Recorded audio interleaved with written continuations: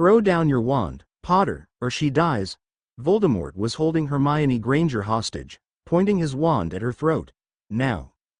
Harry McGonagall's eyes opened and he nearly jumped out of bed. He was soaked in sweat from the nightmare he'd awoken from. He'd been reliving what had happened just a few days earlier, when Voldemort had returned. He wiped the sweat off his brow, pausing to feel the lightning-shaped scar that had re-emerged when Tom Riddle had touched his forehead. Realizing he had an urgent need, he got out of bed and ran to the bathroom.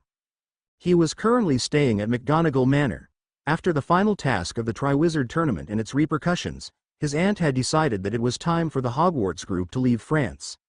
Classes were over anyway, although the 7th-year Hogwarts students who'd spent most of the year at Beauxbatons had to take their NEWTs at Hogwarts anyway. However, Aunt Minnie had allowed the 6th years like Cedric to go home. Harry, as well as fellow champion Cedric Diggory, hadn't had to take final exams, so they didn't even have to worry about their results. Hermione and Brianna had returned to Hogwarts for their final, completely useless week of doing nothing but waiting for test results, so that Minerva wouldn't appear to give too much favoritism. The headmistress also returned to Hogwarts, but Harry's mother had come to stay with him. After what had happened, she'd insisted on seeing her son as soon as possible. She'd nearly suffocated him with a hug as she cried about how worried she'd been about him. She asked him several times if he truly was all right, which he'd vehemently claimed. Aside from the nightmares, he was, and there was no way he'd talk about them. He'd even started silencing his door, just in case he woke up screaming. She'd commented on his new hair color, but didn't actually say anything about his scar, and he'd caught her trying to not look at it, but it was hard not to notice. She'd started crying when he relayed the thank you that the shadows of his birth parents had asked him to pass on, telling him that taking him in hadn't been a burden, that she'd never regretted that. She considered it one of the best decisions she'd ever made. While Harry was washing his hands, he stared at the mirror, still not used to his new appearance.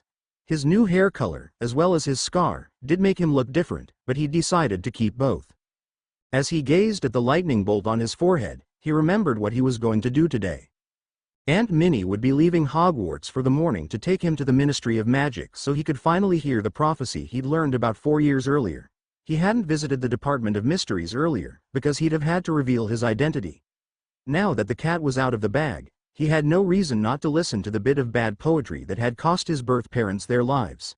With that in mind, he walked into the dining room. "Good morning, Harry," said Cindy McGonagall, who was already sitting at the table with a plate of pancakes. "Morning, Mom," he replied as he sat across from her. Within a few seconds, a plate loaded with pancakes, sausage and eggs appeared in front of him. "I see Blinky is awake," he commented before picking up his fork. "She is quite efficient. What time is Aunt Minnie coming?" "In about a half hour. She figured that the students won't even notice she's gone if she eats breakfast with them." "I just hope the newspapers won't find out about the prophecy," his mother commented, sounding a bit concerned. "Me, too, but we've got it all worked out," he answered honestly. "There will be a record of our arrival, of course, but we don't want people knowing we went to the Department of Mysteries. We're only officially admitting my birth name so that the Ministry will recognize my claim to any Potter inheritances. Gringotts already does, but they don't control the Ministry. That's all that most people will know. Our detour to the Dom will be off the record. Unspeakables like it that way, according to Aunt Minnie, so it should work. No one else should find out about the prophecy today." With that said, Harry returned to his breakfast. Just as he was finishing up, the flow lit up with green flames, and Minerva McGonagall stepped out of the fireplace. "Good morning, Harry, Cindy," she said when she caught sight of her grandnephew. "Are you ready?" "Good morning, Aunt Minnie," he replied while putting down his fork. "Yes, I am." While waiting in line with his aunt, Harry looked around the atrium of the Ministry, amazed at the size and sheer amount of magic being used around him, yet appalled at a statue that depicted several sentient magical beings, even a centaur, gazing up at a wizard in respect and awe. He thought to himself that he'd love to see a Ministry employee try to arrest a centaur and see what the prideful half-horses really thought of most wizards. He found it amusing that a wizard-created and wizard-run government actually believed that other magical beings would acknowledge its sovereignty over them. The Ministry of Magic employees actually were surprised when other races rebelled. Another thing that appalled him was that the daily profits available for sale proclaimed that he was probably working with you-know-who. After all, he'd helped bring the Dark Wizard to life by giving his blood. He'd brought him back to the tournament, endangering over 1,000 lives. Although Hermione claimed she wasn't being bothered at Hogwarts, Padma told him that she was being harassed by half the school for being his girlfriend. He wondered what Draco Malfoy thought of all this, hoping he'd give Hermione an excuse to humiliate him yet again. When they got close to the front of the line where you checked in, Harry moved a few fingers on his right hand, causing his British wand to come into his hand. Over the last few days, it occurred to him that if he were silenced, he wouldn't be able to summon his wands out of their holsters, so he did some enchanting. Now, in addition to the passwords, if he moved his fingers like Spider-Man did to produce webs, his wands would come into his hands. Next, said the rather bored-looking man at the desk. Harry McGonagall, he replied, since it was his turn. The man's eyes widened for a moment before flicking up toward his scar. Yes, Mr. Potter. May I inquire the purpose of your visit? To officially claim my status as the Potter heir. Also, I would prefer to be referred to as Potter McGonagall, as that family has raised me since I was a baby. The McGonagalls are the only family I've ever known. Of course, sir. May I inspect your wand? Yes. Harry handed the man his wand, which was confirmed to be holly and phoenix feather, in use for 4 years. It was then handed back and Harry replaced it in its holster. While waiting for his aunt, whose stated purpose was to accompany him, was finished. They then boarded the elevator and rode it to level 2, and walked past several ministry personnel until they came to the Office of Records, a division of the Department of Magical Law Enforcement. Good day, said the woman behind the desk. She was middle-aged and dressed in purple robes. According to the sign on the desk, her name was Martha Nowital. Good day to you, Martha, said Minerva, who was obviously acquainted with her. What can I do for you, Headmistress McGonagall? This is my adopted grandnephew, Harry McGonagall, whose birth name was Harry James Potter, Martha concluded. Yes. I'd like to register the fact that I am a Potter by birth so that the ministry won't call me a thief if they catch me with Potter property, said Harry with a grin. Yes, that would be rather a nuisance, wouldn't it? The woman agreed. I'll just need to have you fill out this form and sign it with a blood quill. What's that? ASKD Harry. A blood quill is a device used for signing magically binding forms. Its use is heavily monitored by the ministry because it is considered a dark but necessary object. It is only allowed to be used to sign official forms that require blood to bind the magic. Using one for any other reason is punishable by no less than 5 years in Azkaban. Why? Asked Harry. It's quite painful as it causes small cuts to appear on your hand when you write with it. They heal quickly, but repeated use, which is considered a particularly sadistic form of torture, can cause scarring. That's why it's illegal to own one or to carry one out of the ministry building. How painful is it? He asked. A few minutes later, he found out as he signed in blood, proving that he was in fact Harry Potter. It hurt even worse than when the goblins took a blood sample from him 4 years before. Martha looked at him sympathetically as she said, I'm sorry. I know it hurts, but it was necessary. This should help you feel better. She opened a drawer and took out a container of essence of myrtlap. A few minutes later, after treating his hand, he and his aunt walked out of that office. Just before they left, Martha assured them that she didn't believe he was a dark wizard. Then they made their way to the much speculated about Department of Mysteries. Good morning, said a sallow-skinned wizard with a mournful countenance. He was wearing a black robe with a hood half obscuring his face and spoke with a monotone voice. You may call me Bode. After arriving at the main entrance to the Department of Mysteries, Minerva had knocked on the door. She and Harry had been waiting quietly for 10 minutes. Just when the boy who lived was about to suggest his aunt knock again, the door opened, revealing this pleasant fellow. Hello. I am Headmistress Minerva McGonagall and this is Harry Potter McGonagall. Ah, yes. The much speculated about boy who lived, Bode replied in the same monotonous voice. We have long wished to examine you to see how you survived the killing curse when you were a baby. We have also learned that you recently survived it again. Swallowing a bit in apprehension at the thought of becoming a guinea pig, Harry replied, That's not why we're here. Pity. Minerva said, We're here because it has come to our attention that Harry is one of the subjects of a prophecy. Oh, yes. Row 97 in the Hall of Prophecy if I'm not mistaken. SPT to AWPBD Dark Lord and Harry Potter. Follow me. Without another word, he turned and walked back into the door he had emerged from, moving quickly so that Minerva had a hard time keeping up. Harry, who had been exercising regularly for nearly a year, had no problem, but would still admit that Bode was walking very fast. He suspected it was so that they wouldn't get more than a glimpse of the other things in that department. If that were true, he thought it might have been smarter for them to just blindfold people and lead them to their destination, but logic wasn't the way of wizards. They soon found themselves in the Hall of Prophecies, which was a room with seemingly endless shelves of crystal balls, that he knew were actually thought spheres.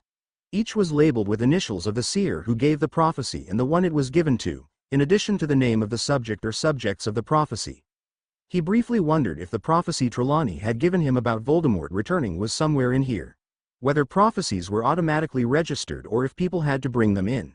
He decided to ask Bode. People have to bring them in, of course, he replied in a monotone voice as they continued making their way toward row 97.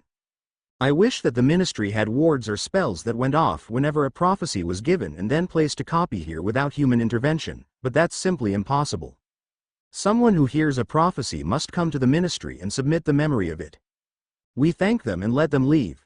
We don't evaluate it in their presence because, for the most part, the hearer of a prophecy is far too biased to interpret it properly. Then, an unspeakable will watch the memory and decide if it appears to be fraudulent or real. We have several criteria to make such an evaluation. If it seems genuine, then it will be placed into a thought sphere and sorted here. He stopped walking. I believe we've arrived at the prophecy about you, Mr. Potter McGonagall. Harry looked where the unspeakable was indicating and read the label. SPT to WPBD Dark Lord and Harry Potter. After taking a deep breath, he picked it up and held it in front of him. Bode instructed him how to play the message and walked out of hearing range. The prophecy isn't about me, is it? So, it's really none of my business, he explained. I'll leave also, if you'd like, volunteered Minerva. I'd like you to stay, Aunt Minnie. Thank you, Harry. The subject of that prophecy activated the orb. The image of Trelawney formed above it and said in an otherworldly voice. The one with the power to vanquish the Dark Lord approaches. Born to those who have thrice defied him, born as the seventh month dies, and the Dark Lord will mark him as his equal, but he will have power the Dark Lord knows not, and either must die at the hand of the other, for the Dark Lord can't live while the other survives. The one with the power to vanquish the Dark Lord will be born as the seventh month dies. The two McGonagalls stood there in silence for about 5 minutes before Harry finally exclaimed, That's it? That's all? Talk about vague. How is that supposed to help me? I must admit I was hoping for more, myself, agreed Minerva, sounding disappointed. Vanquish could mean what happened in 1981, or it could mean completely killing him off at some future date. That is assuming that the Dark Lord really is you-know-who. How do we know it isn't an Australian dark wizard that will arise in 100 years? She took a deep breath. This does nothing to dissuade my opinion on divination being a woolly discipline. Here's a question. Will having this prophecy help Voldemort at all? Asked Harry. After flinching slightly at the Dark Lord's name, she replied, I can't honestly answer that. Harry. If it is true and has been interpreted correctly, then it could mean that you know who can't be killed by anyone except you. That could make him bolder. Which could get him beaten much more quickly if the prophecy isn't true, supplied Harry. But if it is true, he must never learn it. Otherwise, he'll hurt and kill even more people. He then motioned for Bode to join them. You have heard the prophecy? He asked. Yes, Minerva replied. Then you may put it back. I'd rather not, said Harry. If Voldemort were to listen to this, we believe he would become bolder and kill even more innocent people. I take it the prophecy doesn't contain good news, then? Not really, answered Minerva. If that much is at stake, Bode replied, still in his monotone voice, we could switch it with a different prophecy. That way, if you know who somehow comes to retrieve it, he'll lose his power of speech and think he's a teapot for a while. The other two laughed. Unfortunately, that curse isn't permanent, but it will be a good shock to him. Excellent, replied Harry as he imagined Death Eaters dragging their lord back to their lair while he was standing with his arms in the positions for, I'm a little teapot, short and stout. Then let's do it, He pointed his wand at the shelf and a different orb moved into the correct position. Harry placed his prophecy into the newly vacated spot. The subjects of this prophecy are already dead, but since it was never fulfilled, it's still active. By the way, said Harry, I heard a prophecy that I believe was fulfilled just a few days ago. Really? Bode asked, actually sounding mildly interested. May I have a copy of your memory of it? Harry then supplied his memory of Trelawney telling him and Hermione how the Dark Lord would return with his servant's help on the day he took his third-year final exams. After that, Bode bid them a good day before they left to return to McGonagall Manor. That's it? Said Cindy McGonagall after she was told the prophecy. Power the Dark Lord knows not. That could mean anything. A type of gun he's not familiar with. A spell he doesn't know. Anything. Dumbledore has frequently spoken of the power of love. I wonder if that's what he believes it is, added Minerva. So I should walk up to Voldemort and snog him? Is that Dumbledore's plan? I think he'll stick with snogging Hermione. Thank you very much. He already encountered a power he didn't know in Godric's Hollow, said Cindy. Which leads more credence to the theory that it's already fulfilled. Whether or not the prophecy's fulfilled or is actually real doesn't even matter, said Harry. Voldemort will keep coming after me until one of us kills the other, so I need to be ready. Which means even more training, concluded his mother sadly. A few days later, Harry found himself standing with his mom waiting at King's Cross Station, in platform 9 3/4. He told Hermione the prophecy over their mirrors. And her reaction was remarkably similar to his mother's. The prophecy was completely worthless because it was too vague to be of any use. It contained no advice, no hints, nothing of value. Cindy and Harry were there to pick up Brianna and Hermione. The latter had gotten her parents to allow her to spend the evening with the McGonagalls, who would then return her to the Granger residence. They would be visiting a house that belonged to Sirius Black. Although he was still in America, he had allowed the Order of the Phoenix to use the residence. It was then put under the Fidelius charm, with Aunt Minnie as the secret keeper. She had been reluctant to let Severus Snape know the secret, but Albus insisted that it was vital. After she discussed it with Sirius, they decided to let him know the address, mainly because Padfoot didn't care if Snape destroyed the house. After that, Dumbledore himself went through the house checking for cursed objects and to make sure it was safe. There you are, exclaimed Brianna from a distance away. Harry looked to see his sister walking side by side with his girlfriend. Hey, Brianna, he said when she got there first and gave him a hug. Hello, Hermione, he said when he let go of his sister. Hi, Harry, she replied before pulling him into a kiss. Get a room, suggested Brianna. I'd prefer if they didn't, said Cindy. It's good to see you again, Brianna. She then hugged her daughter tightly. Who dares disturb the house of my fathers? Muggles, Mudbloods and blood traitors, all. Who is that? Asked Harry while covering his ears. He, Brianna, Hermione, Cindy and Minerva had just entered number 12 Grimmauld Place. His aunt had told him the secret about a minute before when she met them outside the house. Just a despicable painting, answered Aunt Minnie, who pointed at a portrait with curtains hung about it. His eyes widened when he saw that the black curtains were being closed over the painting by none other than Severus Snape.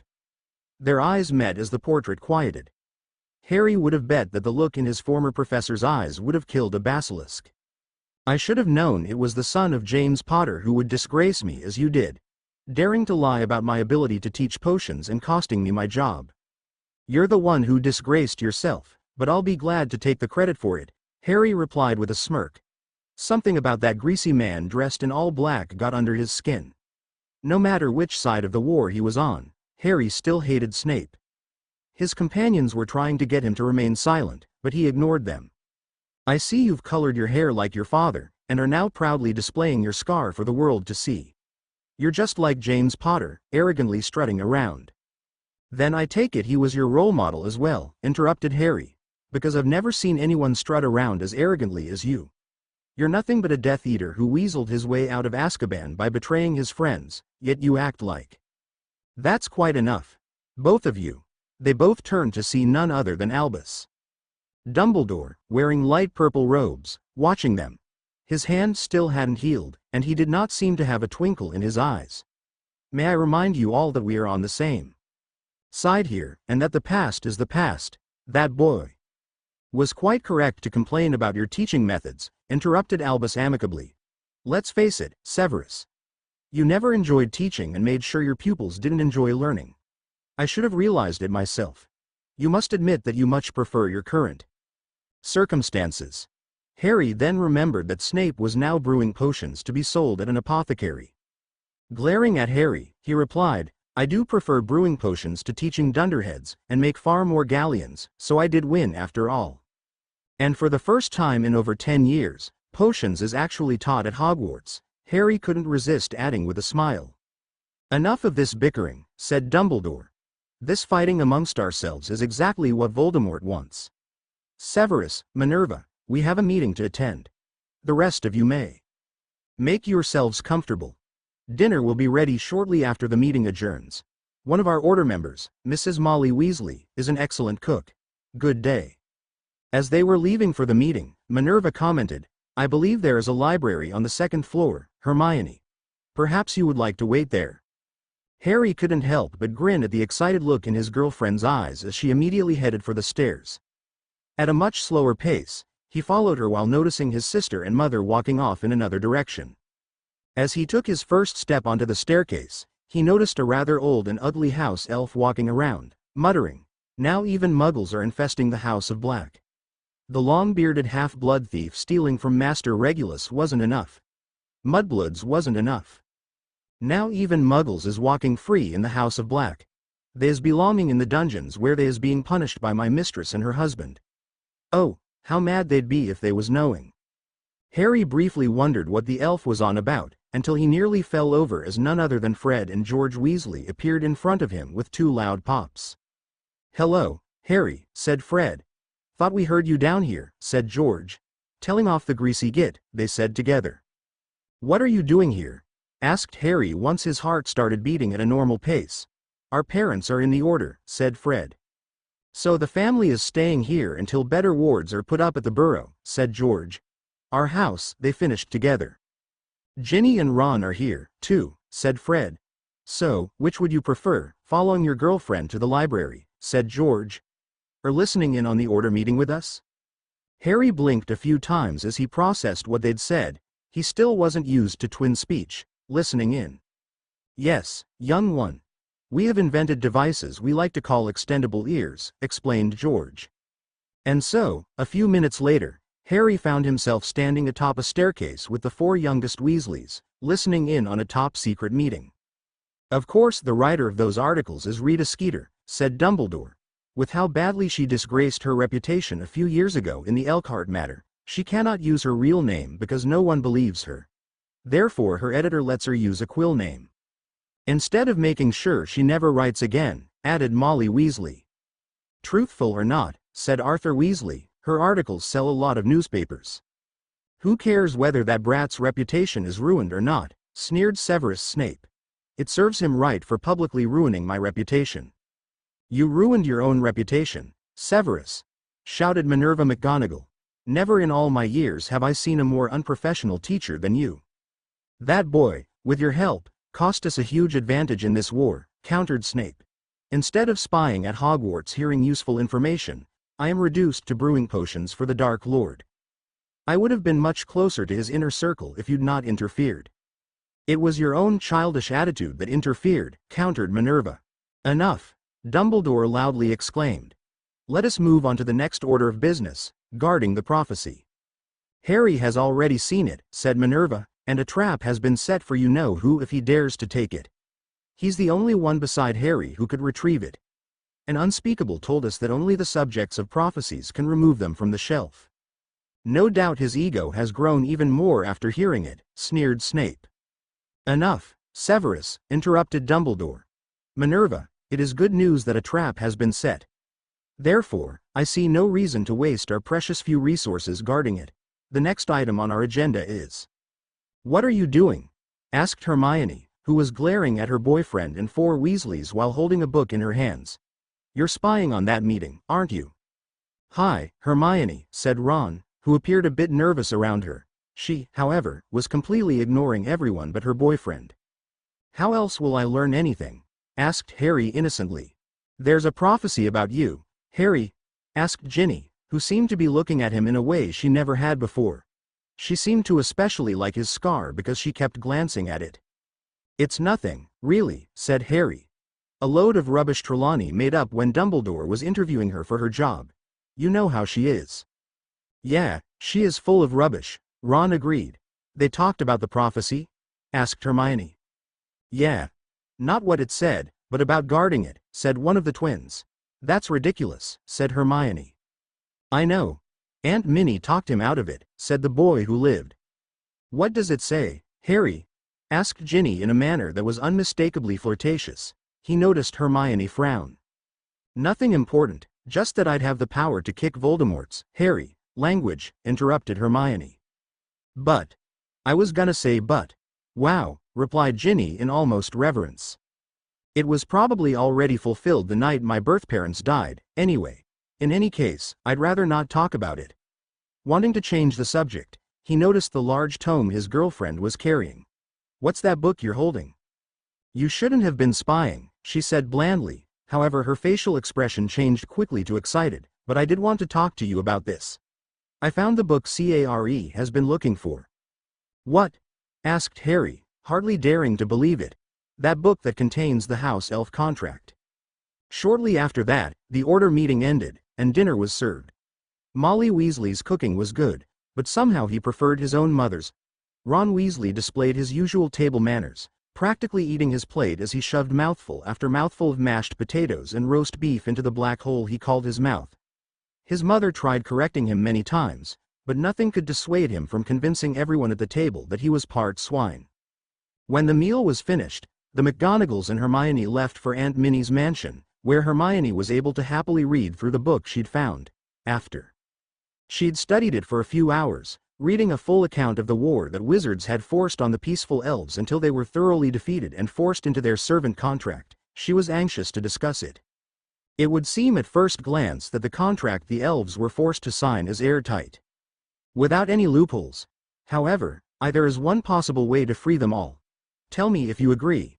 Here's the way it's worded. "We, the English elves, in order to end the hostilities between us and the English wizards, hereby pledge the complete servitude of ourselves and all our descendants forever to the following families until they free us by giving us clothes directly from their hand." What's left is a list of names designating which elves belong to which families. Do any of you see the loophole? "I don't," replied Aunt Minnie. "Neither do I," agreed Cindy. "It says hostilities instead of war," pointed out Brianna. "Is that what you're talking about?" "Exactly," replied Hermione. "Hostilities could mean a lot more than just war," said Harry excitedly. "Hermione, you're a genius. Every time any wizard has so much as spit at an elf could be counted as hostility," said Minerva in awe. "It could even be interpreted to mean yelling at elves," said Hermione. "And that part of the contract doesn't even specify that it has to be a particular wizard being hostile to a particular elf. If any English wizard has ever been hostile toward an English elf since this contract was signed, which we know has happened more times than we could count, then the contract is null and void, so the magical consequences of elves breaking the contract no longer exist. They can all leave their masters today. If only we could convince them of that," added Harry. Said Hermione as she bit her bottom lip. "That could be a problem." "Yeah," agreed Brianna. "The elves that get confiscated by the ministry because of abuse simply end up with different, non-abusive owners." Aunt Minnie added, "They accept that because they're still serving a family, as they believe is right and proper. What would probably be best for them is to somehow convince them to accept wages for their services so that they continue acting as butlers and maids if they wish, but can leave anytime they want." "Begging your pardon," said Blinky, the McGonagall family elf. She looked nervous to be interrupting, but Harry took it as a good sign that she'd interrupted at all. "Yes, Blinky," said Minerva. "But even if the contract is being void, House Elves is still being happy as slaves. At least when we is not being abused.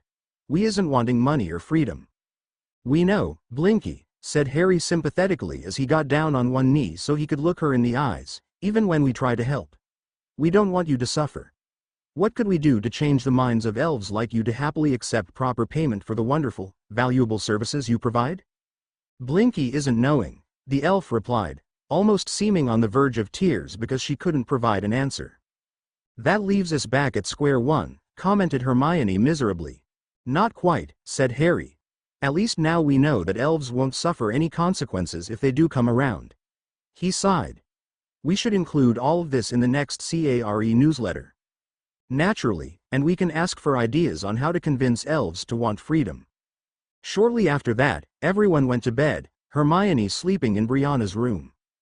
The next morning after breakfast, Hermione went home, after thoroughly kissing her boyfriend goodbye, and the McGonagalls went to the international airport to fly to America, where they were met by Mark McGonagall, Sirius Black and Remus Lupin. Of course, the latter two, being wanted fugitive, were disguised as the same people they'd been the previous summer. Red-headed brothers named Seth and Ralph Wilder, cousins of the McGonagall family.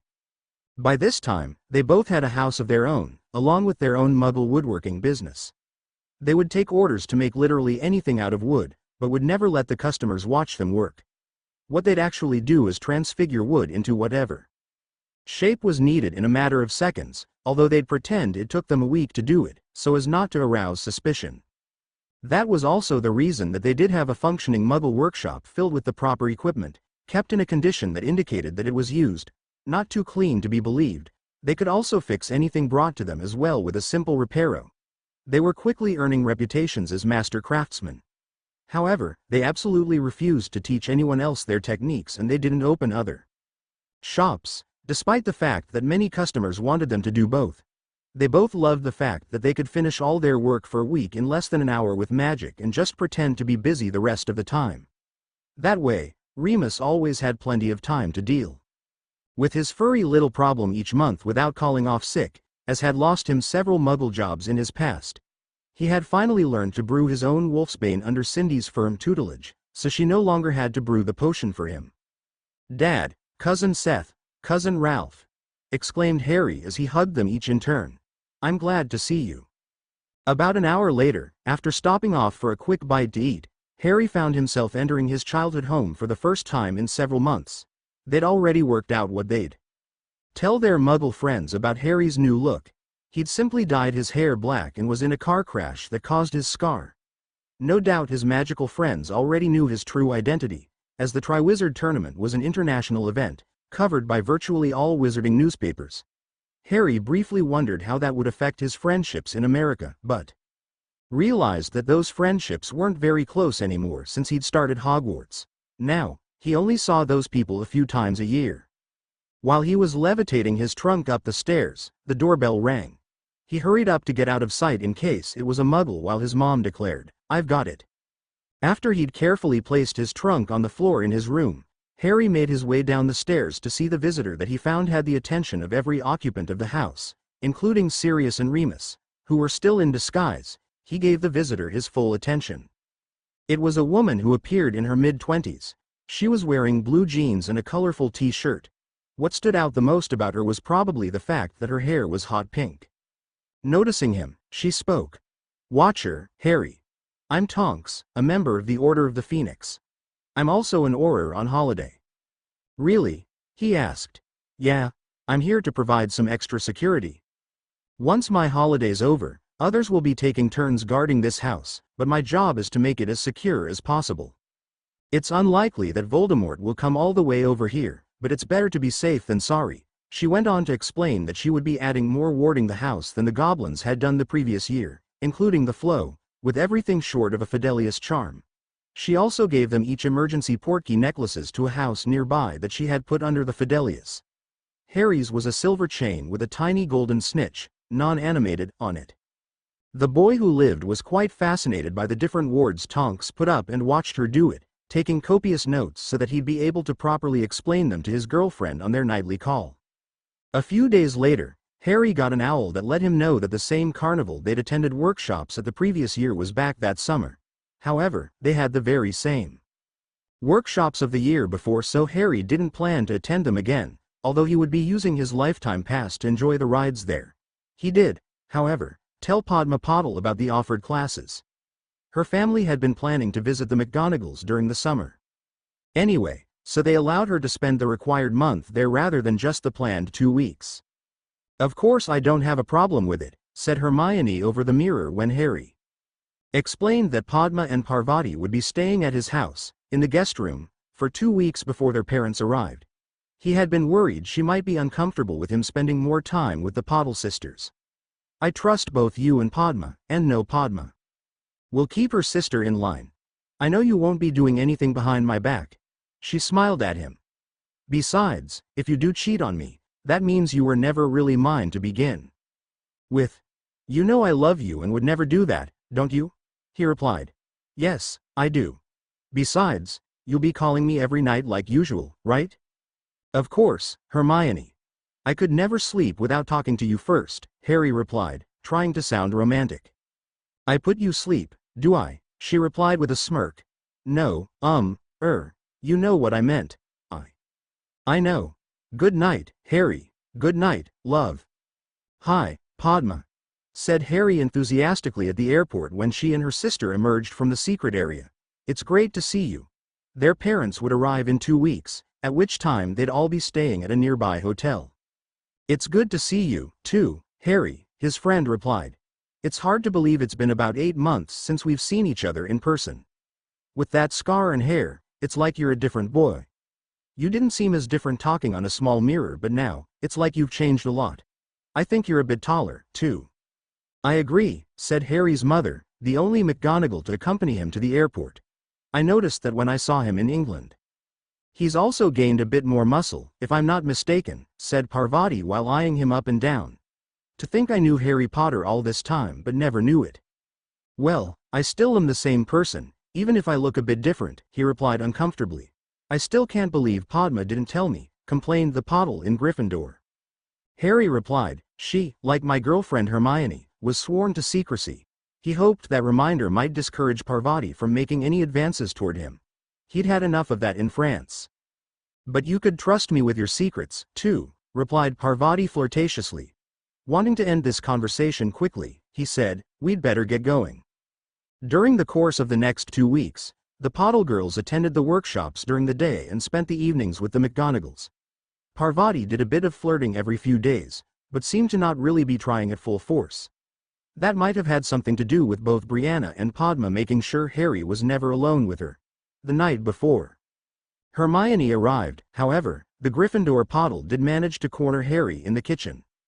Hello, Harry, she said as she opened the kitchen door to find Harry looking in the refrigerator for a midnight snack. He stuck his head out to see that the girl was dressed in a rather short pink sleeveless nightgown that showed most of her legs. He swallowed before replying, Hi, Parv, and sticking his head back into the fridge while trying to regain his composure, he heard her step closer to him. She placed a hand on his shoulder, gently prodding him to the side, before saying, Mind if I take a look, too? Help yourself, he replied, pulling his head out and turning toward the door. I'm not really that hungry.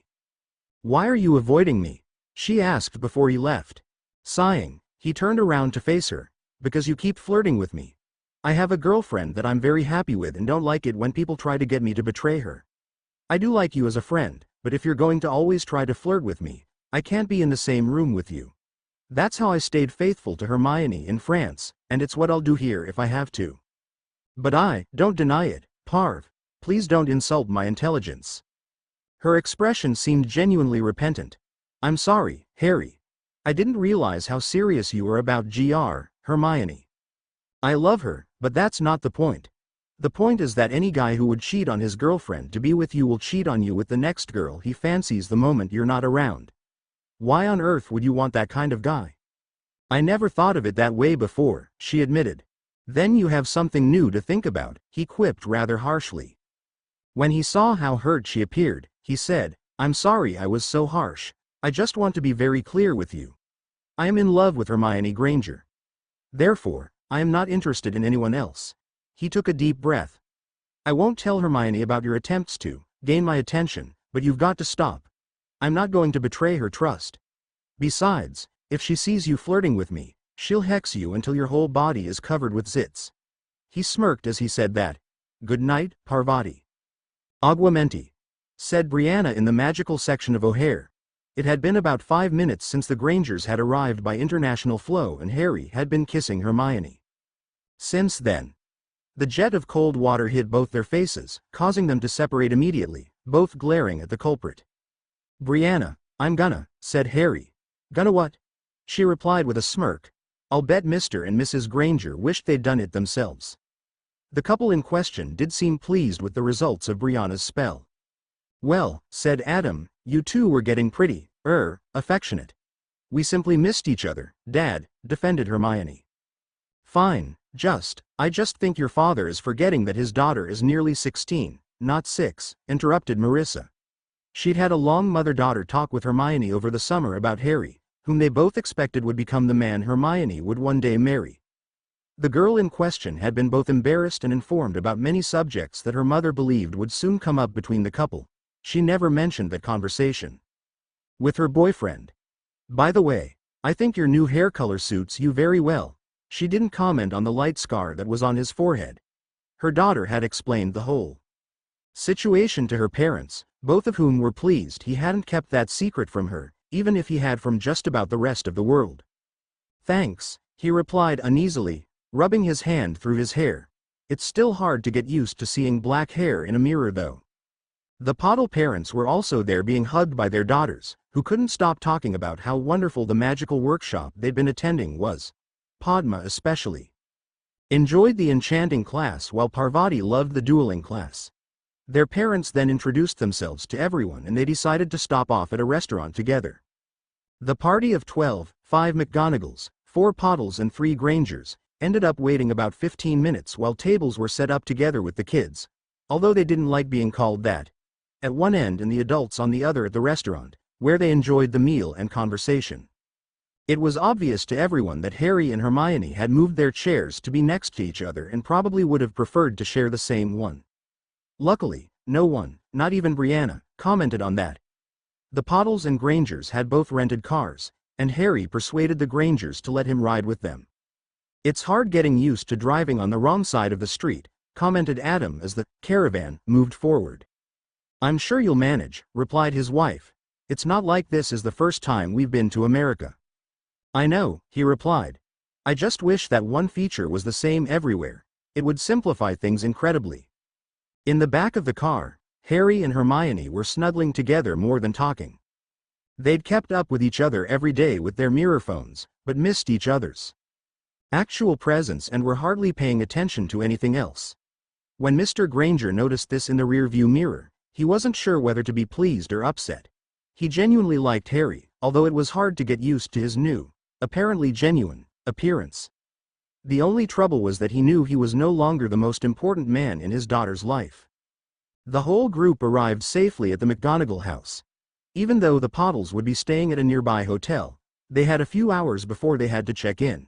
Padma almost immediately grabbed Harry and Hermione, saying she had something she wanted to talk with them about, claiming it was Ravenclaw stuff, when her sister wanted to join. Once they were alone, the girl said, I waited until I could show both of you. That's why I didn't tell you, Harry. She then stood still, concentrated, and her body morphed into that of a raven and began flying around her best friends. Harry chuckled, I guess that is Ravenclaw business. After a moment, he added, that's what we should call you, Ravenclaw. Assigning marauder names, now? Asked Hermione while Padma changed back into a human. Why not? He asked with a grin. It's what cousins Seth and Ralph want. They told me. Of course, all three of them knew the true identities of those individuals, fugitives Sirius Black and Remus Lupin. Then we'll call Harry, Furball, quipped Padma, causing Hermione to start laughing hysterically at the look on her boyfriend's face. Actually, he said, sounding frustrated, I was thinking more along the lines of claws. Whatever you say, Furball, replied Padma. You do realize that eating birds is in the nature of cats, don't you? He replied, looking rather put out. I'm sorry, Furball.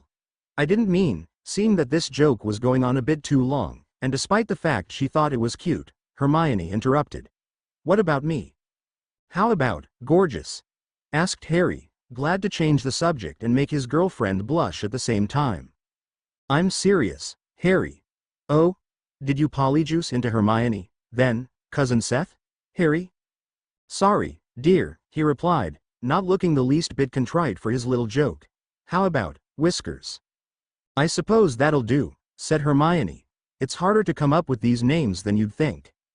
We could always change them later, said Padma, unless we permanently write them on a map or something. Shortly after that, the trio left the room, satisfied that now all of them could change form. They soon showed Minerva as well, who expressed great pride in all of them. You've all achieved a form just in time for me to begin teaching Brianna.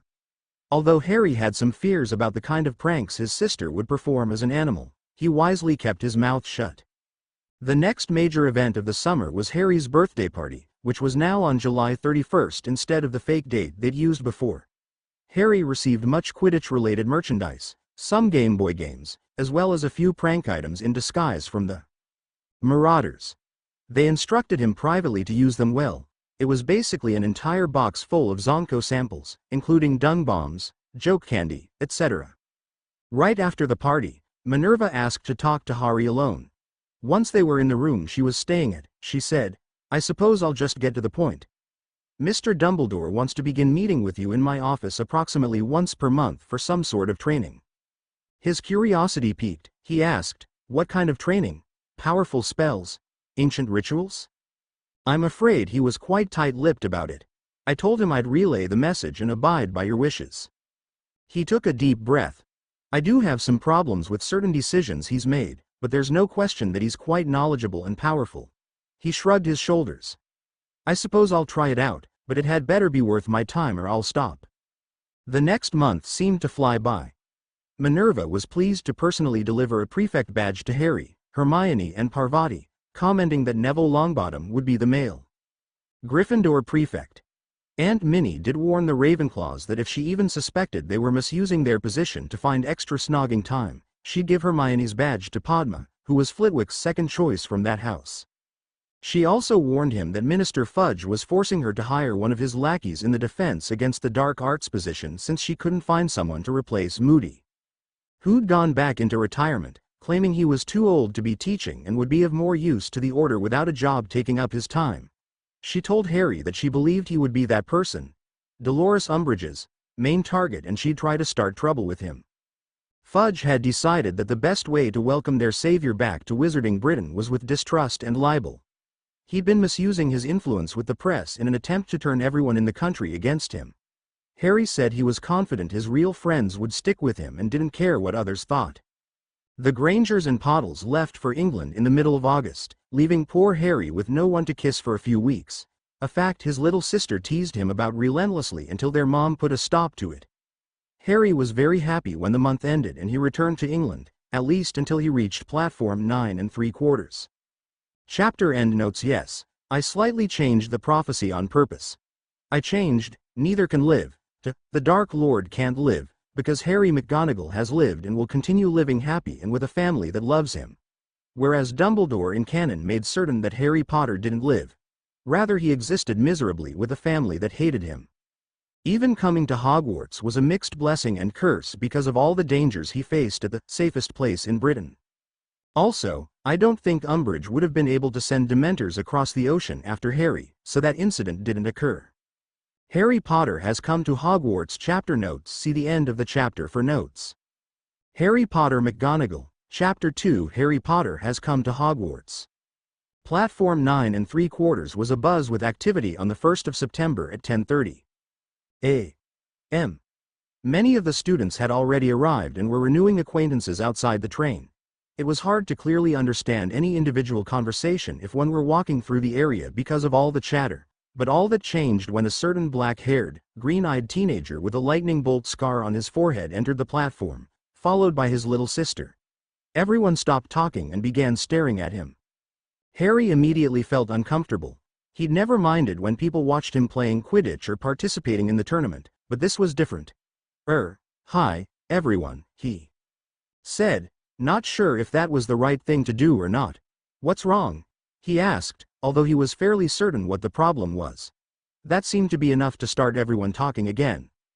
"Are you really Harry Potter? Why did you lie to us all? Can I see your scar? Can I have your autograph?" These were the few questions Harry was able to understand through all the noise. He even noticed a few camera flashes as he got more and more annoyed. He'd hoped that the entire summer would have been long enough for them to calm down about his true identity. When he heard the question, "Are you really a Dark Lord?" asked by a 7th year, he did lose his cool. He shouted. What's the matter with you all? Don't any of you do your own thinking, or do you all let the Daily Prophet do it for you? Since when does the public trust their government? The two main reasons I kept my identity secret were security. Who knows how many nutjobs want to kill the boy who lived, and because I don't really like being stared at like I am right now. I am still the same person I was before. I'm not giving out autographs or becoming a Dark Lord. Without waiting for a response, he marched through the crowd onto the train, pulling his trunk behind him. Of course, the Hogwarts Express wasn't much better. As he walked past the compartments, making his way to them, many students halted their conversations, choosing to stare at the boy who lived instead. I should have snuck here under my cloak, he muttered to Brianna, who was right behind him. And make me face them again? She replied. You weren't there, but Hermione and I were hounded with questions about you for that last week of school. They finally found a compartment that had only one occupant, Luna Lovegood. For some reason, she was holding her copy of the Quibbler upside down and staring at it. Hello, Luna, said Harry as he put his trunk up. It's good to see you. I told you that you wouldn't be you at our next encounter, Harry, she said calmly without looking away from the magazine. Harry wasn't sure what to make of that. He'd remembered her saying that and now realized that it could easily apply to his current situation. He had a different name and hair color, in addition to his famous scar having re-emerged. Are you a seer? He asked. Before Luna could answer that, the door opened, revealing the person he'd most looked forward to seeing again. Hermione, he said as he got up and embraced his girlfriend, before she kissed him soundly. It's good to see you, too, love, she said after they broke apart. Now, would you be a dear and help me put my trunk up and then we can go to the prefect meeting? Before too long, he found himself being dragged by the hand down the train to the meeting by the most excited new prefect since Hogwarts was founded. His girlfriend was chattering about all her new ideas she planned on introducing this year. He sagely advised her, don't talk about all your wonderful ideas this meeting. It might overwhelm them. I'd suggest limiting yourself to one suggestion per meeting. He knew that if she didn't follow that advice, the meeting would last until they reached Hogwarts, and most of the prefects wouldn't like Hermione. I'm not sure I should. You know that there are so many things they should change, like. I'm positive, he interrupted softly. You know I absolutely adore you, but sometimes if you make too many suggestions at once, it can be a bit irritating to people who don't know you. Some of them may think you believe you're better than them. I know they'd be wrong, but you want to make a good first impression, don't you? He did his best to be charming while advising his girlfriend, but wasn't sure if he'd succeeded. He truly didn't want her to feel disliked by her fellow prefects, especially since she'd looked forward to this for years. She looked mildly embarrassed, with a bit of pink showing on her cheeks. I'd sound like a bossy know-it-all, wouldn't I? He wasn't sure if he should agree or disagree. You can go ahead and say it, she reassured him. I used to be called that all the time. But not by me, he affirmed. With a slight grin, she agreed. No, not by you. She sighed. Very well, I'll keep my bossy know-it-all-ness to a minimum. I didn't say, you were protecting me from myself, being a good boyfriend, she said while they stopped at the door. For that, I thank you. She then kissed him briefly. Let's go in, then, shall we? She suggested while opening the door to the prefect's compartment. They entered to find only a few people had arrived. The head boy and girl, Jason Kelleher and Denise Pogner, were sitting at a large round table, along with a few prefects. Come in, the head girl said. You can call me Denise. If I'm not mistaken, you're Harry Potter. McGonagall and Hermione Granger, the new Ravenclaw prefects. That's right, the boy who lived confirmed. I'm glad you're using my full last name. That's what it said on my list, she replied. Far be it from me to offend the headmistress' adopted grandnephew on my first day as head girl. I'm Jason, said the head boy, who'd gotten up to shake their hands. While they were greeting the present prefects, the door opened, admitting another fifth year named Parvati Pottle. Hi, Parvati, greeted Harry when he spotted the Gryffindor girl. How are you and Padma? All right. The last month hasn't been as exciting as the first, but it was good. She was then introduced to everyone in the room, and anyone that entered, including fifth-year Slytherin prefects Blaise Zabini and Daphne Greengrass, not to mention Neville Longbottom from Gryffindor. Once everyone had arrived and settled down at the table, the meeting began. Hello, everyone. For those of you that don't know, I'm Jason Kelleher, the head boy. and this is Denise Pogner, the head girl. Has everyone here read the Prefect manual? After everyone nodded, he asked, does anyone have a question about anything in it? Hermione's hand shot up immediately while Harry stifled his chuckle. Sometimes his girlfriend could be so predictable. Yes, Hermione? Asked Denise.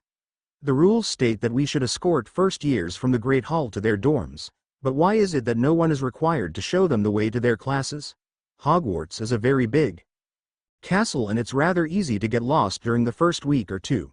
I've made several copies of the maps in Hogwarts, a history, and thought it would be a good idea if we passed them out to the first years. That actually sounds like a good idea, replied Denise. Harry's girlfriend then proceeded to pull out a large stack of maps.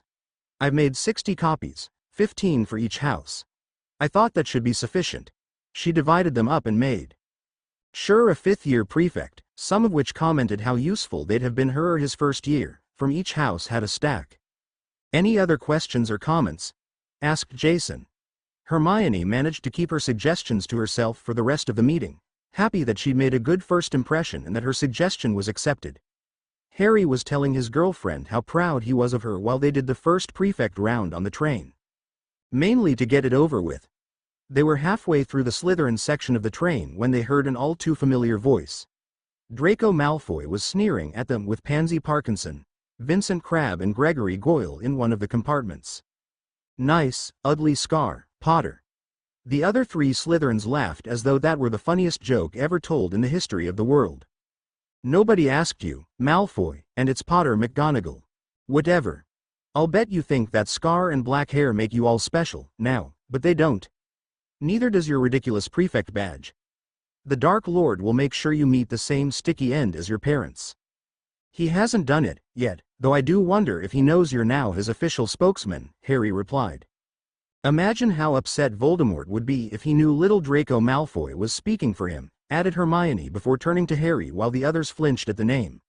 Do make sure to tell Voldemort about that the next time you see him.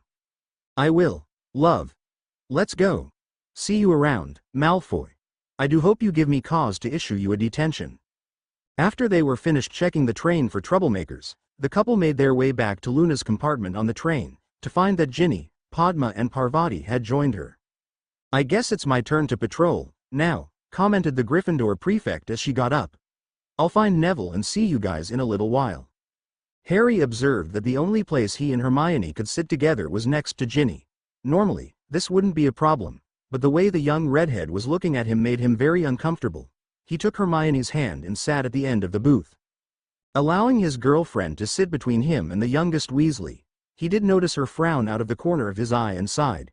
He knew at some point he'd have to address his rival Seeker's crush on Harry Potter, which he was positive she didn't have for Harry McGonagall.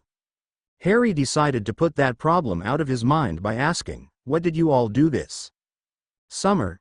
This topic kept them occupied for several hours, especially when Padma, later joined by Parvati, told the others of her time in America at the workshop. Although Harry and Hermione had described it the year before, she had different observations to keep the story interesting to the others. Before he knew it, the train had arrived at Hogsmeade station. After a ride on the carriages, where Harry commented on his friends about the difference between knowing Thestrals were pulling them and actually seeing the creatures, Harry and his group found themselves sitting in the Great Hall. After the sorting, during which the Hat sang a very lengthy song about all the houses uniting, before dividing the students up, and feast, Aunt Minnie got up to make some announcements. Everybody, welcome to Hogwarts.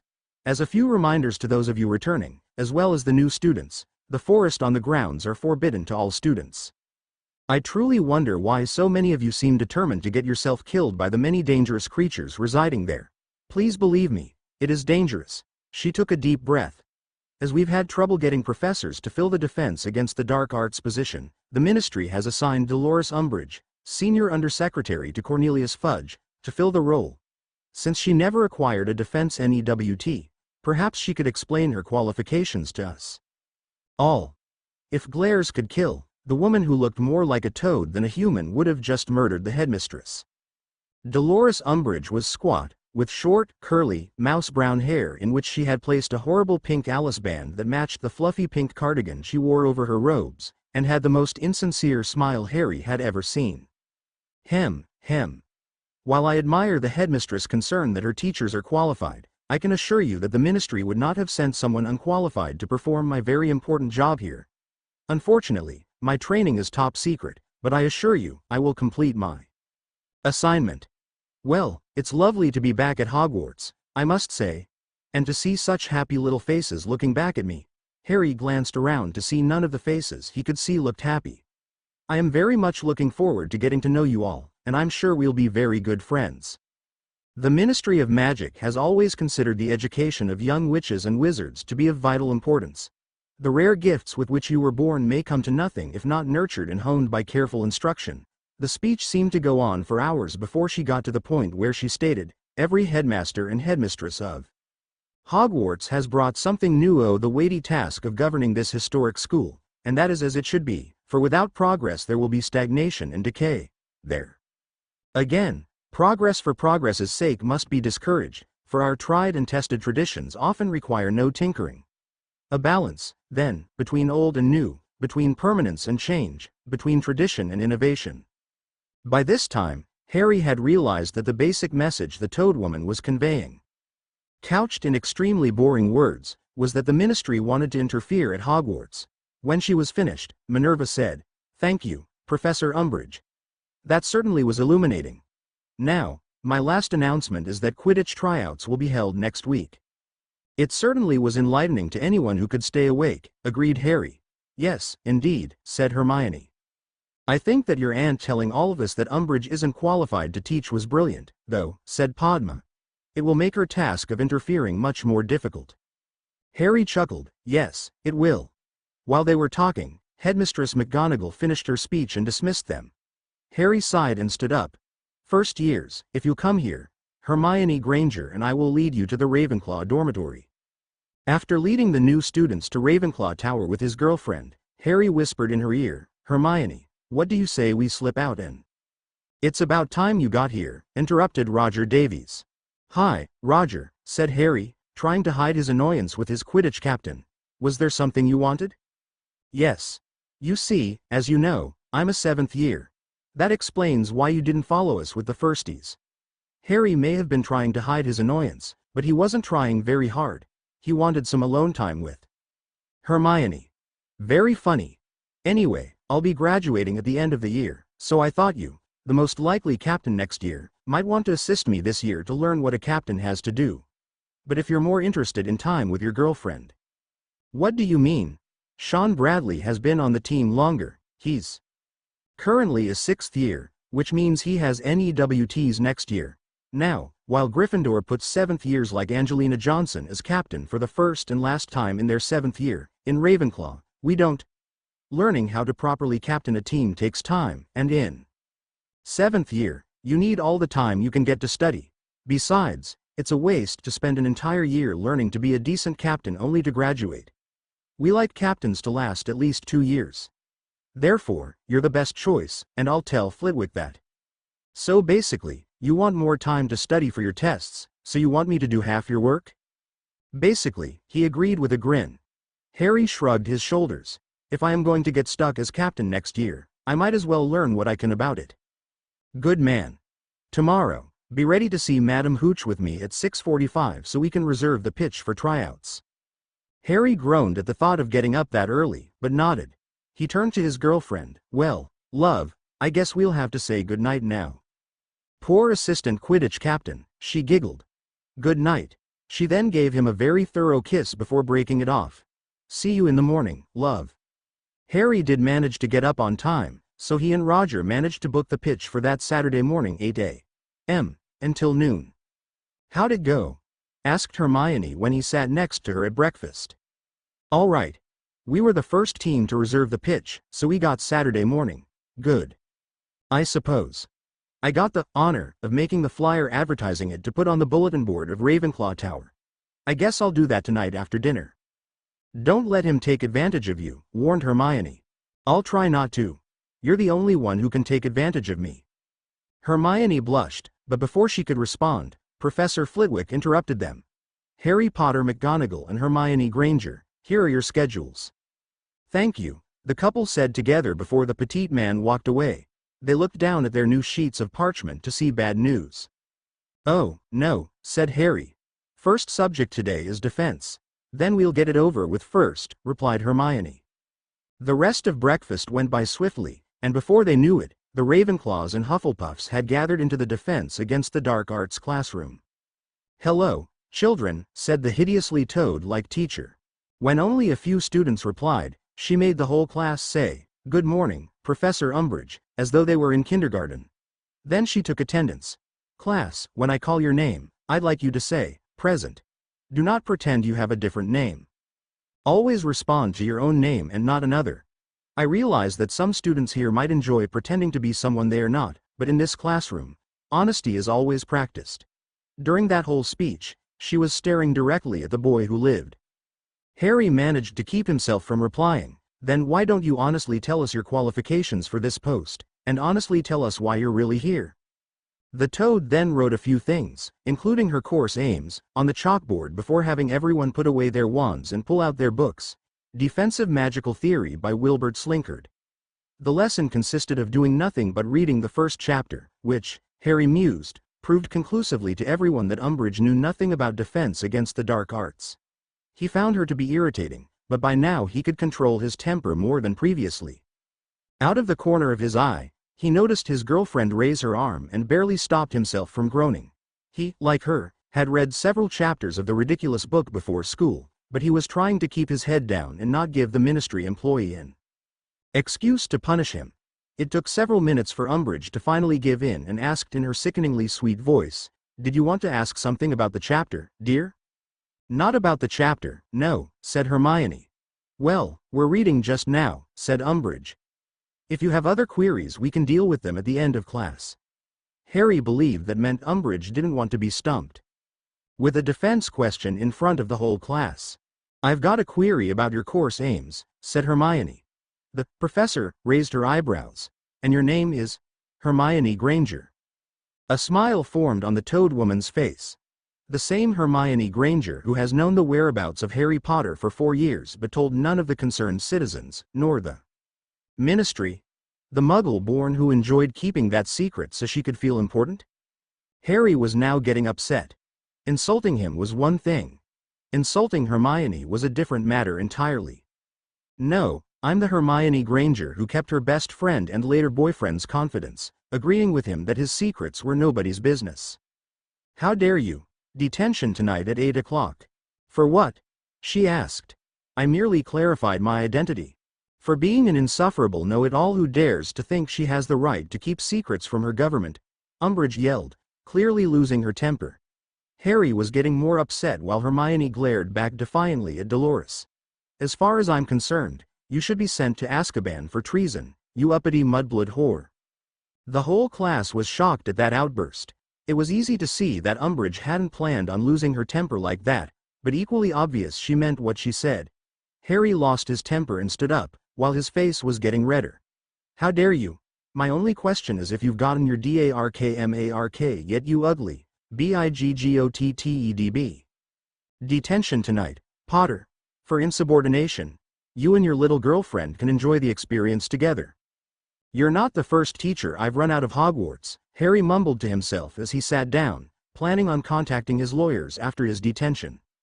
The rest of the day went normally, giving Harry and Hermione a chance to cool down. "I suppose it was foolish of me to try to ask that foul woman anything," Hermione commented at dinner, "but you shouldn't have let her get under your skin."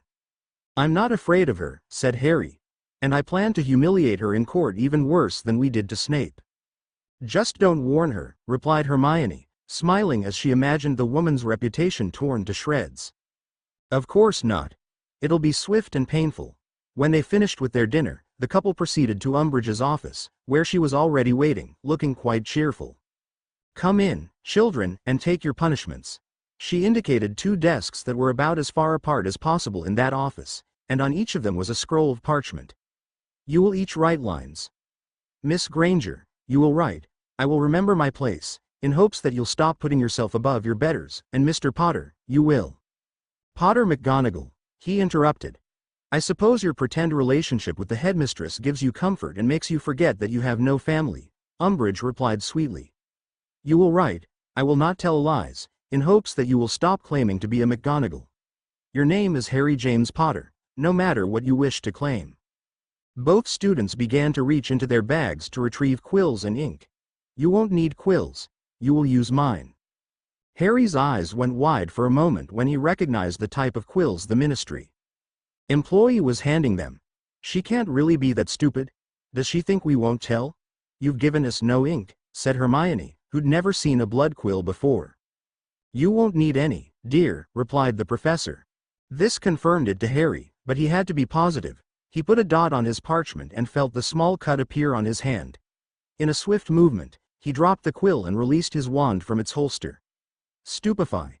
He shouted, surprising the teacher so she couldn't protect herself. Harry!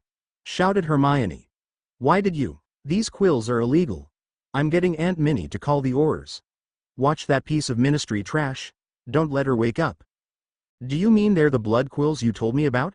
Exactly? That foul, loathsome, evil, I'll be right back, love. Keep your wand on her. Harry exited the room and had to fight the urge to skip. He was ecstatic. That imbecile actually committed a crime right in front of two witnesses. Did she really believe that some of the students would have been so stubborn and stupid they'd endure that torture and not report it? He walked up to the gargoyle at the entrance to his aunt's office and said the password, causing the staircase to be revealed. He took the stairs 2 at a time and knocked on the door. Come in, called the headmistress' voice from the other side. He opened the door and skipped over any preamble. I have great news, Aunt Minnie. We can get rid of the toad. Are you certain? She asked, hope in her eyes. Absolutely. If you don't call the Aurors, it would be my civic duty to perform a citizen's arrest. You see, she actually brought blood quills into the school. What? How dare she? Not only that, but she gave one to both me and Hermione and told us to write lines with them. The Scottish woman got up from her chair and reached for her wand. Where is she? I stunned her and left Hermione there. Minerva walked over to the fireplace, tossed a handful of flow powder into it, and called out, Amelia Bones, Department of Magical Law Enforcement. It wasn't 10 minutes later that the head of the DMLE stepped through the flow with 2 Aurors. Hello, Mr. Potter McGonagall, she greeted the boy who lived. Just call me Harry. It's a pleasure to meet you, Madam Bones. These are Aurors Dawlish and Tonks. Since Harry wasn't sure if he should admit to knowing the Metamorphagus, he simply said, hello. Your aunt told me that Madam Umbridge gave you a blood quill to write lines with? Both me and my girlfriend. She, along with the quills, is with her in the Dada office. Then let's go there, said Amelia. It didn't take the group consisting of Harry, Minerva, Amelia, Tonks and Dawlish long to arrive in the correct room where Hermione was still pointing her wand at Umbridge. After everyone was introduced to each other, Amelia confirmed that the quills were indeed what Harry claimed, and searched the office. Tonks stunned Umbridge and claimed, she twitched, causing everyone to laugh. They ended up finding enough blood quills to use on an entire class. I believe we have enough evidence to put Umbridge away for at least 10 years, said Amelia happily. It was obvious that she didn't like Umbridge any more than Harry did. Won't Fudge protect her? Asked Hermione. And publicly condone child abuse? She shook her head. The only chance Fudge has is to deny any knowledge that she was going to torture students and prove it by putting her in Azkaban for a long time. But then he'll just assign someone else to the position that's probably just as bad, commented Minerva. Amelia looked pensive for a few moments before announcing, I have a thought on that. After she explained her idea, which everyone in the room approved of, Bones woke Dolores up. She opened her eyes and took a moment to get her bearings. Oh, Amelia, thank God you're here. That boy attacked me and should be arrested, she pointed at Harry. That's funny. He said you should be arrested, Madam Bones replied evenly. That shows how delusional he is. Are these a delusion? Asked Amelia, pointing at the pile of blood quills. Cornelius suggested that, she said quickly, looking panicked. Then let's take them to Minister Fudge and see if he wants to join you in Azkaban or not, shall we? Then, turning to the Aurors, she said, cuff her. Chapter end notes. If you recognize some of Umbridge's dialogue, that's because I copied it from Harry Potter and the Order of the Phoenix. I don't think I could have come up with better words for those situations. Lessons chapter notes. See the end of the chapter for notes. Harry Potter McGonagall, Chapter 3 Lessons Senior Undersecretary Umbridge found guilty of child abuse by Anna Jessie. When Headmistress McGonagall of Hogwarts was unable to find a candidate for the position of defense against the dark arts professor, Minister Fudge decided to help her by providing an instructor from his staff. Little did he know that his senior undersecretary Dolores Umbridge, who volunteered as soon as Fudge announced the opening, had evil intentions for our children. She had smuggled out 30 blood quills, a highly restricted item which cuts your hand as you write, allowing you to sign in your own blood. They're intended solely for the purpose of signing magically binding documents. Although they're not allowed outside of the ministry building, she brought them to Hogwarts. Her reason was so that she could torture students in detention by making them write lines utilizing those blood quills. Fortunately, her first victims, a pair of fifth-year Ravenclaws, recognized the restricted items and had the Aurors brought in. I simply could not believe her abominable behavior, stated Fudge after this disturbing news was brought to his attention. How could anyone be so cruel to children? It was easy to tell from the expression on his face that he was both horrified and angry.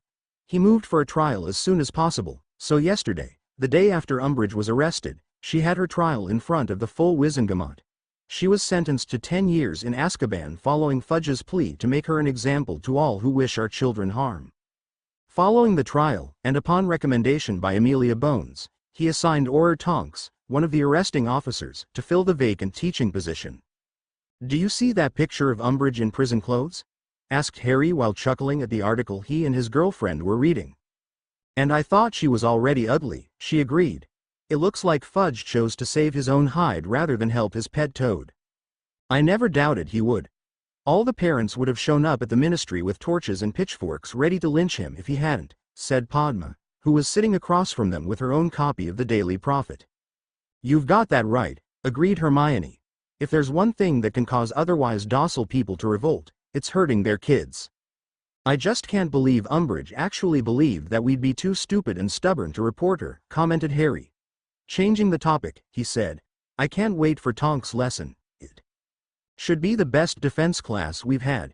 "No doubt," agreed Padma, sounding distracted. She was looking down at the table.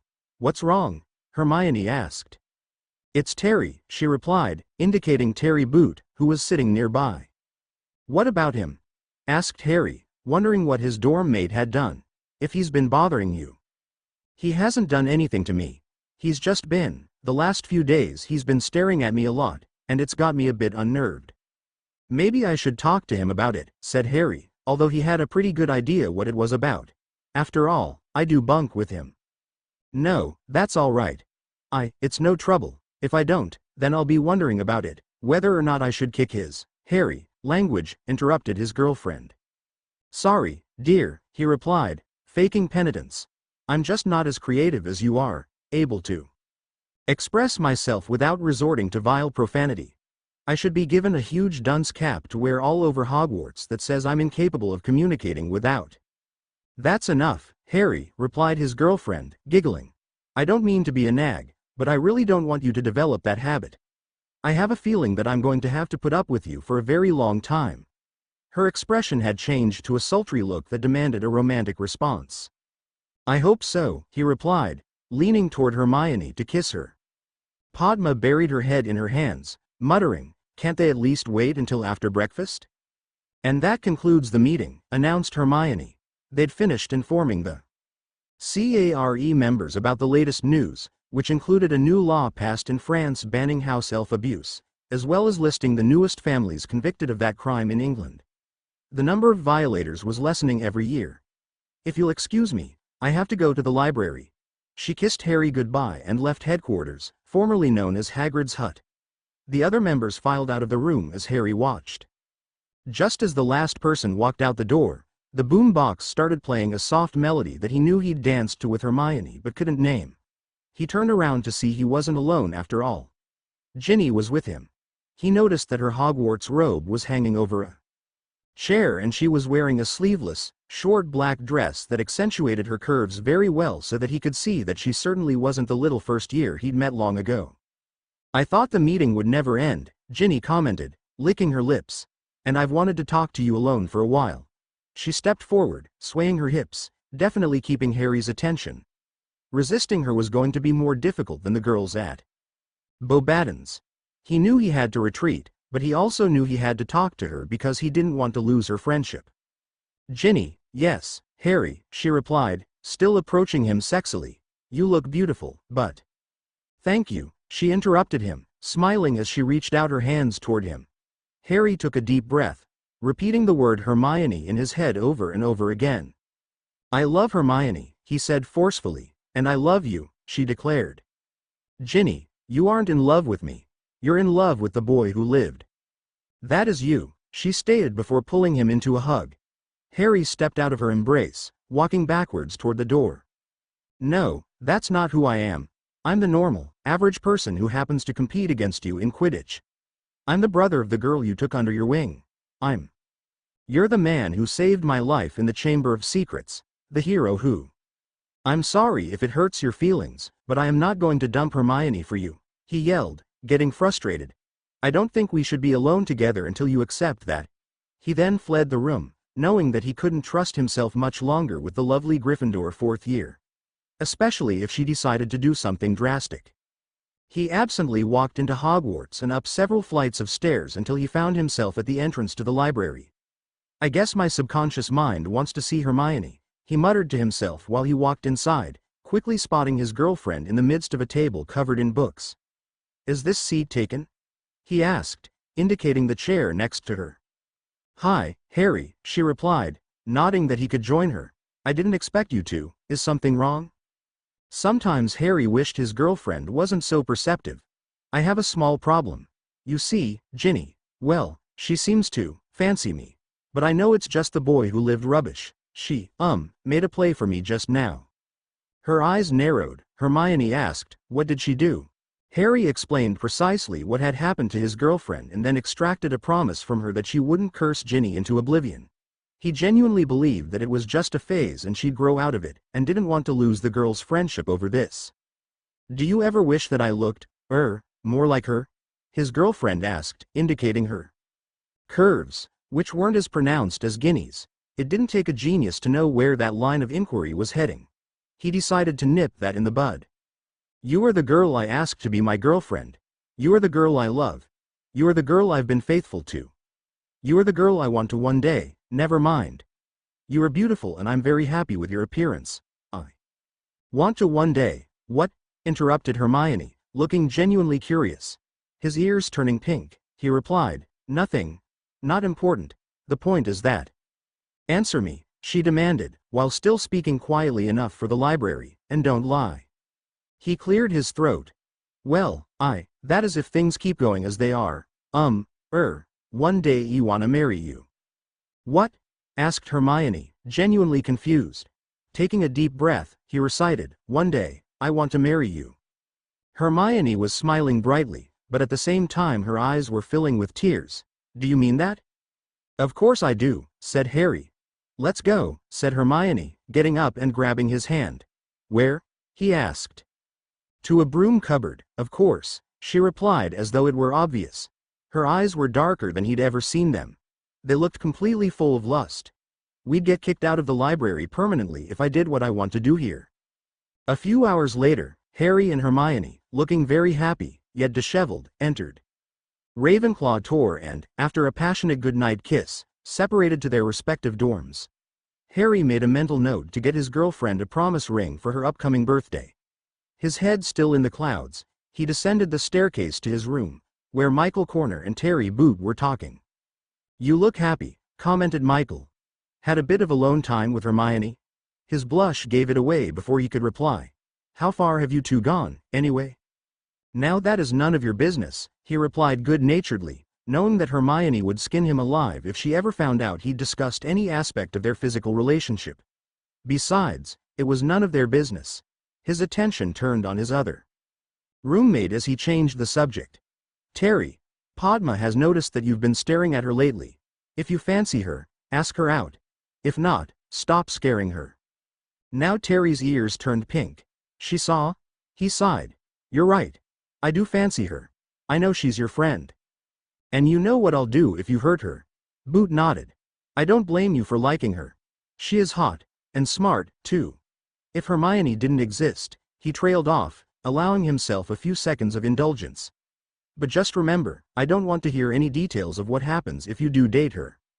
All right, Harry, he replied. I'll ask her out this week. Good.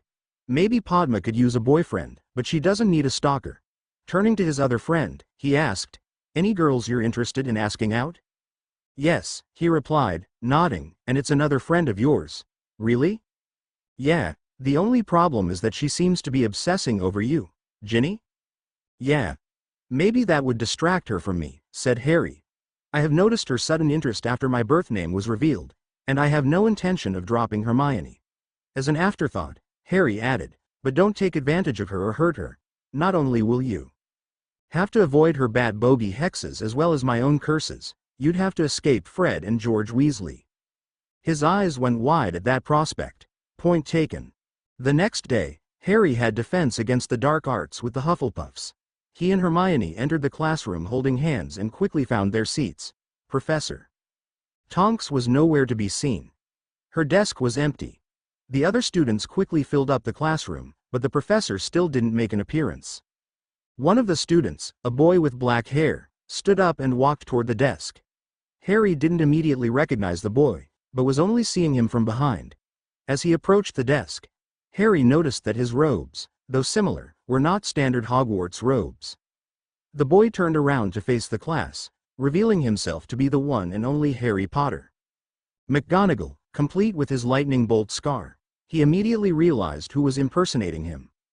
Suddenly, the class was making a lot of noise while Harry and Hermione left.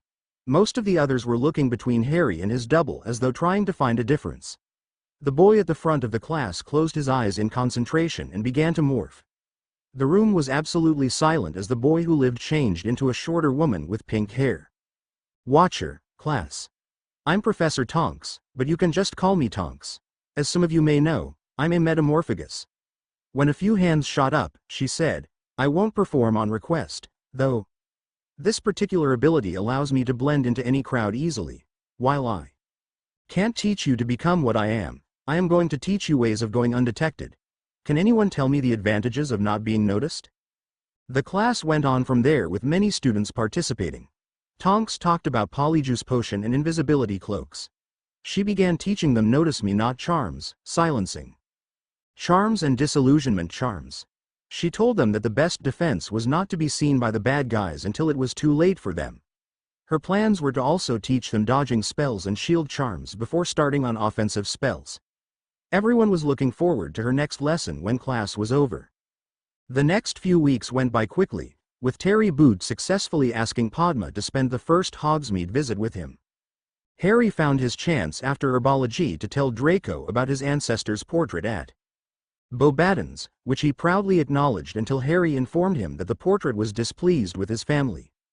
That's either a lie, or the portrait's been tampered with, Malfoy declared while his face turned red. Feel free to visit the school to see for yourself, challenged Hermione. I've seen it, too. When Hermione's birthday came, Harry threw her a party at CARE headquarters as usual. Harry had thought long and hard about whether to give Hermione her promise ring privately or publicly, and decided, based off the fact that Jinny had continued trying to flirt with him at the few opportunities she found despite his avoiding her, that he should give his girlfriend the ring publicly. She was quite surprised when she opened her present from Harry last. Harry? She questioned, looking at him while others stared interested. I know we're too young to actually get engaged, but I wanted to publicly tell everyone that you're the girl I intend to marry. I know it sounds corny, but, I couldn't come up with a better speech. He then took the ring from the package and placed it on her finger despite the fact that his entire face was Gryffindor red. There was clapping and catcalls as Hermione kissed him passionately until Jinny ran out of the hut crying. Brianna followed her friend and mentor. Jinny. Stop right now before I put you in the body bind. The third year shouted. I knew you'd take their side, she replied, turning around and stopping. Of course I would. I've known they'd get married since the day they met. She took a deep breath. And I also know that, despite being friends with my brother, you are not in love with him. This crush only started while you were reading the Daily Prophet last June and you know it. Harry and Hermione were meant for each other. I saw you turn down Michael Corner when he asked you out, And I think the only reason you did is because you think you'll get Harry to dump his soulmate. You've got to accept that you're not getting Harry. With a smirk, she added, and you're lucky you're not. Do you have any idea how annoying it is to live with that git? He just won't. As she talked about her brother, Jinny began the long process of losing her crush and accepting the truth. I suppose it wouldn't hurt to tell Michael that I changed my mind, said Jinny eventually before the two of them returned to the party. She did apologize to Harry and Hermione for what she'd tried to do after everyone had left and promised not to try anything else. The next week went by quickly, with Harry's aunt telling him that Tonks had suggested that she sack Professor Binns, which she was considering. Almost everyone slept through the ghost's lessons, so what was the point of him teaching?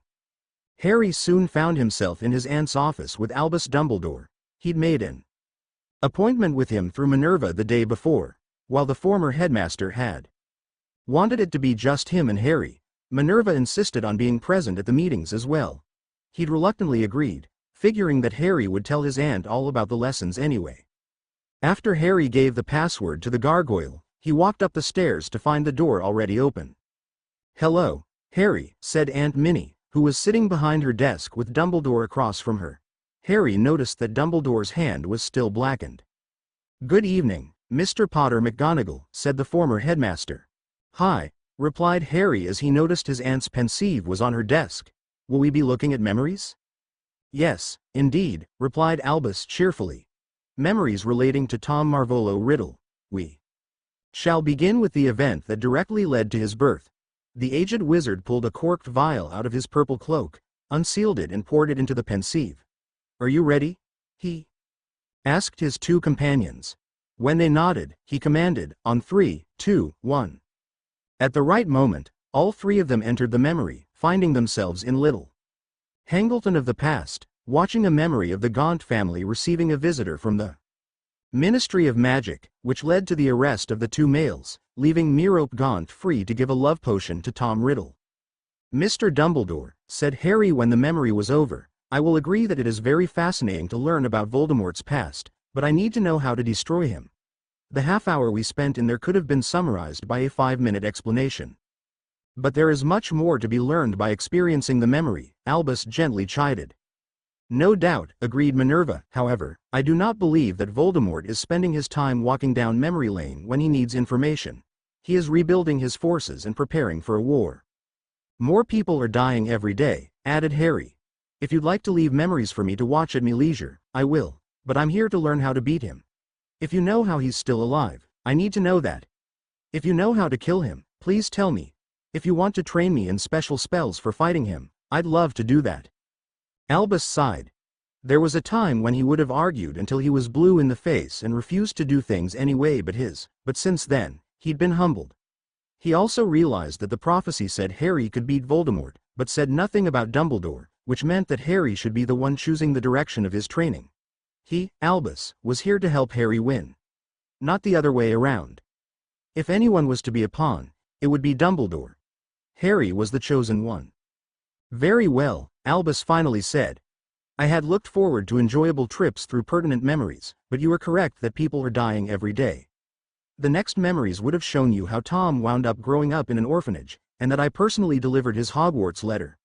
I found then that he had terrorized and stolen from the other children, and kept trophies of those deeds. Small souvenirs. I instructed him to return his stolen property. And made the foolish decision of not warning the staff at Hogwarts of what kind of boy he was. Consequently, he duped most of the staff into believing he was an upstanding person who excelled at his classes and became a prefect. As you know, he discovered the Chamber of Secrets and framed Hagrid for killing a girl with Slytherin's monster.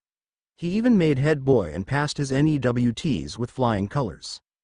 While he was here, he asked his head of house about objects called horcruxes. Those are despicably evil objects that encase a piece of an individual's soul, after it has been cracked by committing murder. While one exists, the owner's spirit cannot pass into the next great adventure. That sounds like Sauron's ring in the Lord of the Rings books, replied Harry, remembering the books Hermione had given him for Christmas during first year. She'd even told him they were factual. Have you read them? With a twinkle in his eye, Dumbledore replied, "Yes, I have, and I do believe you're right. If so, that's the earliest reference to a Horcrux in our history. And you think that's how Riddle survived that night? He has one of those horcruxes? Asked Harry. Alas, were that the case, you would have already solved the problem during your second year when you destroyed his diary. However, through much persuasion, I was able to convince that former colleague of mine to reveal that Tom had asked him about the possibility of creating 7 horcruxes. 7? Asked Harry. He asked Slughorn that? Asked Minerva, stunned. But all is not lost, said Dumbledore evenly. As I stated, you destroyed one. I have destroyed 2. Do you recall the locket that was around Merope's neck and the ring that was on Morvolo's finger? Yes, replied both McGonagalls. Tom made both of them into horcruxes which I have destroyed. The ring was located in the Gaunt Shack, while the locket was in the last place I'd ever expect to find it. Where's that? Asked Minerva. Remembering something Sirius Elf had said about a long-bearded half-blood thief stealing from Master Regulus, Harry guessed, Order Headquarters? With a twinkle in his eye, Albus responded, precisely. Imagine my surprise when going through that house looking for curses to find one of Voldemort's horcruxes. Sirius Elf. Creature explained that Voldemort had hidden it in a cave, but Sirius' brother Regulus had stolen it at the cost of his own life, charging the elf to destroy it. There is more to the tale than that, but suffice it to say, the locket was destroyed. So, 3 have been eliminated, clarified McGonagall. Actually, 4 of his 7 have been eliminated.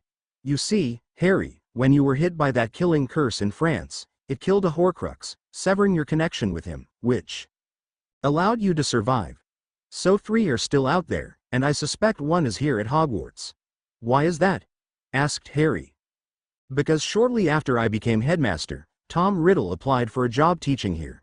He knew I'd never hire him, so he had to have had a reason to come here. I believe that it was to hide a horcrux. Completed Minerva. Where did he go while he was here? I know that he didn't deviate from the most direct route to and from this office, but alas, I didn't have him followed closely. He could have stopped anywhere in between here and the entrance hall.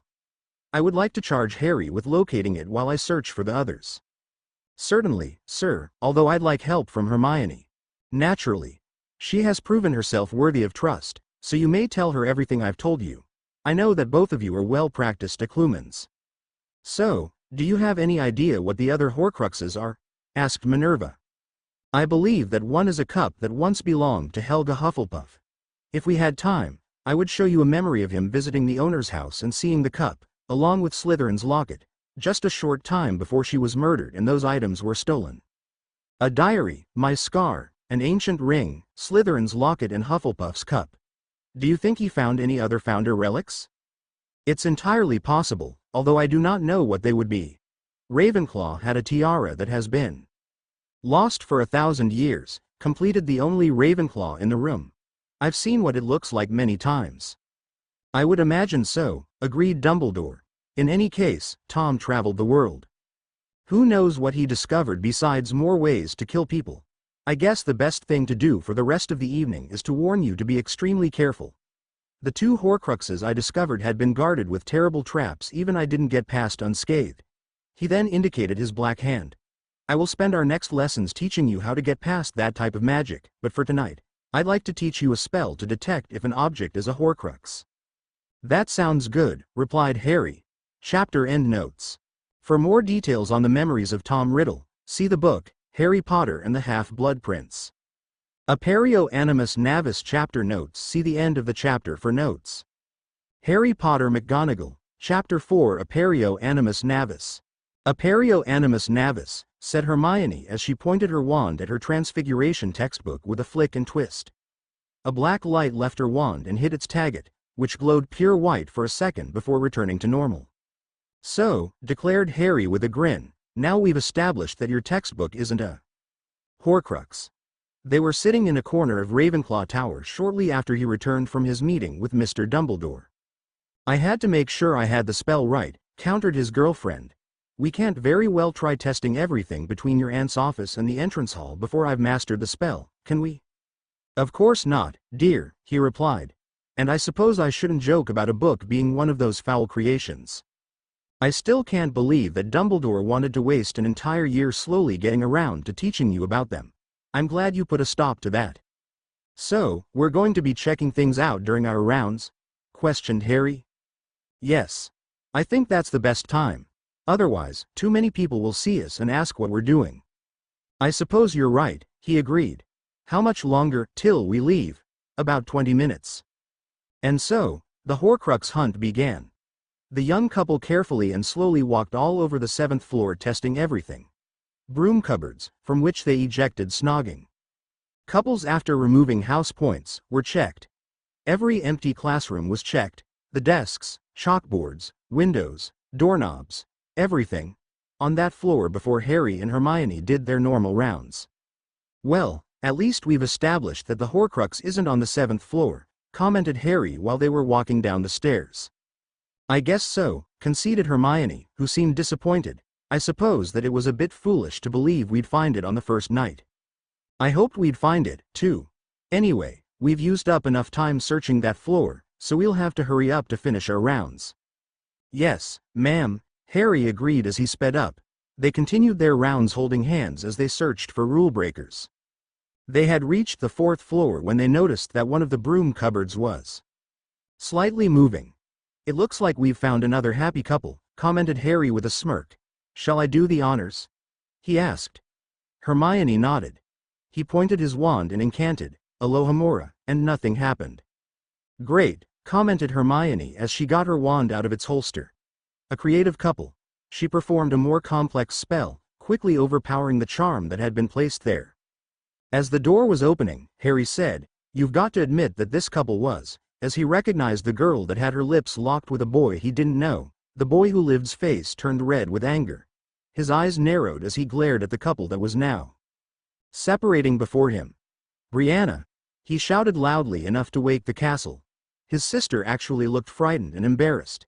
Now Harry's focus turned to the villain who had just been snogging his little sister. "What's the name of this bee?" "Harry, language!"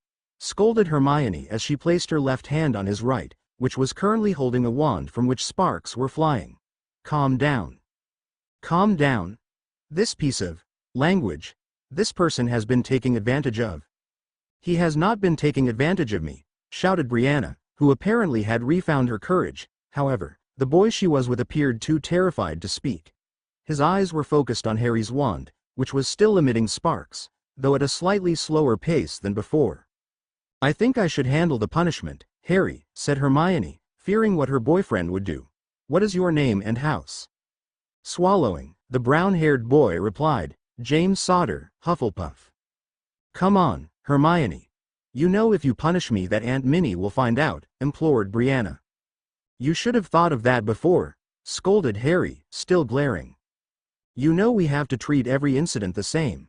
Do you really want preferential treatment?" Brianna replied, "No," with her eyes downcast. "Well then," replied Hermione, 10 points from Gryffindor and Hufflepuff. "Go directly to your respective dorms." After a few seconds, she added, "It was nice to meet you, James.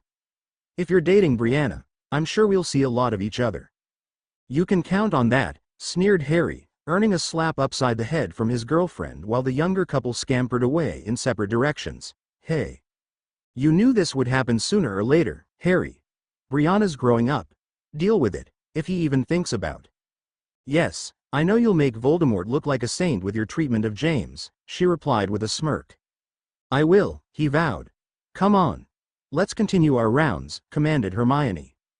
The next day had Brianna speaking first with Aunt Minnie in her office and then with her mother on her mirror. Needless to say, she was upset with Harry and Hermione. "I thought you understood," said Hermione, who wanted peace in the family she planned to join after Hogwarts. "We had to report you, just like everyone else." "After all I've done to help you and Harry," Brianna grumbled. "I'll make a deal with you. If you'll forgive us, then I'll stop Harry from murdering James." Even from the Gryffindor table where they were talking, it was easy to see Brianna's big brother at the Ravenclaw table was glaring daggers at James the Hufflepuff, who looked like he wanted to flee in terror. "If that git runs James off, I'll kill him," promised Brianna. "I'd say that if he's too afraid of your big brother."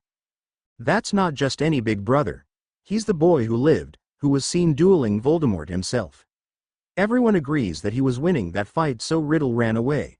He's also the top student in defense. If I didn't know him, I'd be afraid to cross him. James is not a coward. I'm sorry. I didn't really think of it like that. Poor James is facing a man that doesn't back down to anyone. Come to think of it, bad things do tend to happen to people Harry doesn't like. You keep him under control, and then I'll talk to him again. Deal? Well, Mom, I really don't know much about him except that he's a Hufflepuff and a git.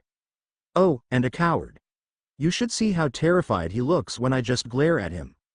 How do you know he's a git? Asked Harry's mother from the mirror she was speaking out of. I thought you only saw him the one time. Just the way he was acting before he realized Hermione and I were there.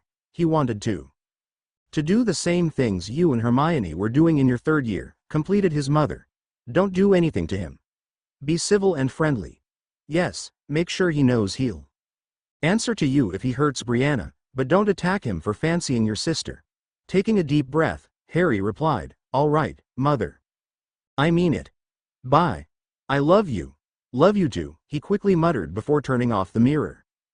Between that and the talk he got from his girlfriend, wherein she said that if he's truly against boyfriends and girlfriends snogging, that she'd stop forcing him to snog her, he decided to try to get to know this boy who was dating his sister.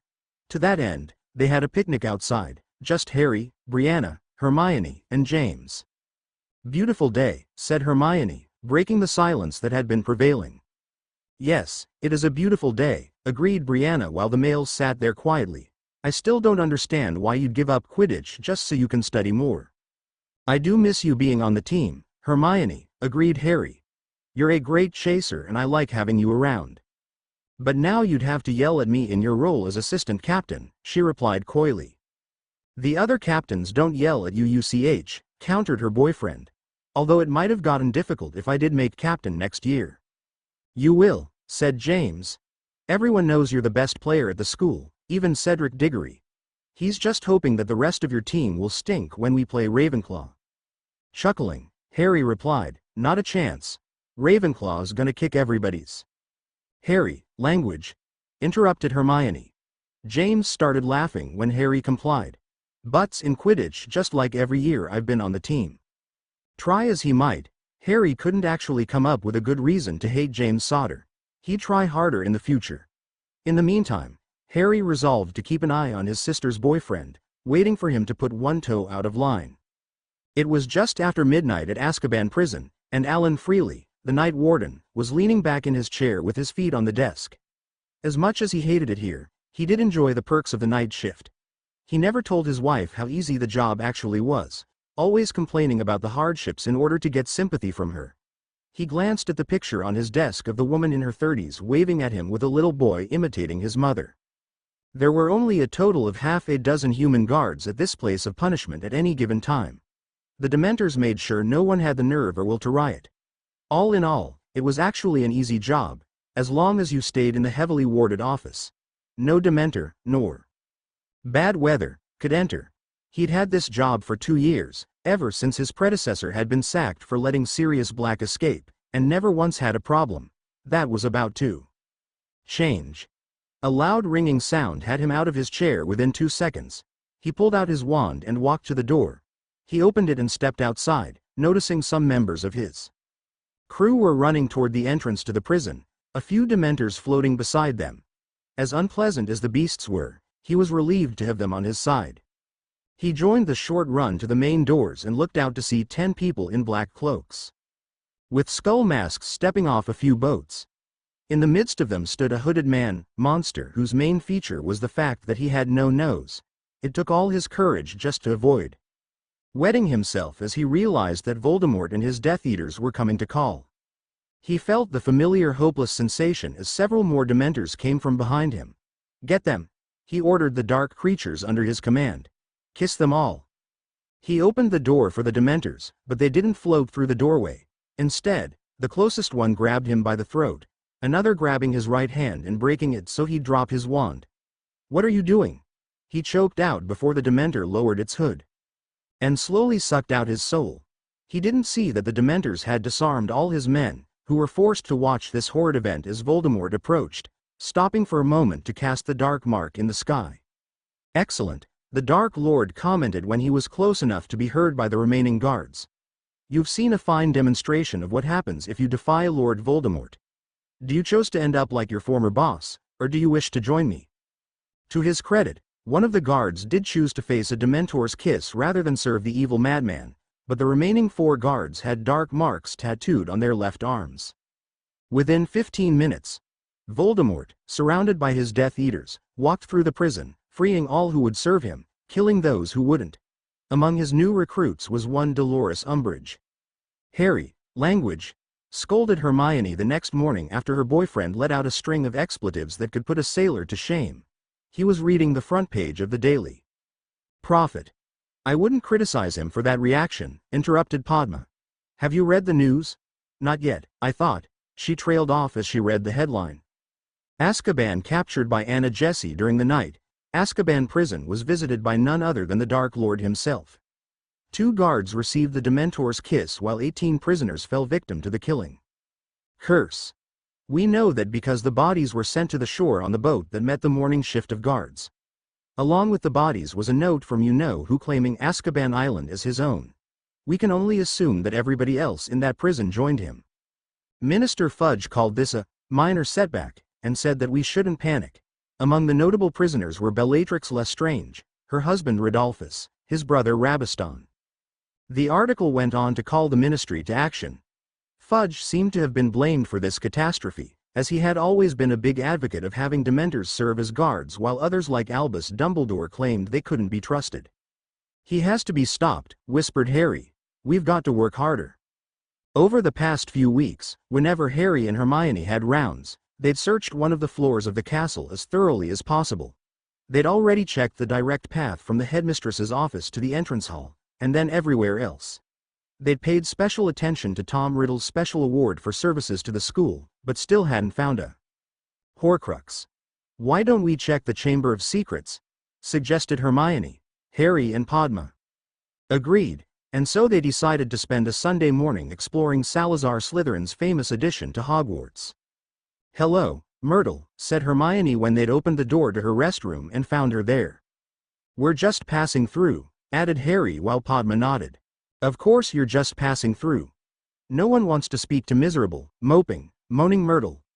Let's all use her loo as a passageway. She won't care."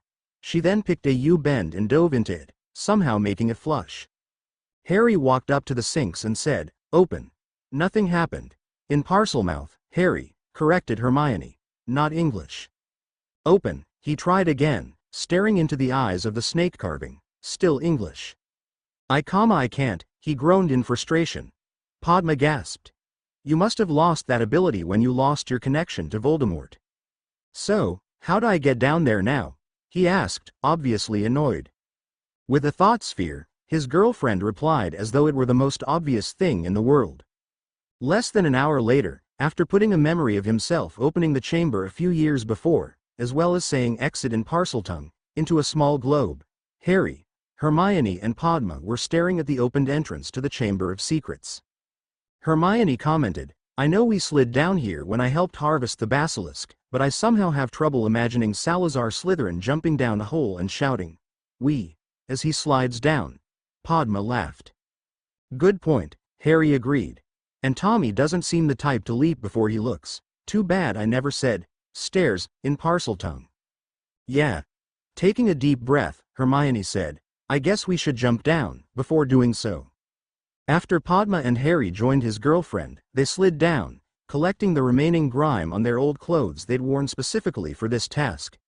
The chamber looked as it had over 2 years before, when they, along with Aunt Minnie and Professor Lavelle, had come down to harvest the basilisk. In other words, they were walking on a pile of old bones. Padma was looking around in fascination, since she hadn't been down there before, but kept quiet. "You know, I remember that when we harvested that snake Dumbledore had requested some basilisk venom," commented Harry. "Yes. I guess he was already hunting horcruxes," replied Hermione as they walked around. "I have a question. Why was this called the Chamber of Secrets if it doesn't contain any secrets? Just a basilisk?" "I don't know," replied Harry, now trying to reason that out.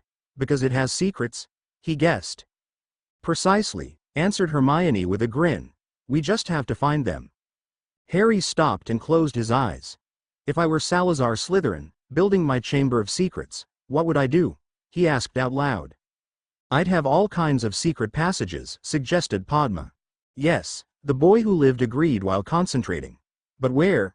At that moment, they reached the entrance to the main chamber, so he activated the thought sphere to open the door. He watched as the door separated, taking in the full appearance of the chamber.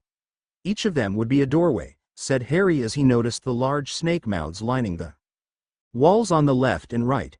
He walked up to the first one and activated the sphere yet again. The inside of the huge snake mouth changed from a solid stone wall to an opening. Shall we? He asked his two companions. Let's, they replied together. They bent over just a little to fit into the snake mouth and walked. Lumos, said Harry to light his wand. His cohorts did the same. There was nothing on the stone walls around them, so they kept following the passage, soon finding a large, winding staircase. This must lead to a tower, declared Hermione as they kept walking and walking, grateful that there was a railing. I suggest we bring our brooms here next time, she said, halfway up. Agreed. Harry chuckled, thankful they were in very good shape from their exercises. He didn't think his aunt could have survived the climb. When they finally reached the top, they saw a doorway, easily opened with the stored Parseltongue memory. The door opened toward them and they saw the back of a chair with a woman sitting on it, writing on some parchment. Aunt Minnie? He asked as he recognized that they were in the headmistress' office. She didn't reply. I know it sounds terrible, but this looks like the perfect place to assassinate the school head from, said Hermione. She can't hear us or probably see us if she turned around. Sounds exactly like something Slytherin would have wanted, agreed Harry. Do you think we should talk to her? And give her a heart attack? Protested Padma. I suppose not, said Harry, but I really don't want to climb down all those stairs. We're now on the same floor as Ravenclaw Tower. We do have to tell her about this, though. Of course we do. It's a potential danger for her. We don't have to tell her like this. Let's go, said Hermione. She walked back down the stairs, and after taking a few extra moments to memorize the angle so he could find this entrance from the other side, he turned and followed his girlfriend, and Padma followed them. When they got back to the Chamber of Secrets, they checked out all the other doorways, finding similar passages to all 4 common rooms, as well as an extremely dusty office, but no Horcruxes. They marked each passage so they'd remember them. I'm embarrassed to admit I was hoping to find a 1,000-year-old library that rivals the main Hogwarts one, commented Hermione.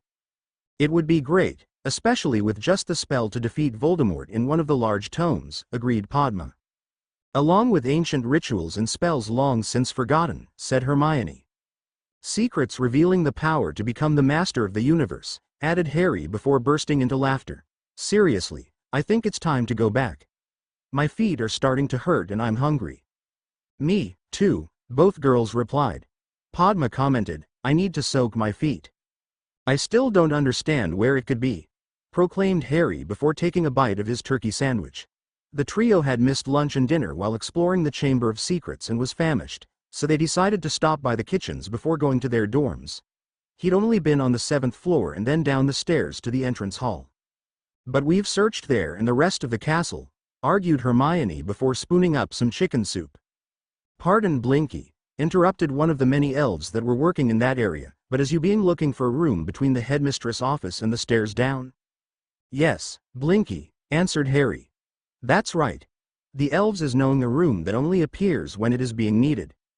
We is calling it the come and go room, but wizards is calling it the room of requirement. It is being used by Goggly Face who says all her students is being dying. She is being hiding her cooking sherry there. It is being on the 7th floor across from the portrait of Barnabas the Barmy. You is needing to be walking in front of the wall 3 times thinking of what you is needing. A hidden room, commented Padma after swallowing some of her chocolate cake, smiling at the elf. Thank you, Blinky. Despite being tired already, Padma, Harry and Hermione were too excited to go to bed without checking their new lead out. This must be the picture, said Hermione as she examined the painting of a wizard attempting to teach ballet to trolls. I need a place to hide my Horcrux. I need a place to hide my Horcrux. I need a place to hide my Horcrux. Harry paced in front of the wall 3 times thinking about what he needed. Suddenly, a door appeared in front of him. Let's go, he said. He pushed open the door to find himself in a room the size of a large cathedral, whose high windows were sending shafts of light down upon what looked like a city with towering walls, built of objects hidden by generations of Hogwarts inhabitants. He saw bottles of cooking sherry, a bloody axe, ruined cauldrons, and many other things. Hogwarts junk drawer, commented Padma as she looked around her. Why don't you try the spell? Aperio animus navis, incanted Harry while pointing toward the endless rows of junk. Instead of glowing red or white, the spell caused a light yellow beam to point toward the center. Maybe it's not close enough for a full readout, but the spell is sensing it here, said Padma with a grin. Let's go to different locations and try the spell to narrow things down, suggested Hermione. It wasn't long before they'd found an old, dusty diadem hidden between a large cupboard that seemed to have acid thrown at its blistered surface and a chipped bust of an ugly old warlock. All three Ravenclaws recognized it at once as the famous long-lost Ravenclaw tiara. We've found it, they proclaimed joyously together. At the same time the trio was celebrating its achievement, the one who'd hidden the diadem decades before was skulking around for an object of similar size. He was in the Ministry of Magic with 4 of his followers. They were specifically in the room full of prophecies in the Department of Mysteries. There it is, called Rookwood, pointing at a thought sphere labeled SPT to a WPBD Dark Lord and Harry Potter in row 97. At last, declared the Dark Lord, I will know the full contents of the prophecy, and understand why Harry Potter has managed to defy me. He reached out and grabbed the foggy globe. As soon as he touched it, his red eyes took on a dazed expression and he released the sphere. What is it? Asked Bellatrix, who was also with them. Putting his hands in the proper positions, Lord Voldemort began to sing, I'm a little teapot. Short and stout. Here is my handle, here is my spout. What's happened to the Dark Lord? Asked Rodolphus as his master continued to sing enthusiastically. He's touched a prophecy not about him, answered Rookwood. Potter's put in a fake as a trap. It's the only explanation, he's the only one that could have done it.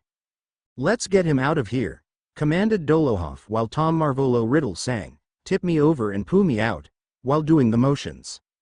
Sadly, they got out of the ministry undetected, so it didn't make the newspaper. However, Snape did report it to the Order, and Minerva was happy to pass the news to Harry, who was understandably amused. 2 weeks later, Voldemort was finally cured of thinking he was a teapot. In his first meeting after that, he declared, we've got to strike hard again so that everyone will fear us. We're going to attack Fudge's house. Master, said Umbridge, may I join that raid? I have a score to settle with that traitor who just threw me into Azkaban. I want to be the one who kills him. Chapter end notes in case you're curious. Animus navis literally means, reveal soul vessel. Melted Fudge chapter summary. I'm sorry that the trial was a summary, rather than told in detail, but I didn't see much point in it. I've already described the trial process in the previous story, and no new information was revealed at the trial. You can assume Wormtail was crying and trembling in fear the whole time. If you want to read about how Wormtail escaped Hogwarts, it's in Harry McGonagall chapter 30. Harry Potter McGonagall, chapter 5 Melted Fudge. With eyes that reflected every bit of light in the dark corridors, the predator stalked the stone hallway. As its claws made a slight tapping sound on the floor, one of its companions, a dark brown cat, followed closely behind him. He could sense that a meal was nearby. Another companion, a tabby cat, was following the first very closely. He did his best to ignore the deliciously smelling raven that was flying above them as he followed his senses to find the storehouse of food. Turning the corner, the ginger part Kneazle hit the jackpot. At least 10 mice were together in the corner. Crookshanks clawed for the closest, but it managed to avoid being caught, but this cat wasn't about to give up. It struck again, this time securing its supper in its claws. After it took a bite, he looked at its companions, expecting that they'd caught a mouse as well.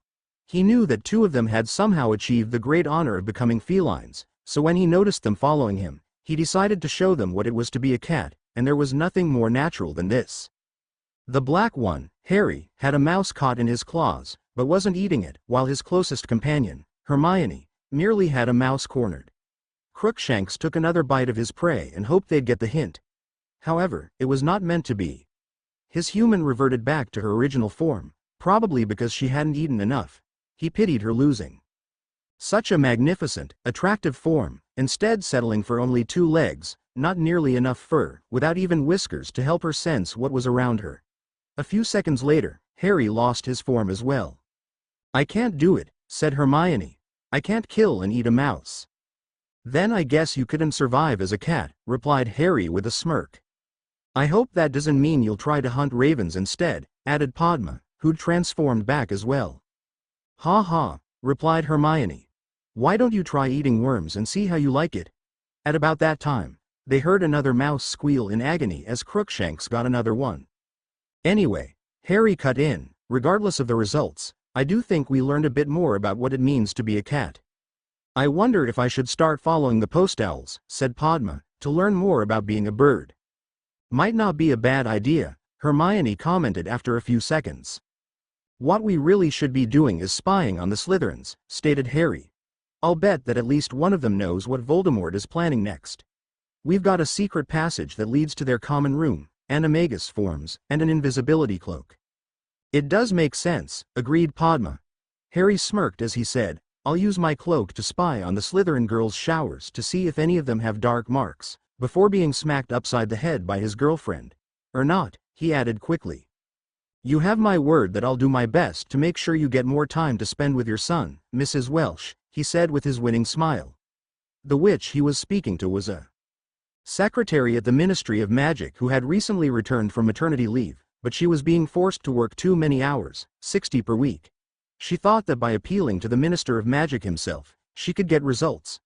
Consequently, she caught him while he was leaving the ministry building. "Thank you, Minister Fudge. It's no problem at all. Good evening." He then pulled a small parchment notebook and ever-wet quill from his pocket and wrote, "Have Mrs. Welsh sacked," before returning it to its rightful place. He briskly walked to the flow exit and clearly requested, "Fudge Manor." Neither he nor anyone else noticed the small rat with a silver paw that jumped into the flow with him. The minister's home may not have been as grand as Malfoy Manor, but it was impressive. It had 3 floors, all of which were uncommonly tall, marble floors and wooden walls. Expensive artwork could be found hanging on the walls throughout the mansion. Outside were several acres of a finely manicured lawn. All of this was maintained by one very hard-working house elf. Cornelius stepped out of his tall fireplace skillfully and walked in the direction of his dining room as he brushed the soot off his suit and bowler hat. "Dinky!" he shouted as he noticed something wrong. With a loud pop, a male elf wearing a tea cozy that had an ornate F on it appeared, bowing low. "Yes, master?" "Why is there dust on the floor behind me?" "Because master is leaving that behind as he." "Clean it up, now, and be quick about it. I want my supper in 5 minutes. Is that clear?" Fudge yearned for the good old days when he could hit his elf for oversights like that. However, he couldn't imagine the embarrassment of being caught breaking one of the stupid elf abuse laws, so he didn't think the elf was worth kicking. Dinky managed to clean the floor and still serve the meal on time, mainly because the meal had been ready before the master of the house had arrived, kept hot by a warming charm. Fudge sat down at the huge oak table and ate alone. His wife had left him years before, so he was used to this arrangement. After he'd finished his caviar, he retired to his family library, which was a large room with decorative wooden shelving that held hundreds of tomes, none of which had been read by the esteemed Minister of Magic. He merely liked to be able to claim that he spent an hour in his family library every night before bed. When he'd finished his relaxation in a room formerly dedicated to learning, he walked to the master bedroom and changed from his suit into a long sky blue nightshirt. Just after he lay down, he heard a small click. Peter Pettigrew, aka Wormtail, had managed to jump into the flow with Fudge, and immediately found himself hiding from an overworked house elf. He'd barely survived helping resurrect Voldemort, who'd thought it was more important to call the other Death Eaters than to heal his follower who'd literally given his hand for his master. He'd passed out from blood loss before Harry Potter had escaped with his master and thought he'd die, but one of the Death Eaters, and none would admit whom, took pity on him and stopped the bleeding. Eventually, the Dark Lord gave him a magical hand. Had he ever spoken to someone about the ritual, or thought about it himself, he'd have realized that his hand contained flesh, blood and bone, while the ritual only called for his flesh. He shouldn't have had to cut off a limb like his master had ordered him. He should have only cut off a piece of skin. However, he never discussed it with anyone, nor did he think too much about it. He was now recovered, and working a much more dangerous mission than he preferred. Imagine if he got caught sneaking around the minister's house. Luckily, Fudge kept his elf too busy to notice a rat hiding.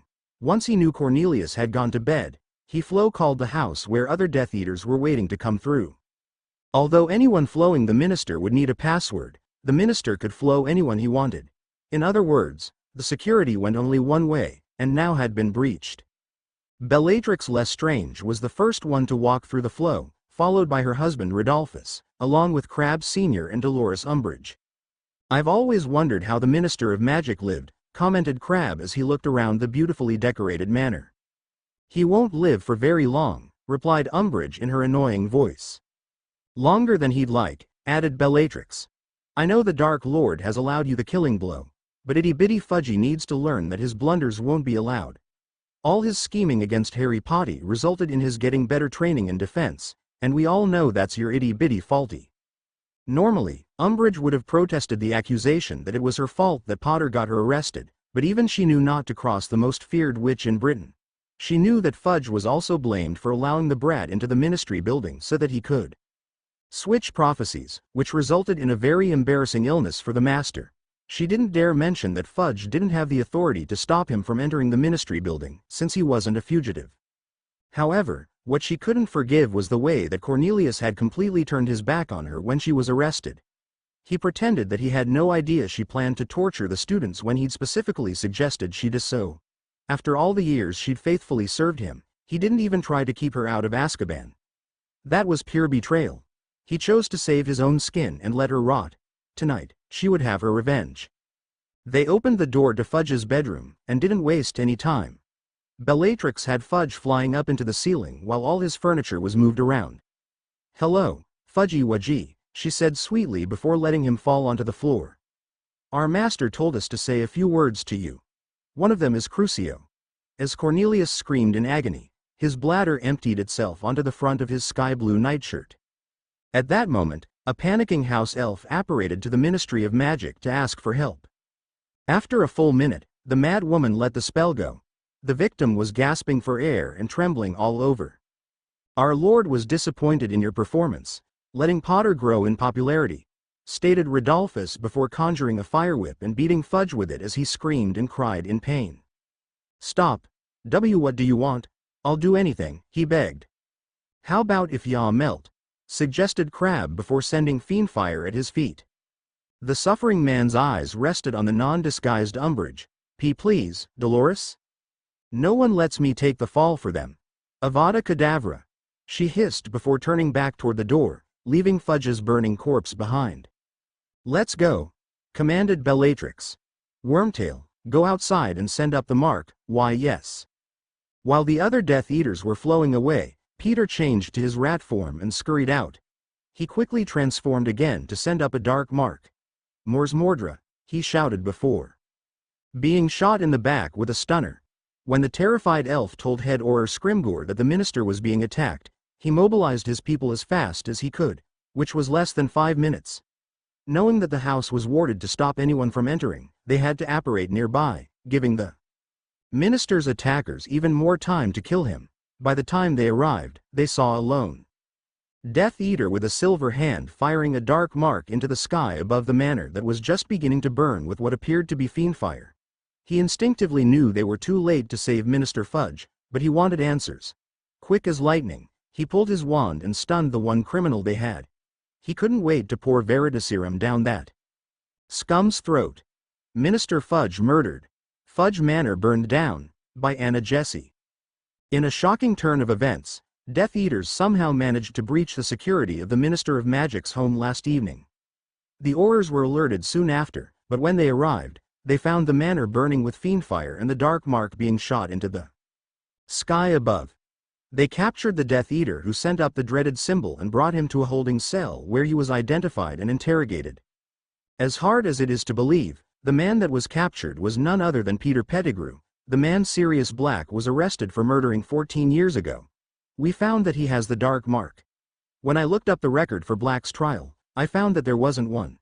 This creates many more questions that will be asked of Pettigrew under Veritaserum in front of the Wizengamot tomorrow, said Amelia Bones, head of the DMLE and acting minister of magic. I can't believe it, said Harry, in shock as he read the Daily Prophet. Maybe Sirius and Remus will be cleared, whispered Hermione. I'm sure they'll like being able to use their real names and appearances again, commented Padma, especially Sirius. The paper also included related articles regarding Sirius' initial arrest and escape, as well as how Remus Lupin had helped him and they'd disappeared. It obviously didn't talk about how they'd escaped to America and used assumed identities, since very few people, none of whom worked for the Daily Prophet, knew about that. One person who did know about that was Amelia Bones, who Aunt Minnie had contacted shortly after Sirius and Remus had left Hogwarts on a huge flying carpet. At the time, she agreed that the lie about Sirius and Remus was necessary, but now they had the rat in custody. She'd been trying to get Black's case reopened for more than a year, and now she had the authority to do so. Before they'd finished breakfast, 6 official-looking owls flew into the Great Hall and separated. One went to Harry, another to Hermione, another to Padma, another to Brianna, another to Minerva, and the last one to Professor Burbage. All of them had seen Remus and Sirius together, and Remus had stunned Professor Burbage that night. Harry unrolled the scroll and read. Mr. Harry Potter McGonagall, your presence is required at the Ministry of Magic, Courtroom 10. At 9:30 a.m. tomorrow to testify regarding the incident involving Sirius Black and Remus Lupin that occurred at Hogwarts on the 6th of June 1994, as it is believed that this relates to the trial of Peter Pettigrew. Percival Weasley, Under-Secretary to the Minister. I guess that idiot's still working at the Ministry, commented Harry. I noticed that he's not Senior Under-Secretary, commented Hermione. So he's just trying to make himself seem important even though he's really just a secretary to a secretary to a secretary of the acting minister, Padma completed. It looks like our Muggle Studies professor is confused about why she's been summoned, Harry remarked. She'll find out soon enough, said Hermione. We can't explain it to her or it'll interfere with her testimony. That Remus attacked her, completed Harry. Yes, his girlfriend agreed. That will be her testimony, and we'll explain why he stunned her. We're telling the truth about the incident, even that detail. Just not how Sirius and Remus escaped from Hogwarts, added Padma. Exactly, said Harry and Hermione together. Much to the relief of Harry and company, the hearing at the Ministry was more of a formality than anything else. Wormtail was forced under Veritaserum to tell the story of how he betrayed the Potters and set Sirius up to take the fall. That was enough to revoke his Order of Merlin. He then told the story of how he'd hidden as a rat and eventually was found by Sirius Black. He told the wizarding world what had really happened in Hagrid's old cabin when he'd come face to face with Sirius and Remus. Then he told about his part in Voldemort's resurrection ritual. That caused an uproar in the courtroom. More people than Harry could count were calling for Wormtail's head. It was sad to watch Peter's mother, who thought she'd been the mother of a dead hero, find out that she was the mother of a traitorous Death Eater. Her face had paled and her countenance hardened. The old woman wouldn't even speak to her son. The group from Hogwarts testified what they'd seen the night Pettigrew escaped Hogwarts to find his master, mainly so that the trial wouldn't be based on the testimony of just one man. In the end, Pettigrew was sentenced to a Dementor's kiss. All charges against Sirius Black were dropped. A large amount of gold was placed in Black's vault as compensation for his illegal imprisonment, and the charges against Remus Lupin were reduced to the misdemeanor of using a minor hex on someone. All of this was printed in the Daily Prophet, and within a few days, Remus Lupin and Sirius Black returned to England as free men. The Minister of Magic chapter notes. See the end of the chapter for notes. Harry Potter McGonagall, Chapter 6, The Minister of Magic. It's still hard to believe that Brianna can go to Hogsmeade now, commented Harry as he and his girlfriend walked out of the castle. Padma was nearby walking hand in hand with Terry Boot while Brianna was up ahead of them walking with her boyfriend, James Sodder of Hufflepuff. Who knows what those two'll. Nothing worse than we did in our third year, interrupted Hermione. Besides, we'll be meeting up with them at the Three Broomsticks. A grin formed on the face of the boy who lived. That should be good. It'll be nice seeing Sirius and Remus without their disguises. Indeed it will. The young couple walked around Hogsmeade, first stopping by the bookstore, to get that over with, so that Hermione could try to fill up their bottomless backpacks. Since Harry hadn't been to the village in over a year, He wanted to go everywhere. They hit Zonkos and Honeydukes, along with several other places before finally walking into the 3 Broomsticks. It wasn't hard to find Remus and Sirius, since they were both talking to Rosmerta, who was setting glasses of butterbeer on their table. "Hello, Sirius," greeted a smiling Harry as he approached his godfather. "It's good to see you as yourself." "You're one to talk," replied Remus with a grin. "You didn't look like yourself for 14 years. It was quite a surprise to everyone when Harry McGonagall turned out to be Harry Potter, commented the owner. "What would you like?" "2 butterbeers, please," were requested by Hermione as they sat down. Harry felt uncomfortable when Rosmerta, like everyone else seeing it for the first time, glanced at his famous scar. Before the beverages arrived, Brianna and her boyfriend had walked in, followed closely by Padma and Terry. What followed was an introduction of the former fugitives to the boyfriends and an enjoyable lunch. At one point, Harry asked what had happened to their rather successful woodshop in Muggle, Illinois, where they'd transfigure wood into whatever shapes customers would ask for. Remus told them they'd let a few American wizards manage the shop for them, making sure they knew all the rules for protecting the statute of secrecy so that the Muggle customers never suspected that they were doing business with wizards. After an hour or so, the students left to wander around Hogsmeade for the remaining time before they had to return to Hogwarts, promising to keep in touch. Not long after the students left, Charity Burbage walked into the pub. When she saw Remus Lupin sitting at a table with Sirius Black, she turned around to leave.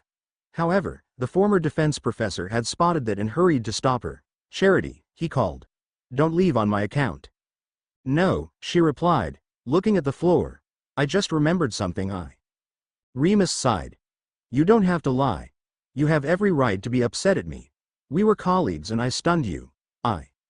"It's not that you stunned me," she interrupted. "It's that you didn't trust me with the truth. None of you did. I know we're not the closest of friends, but I thought that you deserved to be told the truth," agreed Moony sadly. "You're right. At the time, it seemed like a good idea not to tell you, but we were wrong." He took a deep breath. "Let me try to make it up to you. Let me buy you a drink?" Reluctantly, Professor Burbage sat with Mr. Lupin to share a few drinks. Neither noticed a smiling Sirius Black leaving the pub. "It won't be long now," bragged Draco Malfoy in the Slytherin common room. He was in a corner talking to Crabbe and Goyle. "We'll have Pius Thickness as Minister of Magic. He'll sort things out for the Dark Lord." "How do you know he'll get the job?" asked Goyle. "The Dark Lord will arrange it. My father said so. Once Thickness is minister, he'll put the mudbloods in camps to keep them away from us." He sniffed and looked disgusted at what he smelled. "I can't wait until the air around here is cleaned from their filth." Slowly, a black tabby cat stalked away from that corner of the room to another section until he could hear someone breathing, although he couldn't see this person. He easily found her ankle through the thin material of the cloak she was wearing and rubbed his face against it. Within a few seconds, he heard a hissing sound that caused a hidden doorway to open. Both the invisible girl and the feline walked through.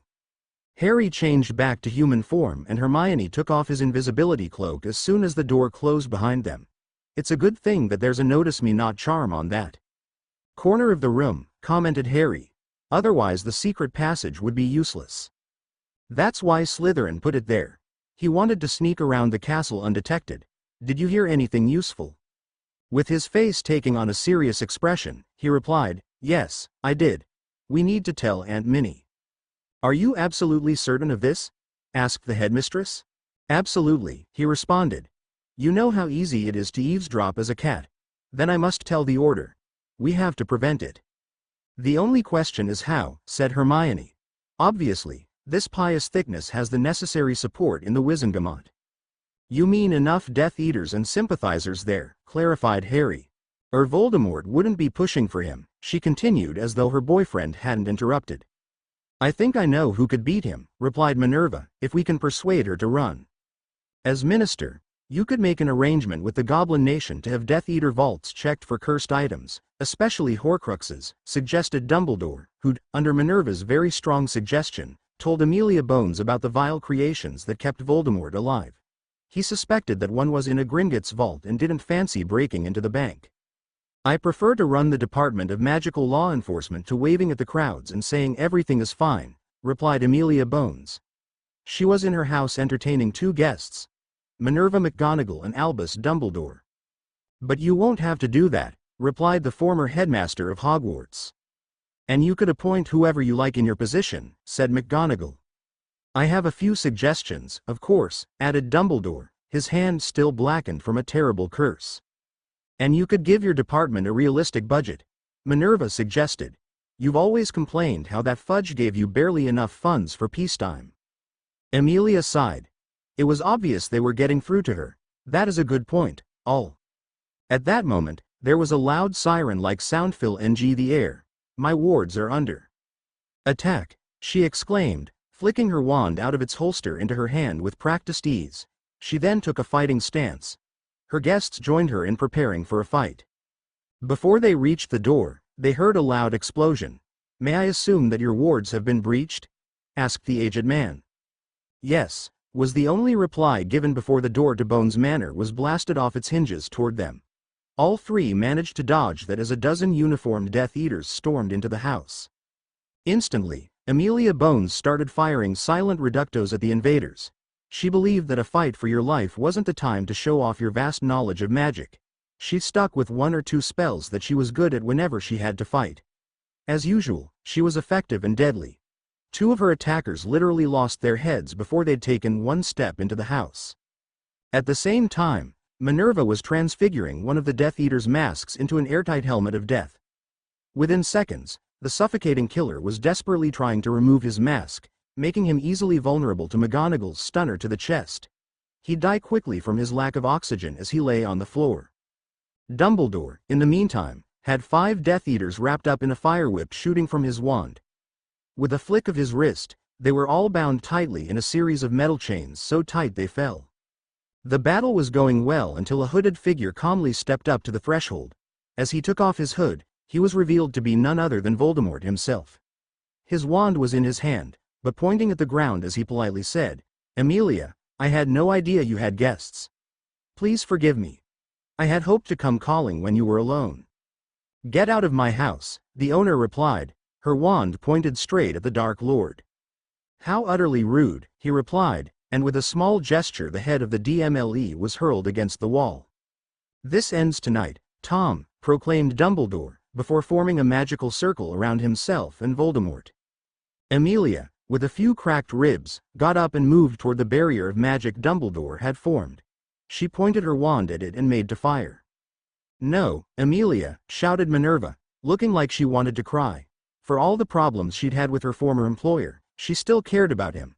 He's buying us time to escape, with his life. But, it's his choice. He wants you to be minister. Come on, she said before grabbing her longtime friend by the arm and apparating them both away to safety, after sending reductos at the Death Eaters Dumbledore had captured. Voldemort glanced around the wall of magic that surrounded him and Albus. Very impressive, he commented. I can't tell you how long I've waited for the chance to fight you. One-on-one. Only one of us will survive this battle, Tom, promised the aged wizard. You're willing to kill me, Dumbledore? I thought you believed in giving everyone a second chance, the Dark Lord mocked.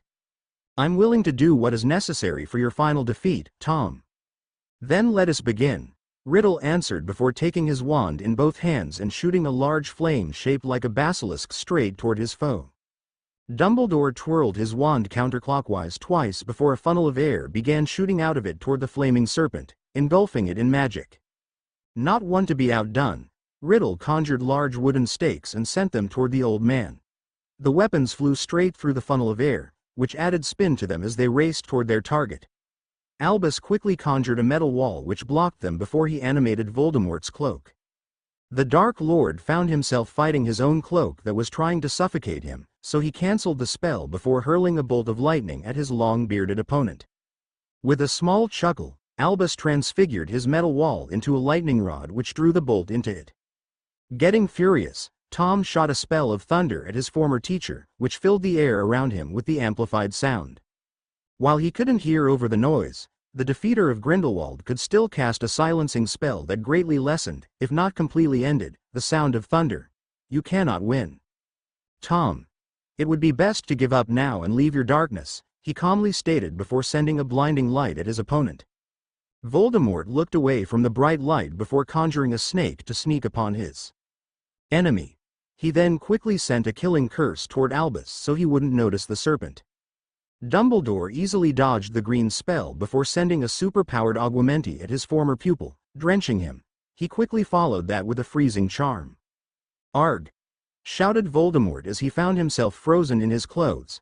He started casting a heating spell with his wand to melt the ice without burning him, but knew it would take too long. His only chance was... "Ow!" shouted Dumbledore as the conjured snake bit him in the left leg. He shot a vanishing spell at the slithering creature, but it gave Voldemort the chance to break free of the ice and shoot a disarming spell at his longtime enemy. It hit him squarely and sent the wand flying from its master's blackened hand, landing on the floor in front of the Dark Lord. While suffering from the pain of his bite, with venom making its way through his veins, Albus was unable to dodge the next spell that his enemy fired. Avada Kedavra. Voldemort was laughing with glee as the former headmaster fell. The magical field collapsed. He'd lost a dozen of his disposable servants, but it was an equitable trade as far as he was concerned. He picked up the wand he'd expelled from Dumbledore's hand moments ago and apparated away. Albus Dumbledore dies in fight with the Dark Lord by Anna Jessie. One of the most notable figures of our time, Albus Dumbledore, passed away yesterday. He and Headmistress McGonagall of Hogwarts were having tea with Amelia Bones, head of the DMLE, when Death Eaters attacked. The trio held their own until the Dark Lord himself showed up. Dumbledore took on you-know-who himself, allowing the two others time to escape, and was killed in the battle. His body was found in the ruins of the Bones' ancestral home. His wand is missing, presumably taken as a souvenir by the Dark Lord. Why were McGonagall and Dumbledore visiting Bones, you may wonder. The answer is even more interesting. Because we'd found out that the Dark Lord was planning to get Pius Thickness into the now open position of Minister of Magic, we decided to persuade Amelia to try for it. She's been doing a good job as acting minister. While Headmistress McGonagall actually used the Dark Lord's vile name in her quote, we decided to omit it, but her point is a valid one. Amelia Bones has been doing a splendid job. In related news, Senior Auror Pius Thickness was investigated late last night and found to be under the Imperious Curse, which adds more credence to the proposition that he was planned to be the next minister. Dumbledore's funeral will be held at Hogwarts in 3 days. The next page has the Daily Prophet strongly supporting Amelia Bones for minister. Commented Hermione when she perceived her boyfriend had finished reading the front page article. They'd naturally been told what had happened, so they weren't surprised. They glanced up toward the black banners hanging in the Great Hall as the school mourned its former headmaster. The Daily Prophet article had done its job, and the next day Minister Bones was sworn into office. It seemed that none of the Wizengamot members, even the Death Eaters, wanted to appear to be dark enough to vote against her. They might be plotting assassination attempts or other similar things, but didn't want to be perceived by the public as evil. The first thing she did was propose a law that said all convicted criminals should have their vaults searched for cursed items. It was easy enough to push through, since the Dark Wizards on the Wizengamot weren't stupid enough to keep cursed items in their vaults. After the new law had passed, Amelia stated, "Now the hard part will be my persuading the goblins to agree to enforce it. No, the policy of this bank has always been and will always be that everyone, regardless of their legal standing anywhere else, can always access their vault if they can get into this building, and that no unauthorized people, including the human Minister of Magic, can access those vaults. That is the only reason we're trusted. It is not up for negotiation no matter what you offer." "But Chief Ragnuk," pleaded Amelia, "these people are using the goblins. They don't respect you or your traditions. They're just trying to protect themselves." "Be that as it may," the goblin replied, now showing some irritation, "it is not up for discussion. We will never allow ministry personnel access to those vaults no matter what your courts claim they did. Those people are killers. That's what your ministry said about Sirius Black not 2 weeks ago," he retorted. "But his vault was safe with us the whole time your government held him in Azkaban and while he was in hiding. The ministry broke its own rules in that case, and it won't happen again while I'm minister.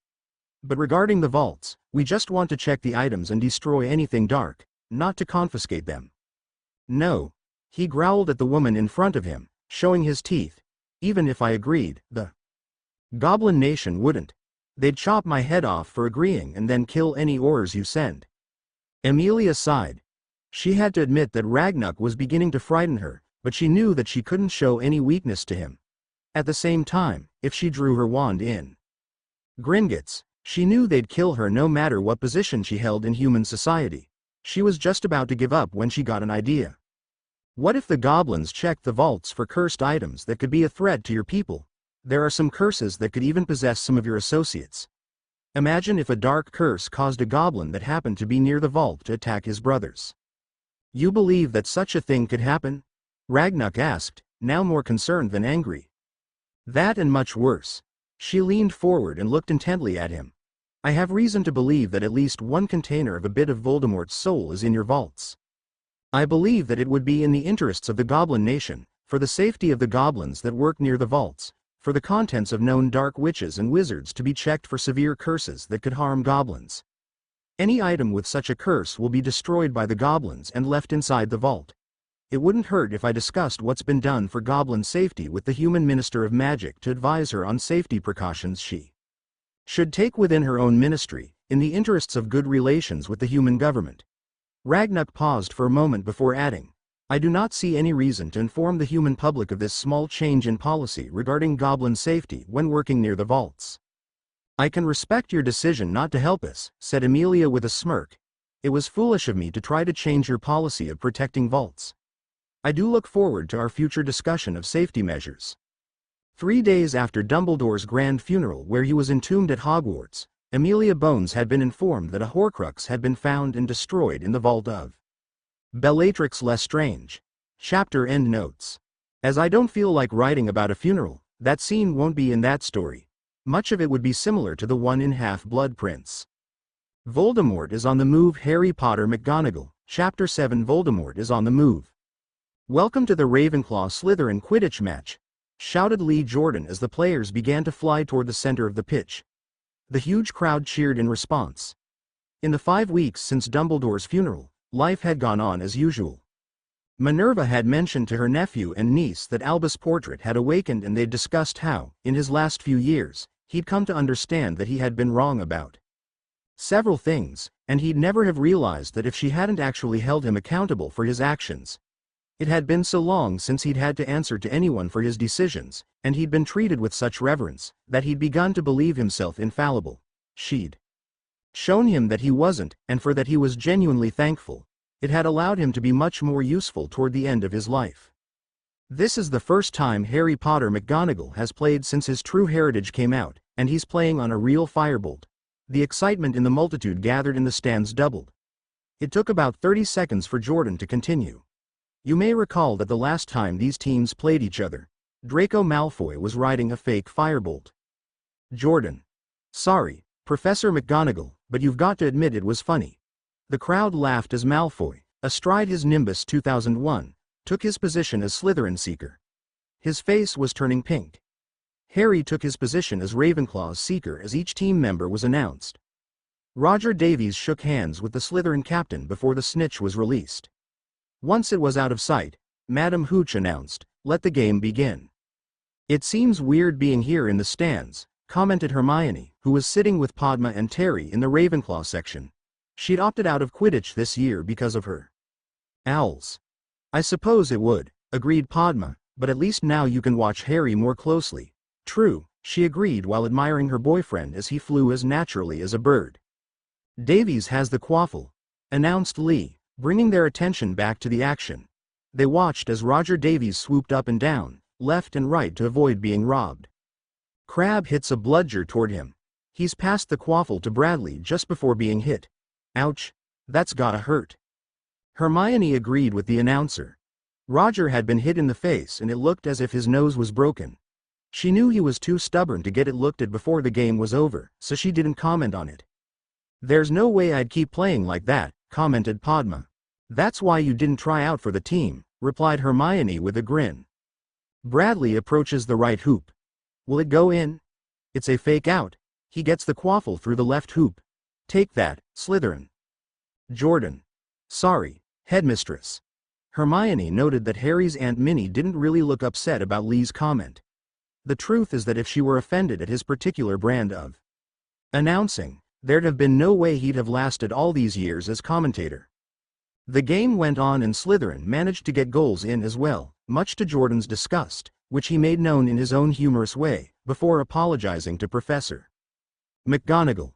The score was 180 to 150, in favor of Slytherin, before Lee shouted, "It looks like Harry Potter has seen the snitch. Look at him go in that firebolt. The acceleration is." "Jordan, you're not paid to advertise firebolts." "Yes, ma'am." Hermione looked at the situation. She saw her boyfriend staring at the ground in deep concentration as he accelerated. She was truly amazed at how fast that new broom could go. Although she knew Harry had the skill to steer it, she was a bit nervous at seeing him dive that fast. She squinted as she tried to find the snitch her boyfriend was diving toward, but didn't see it. She looked above him to see Draco struggling to catch up in his nimbus, and was surprised to note that the gap between the two seekers was closing. That should be impossible, she whispered to herself before she realized what was happening. She looked further up and noticed that about 10 feet above where Malfoy had originally been hovering, the snitch was visible.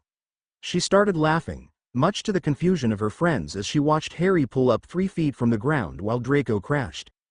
Her boyfriend then zoomed up to where the snitch was still hovering and grabbed it out of the air before raising his fist in triumph.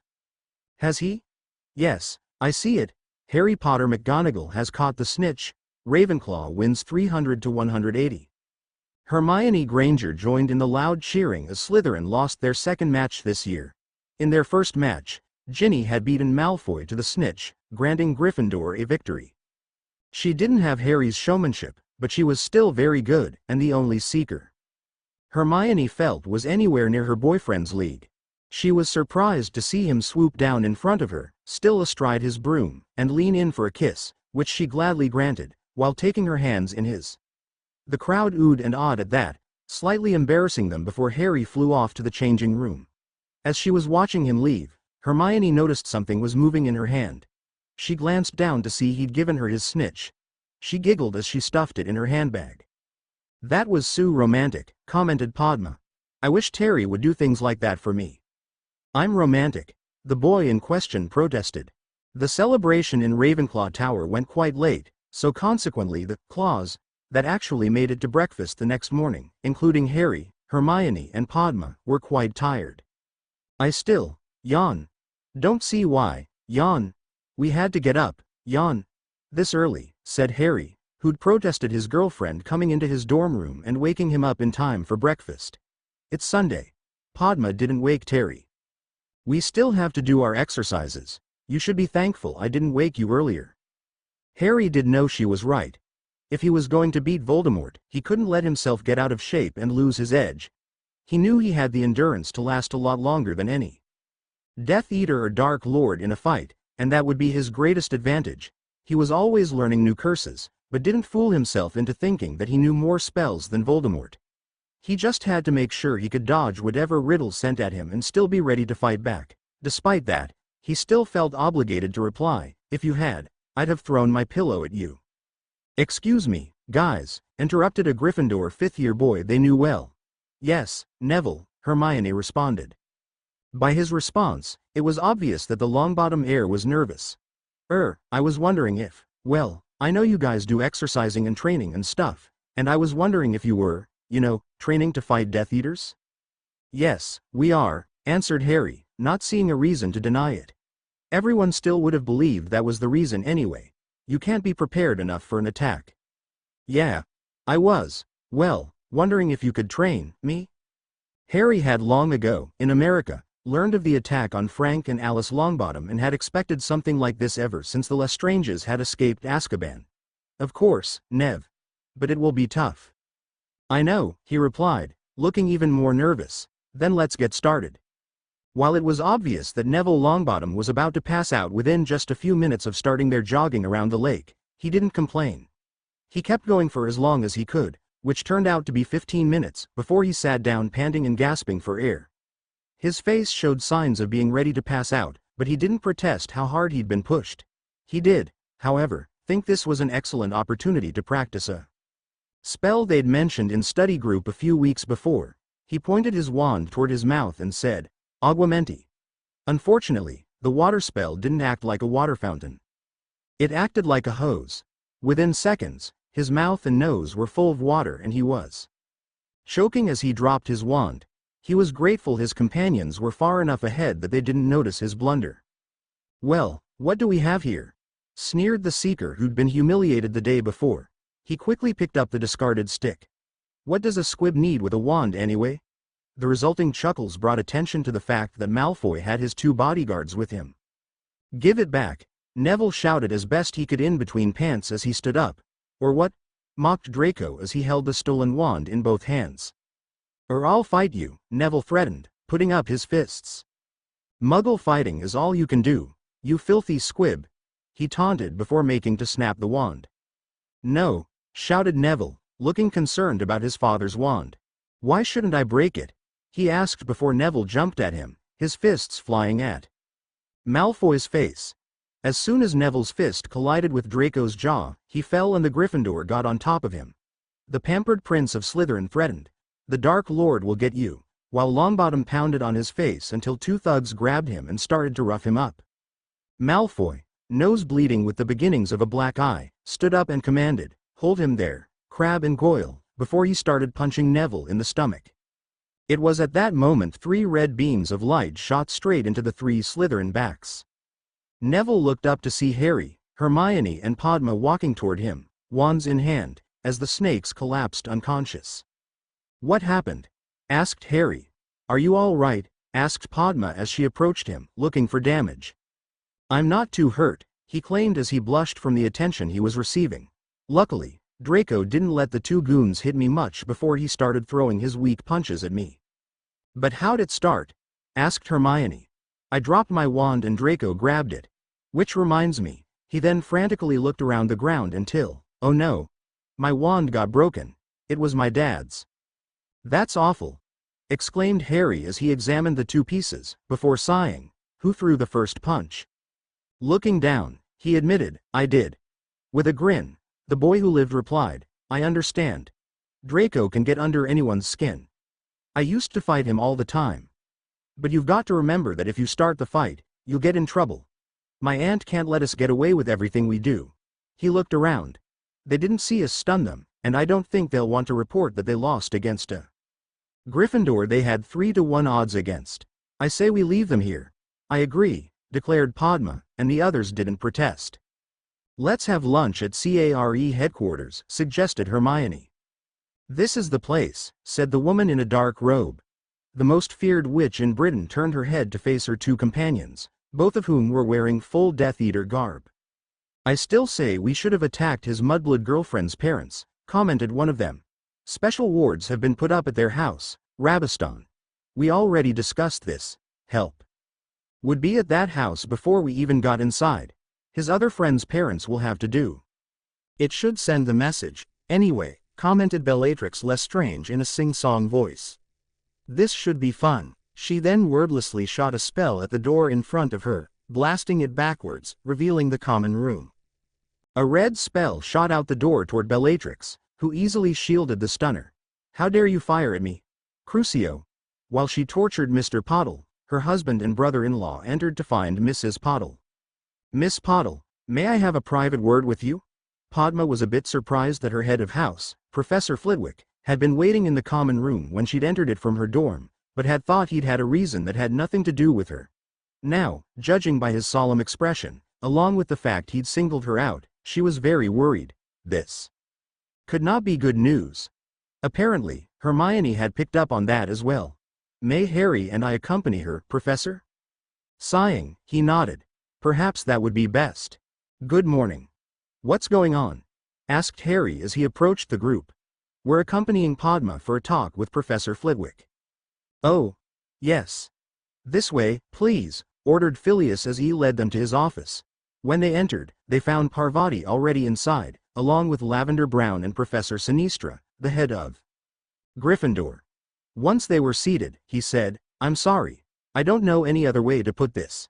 He sighed and looked at the 2 Pottle girls. "Last night, your parents were attacked by Death Eaters." "No," shouted both sisters as they instinctively grabbed each other's arm. "I'm afraid it's true," confirmed Sinistra. "Your mother is hurt badly but will recover." "What about Dad?" asked Parvati.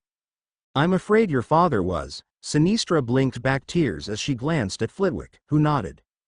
I'm afraid I have to inform you that your father was tortured into insanity by Bellatrix Lestrange, he stated as calmly as he could, under the circumstances. Harry and Hermione immediately put their arms around Padma while Lavender did the same with her best friend. You may stay here as long as you wish. You're all dismissed from classes this morning. We'll arrange for you two to visit St. Mungo's after lunch. The two professors then quietly left the grieving students. It wasn't long before Harry realized why the Pottle family had been targeted, although he kept his mouth shut until Padma and Parvati had been escorted to the hospital by Harry's aunt, who, unlike the two heads of house, didn't have classes to teach. Voldemort was sending a message to me, he claimed while facing his girlfriend. That's the only explanation. I know, she agreed in a whisper. You know? He asked, surprised. Aren't you going to argue that it wasn't the reason, that it was pure chance? No, his crying girlfriend replied. I will emphatically state that it wasn't your fault, but I agree that's the reason they were picked. I should have insisted that they get wards like your parents have. That would have been great for them, but the Death Eaters would have still attacked someone. That's what those monsters do. All we can do is to prepare as best we can to stop them. Sometimes I feel so useless. Mum will be spending the next week in St. Mungo's recovering, and she's planning on us leaving the country during Christmas break. She's looking into having me and Parv transferred. Oh no, replied Harry and Hermione together. Maybe she'll change her mind. In the meantime, my house is going under the Fidelius charm with my mum as secret keeper. That's probably a good idea, said Harry, hesitantly. I know why my family was chosen, Harry, and I want you to know I don't blame you. It's them I want to fight. She sighed. Parvati was hoping you'd let her join our training. She wants some revenge. Of course, replied Harry and Hermione together. The next day, both Pottle twins were jogging around the lake with Neville, Harry and Hermione. Neville hesitantly approached the twins, telling them of his parents' condition. They started spending a lot of time together. About a week later, Neville and Parvati were doing prefect rounds when they heard some shouting echoing down the hall. You don't have your brother around to protect you tonight, do you? I don't need Harry to protect me from you, As the Gryffindor prefects approached, they recognized Brianna, but not the person she was arguing with.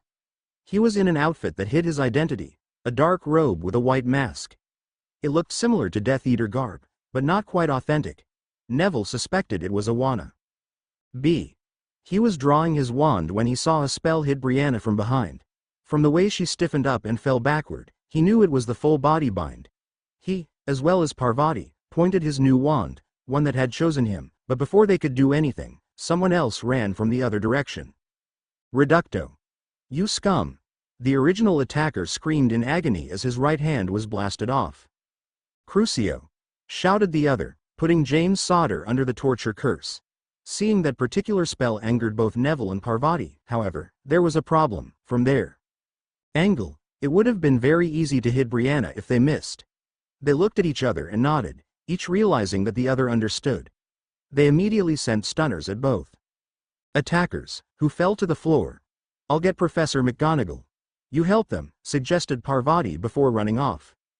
Neville quickly ran up to the victims. Finite, he said while pointing his wand at Brianna, who could now move again. He helped her up while James managed to stand on his own. That's quite a curse, he commented while still shaking from it. Yeah, Neville softly responded while nodding. Parvati Pottle is getting the headmistress. In the meantime, we can bind these creeps. I'm sure she'll want to hear the story from you. I just hope we don't lose points for being out after curfew, said Brianna while accidentally stepping on one of the Death Eater wannabes. James and I were supposed to meet here too. Brianna looked a bit uncomfortable. I get the picture, interrupted Neville with a grin. Why do you just stun the Harry? Language, corrected Hermione half-heartedly while Neville and Parvati were explaining what had happened the night before to Harry, Hermione and Padma. The headmistress had been incensed and immediately brought the perpetrators to the ministry herself. Inwardly, Hermione agreed with her boyfriend. You should have blasted their bits off, he finished. I mean, don't get me wrong. I'm thankful you were there to help Brianna and James, but I just wish. I know, interrupted Neville with a grin. You wanted more violence. Exactly. Now they're going to jail and I won't be able to get any revenge. Believe me, replied Neville, we both wanted to hurt them badly, they used the cruciatus.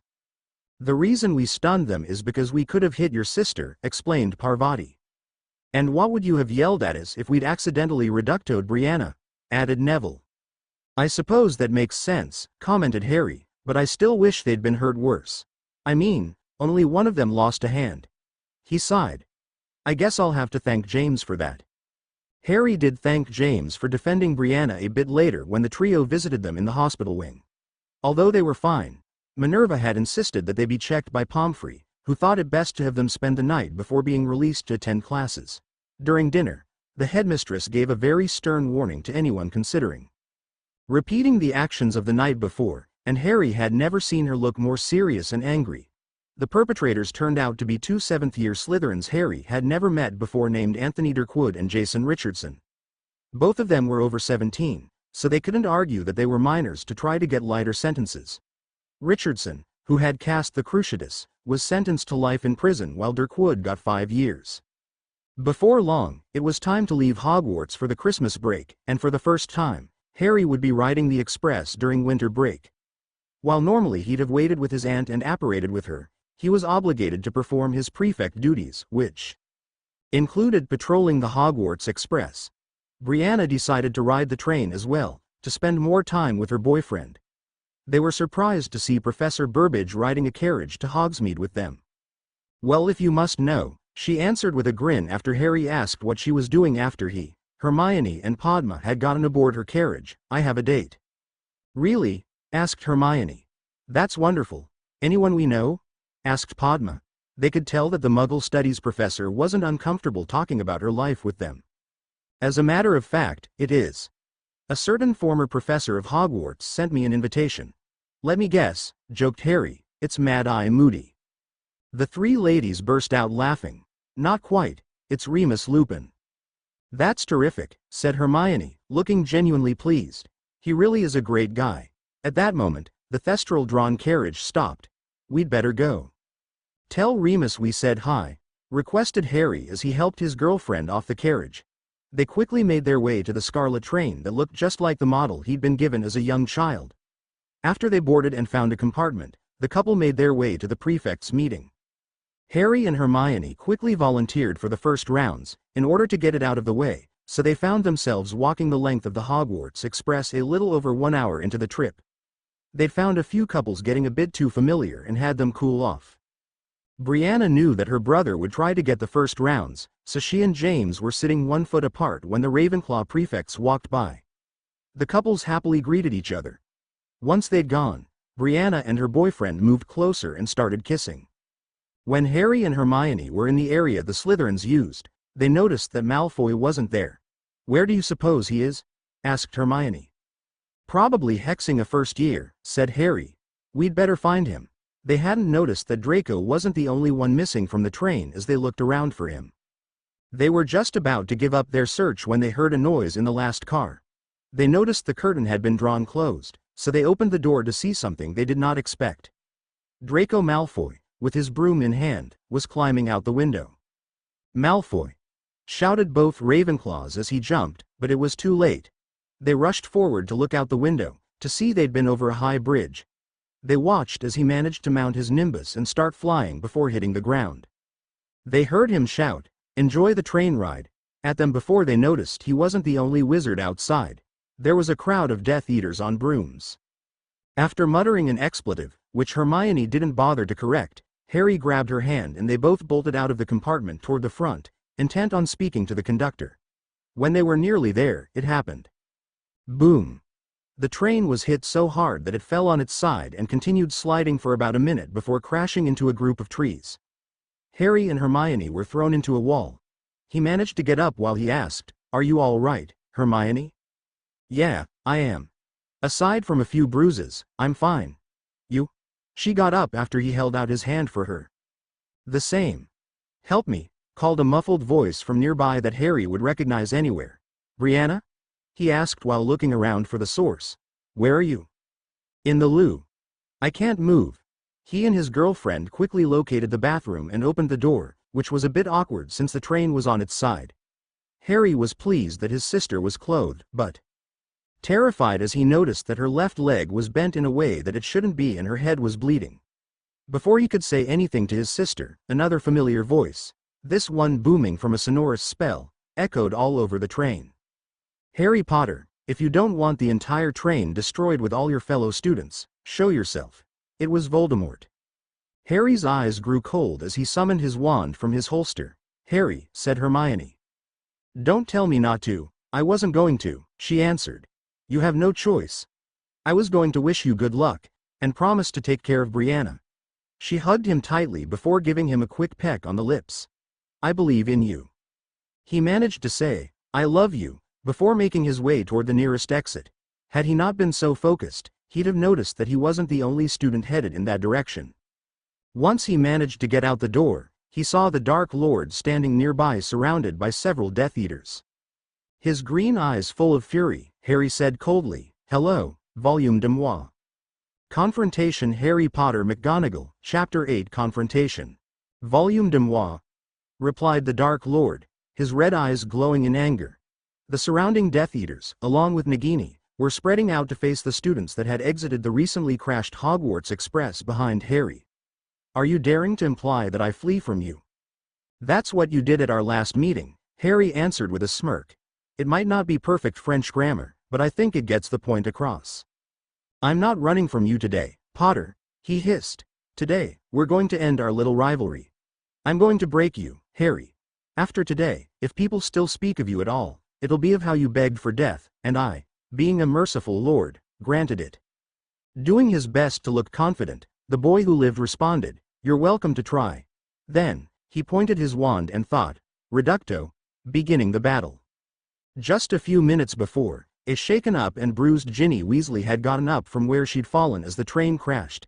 After she made sure she didn't have any major injuries, she started making her way toward the nearest exit, knowing that someone would have to fight the monsters that had attacked a train full of students. When she heard Tom Riddle, for that was how she thought of the Dark Lord, shout for Harry to come out and fight, the youngest Weasley knew that if he were conscious, her friend and rival Seeker would face the madman. She decided that, even if, according to the prophecy, he would have to personally kill Voldemort, he wouldn't be facing all the Death Eaters as well.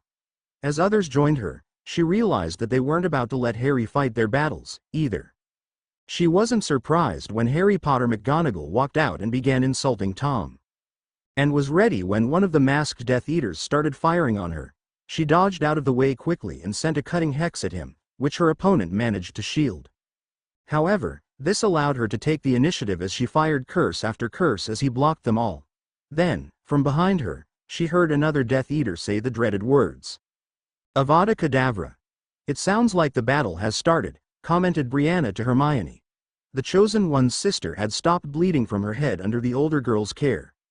Her brother's girlfriend had her wand out with one eye staring around them, looking for any motion, while her other hand was trying to make her comfortable. "I suppose so," she replied while glancing around them again. "I wish I could be in the fight," said Brianna. "You don't have to stay. I am not going to leave you alone," Hermione interrupted. At that moment, almost from out of nowhere, a huge snake snapped at Hermione, who barely dodged out of the range of its fangs.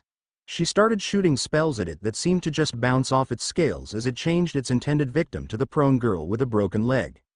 Brianna managed to shout, "Reducto," blasting one of the serpent's eyes, causing it to hiss loudly. It opened its mouth wide, making ready to strike in revenge.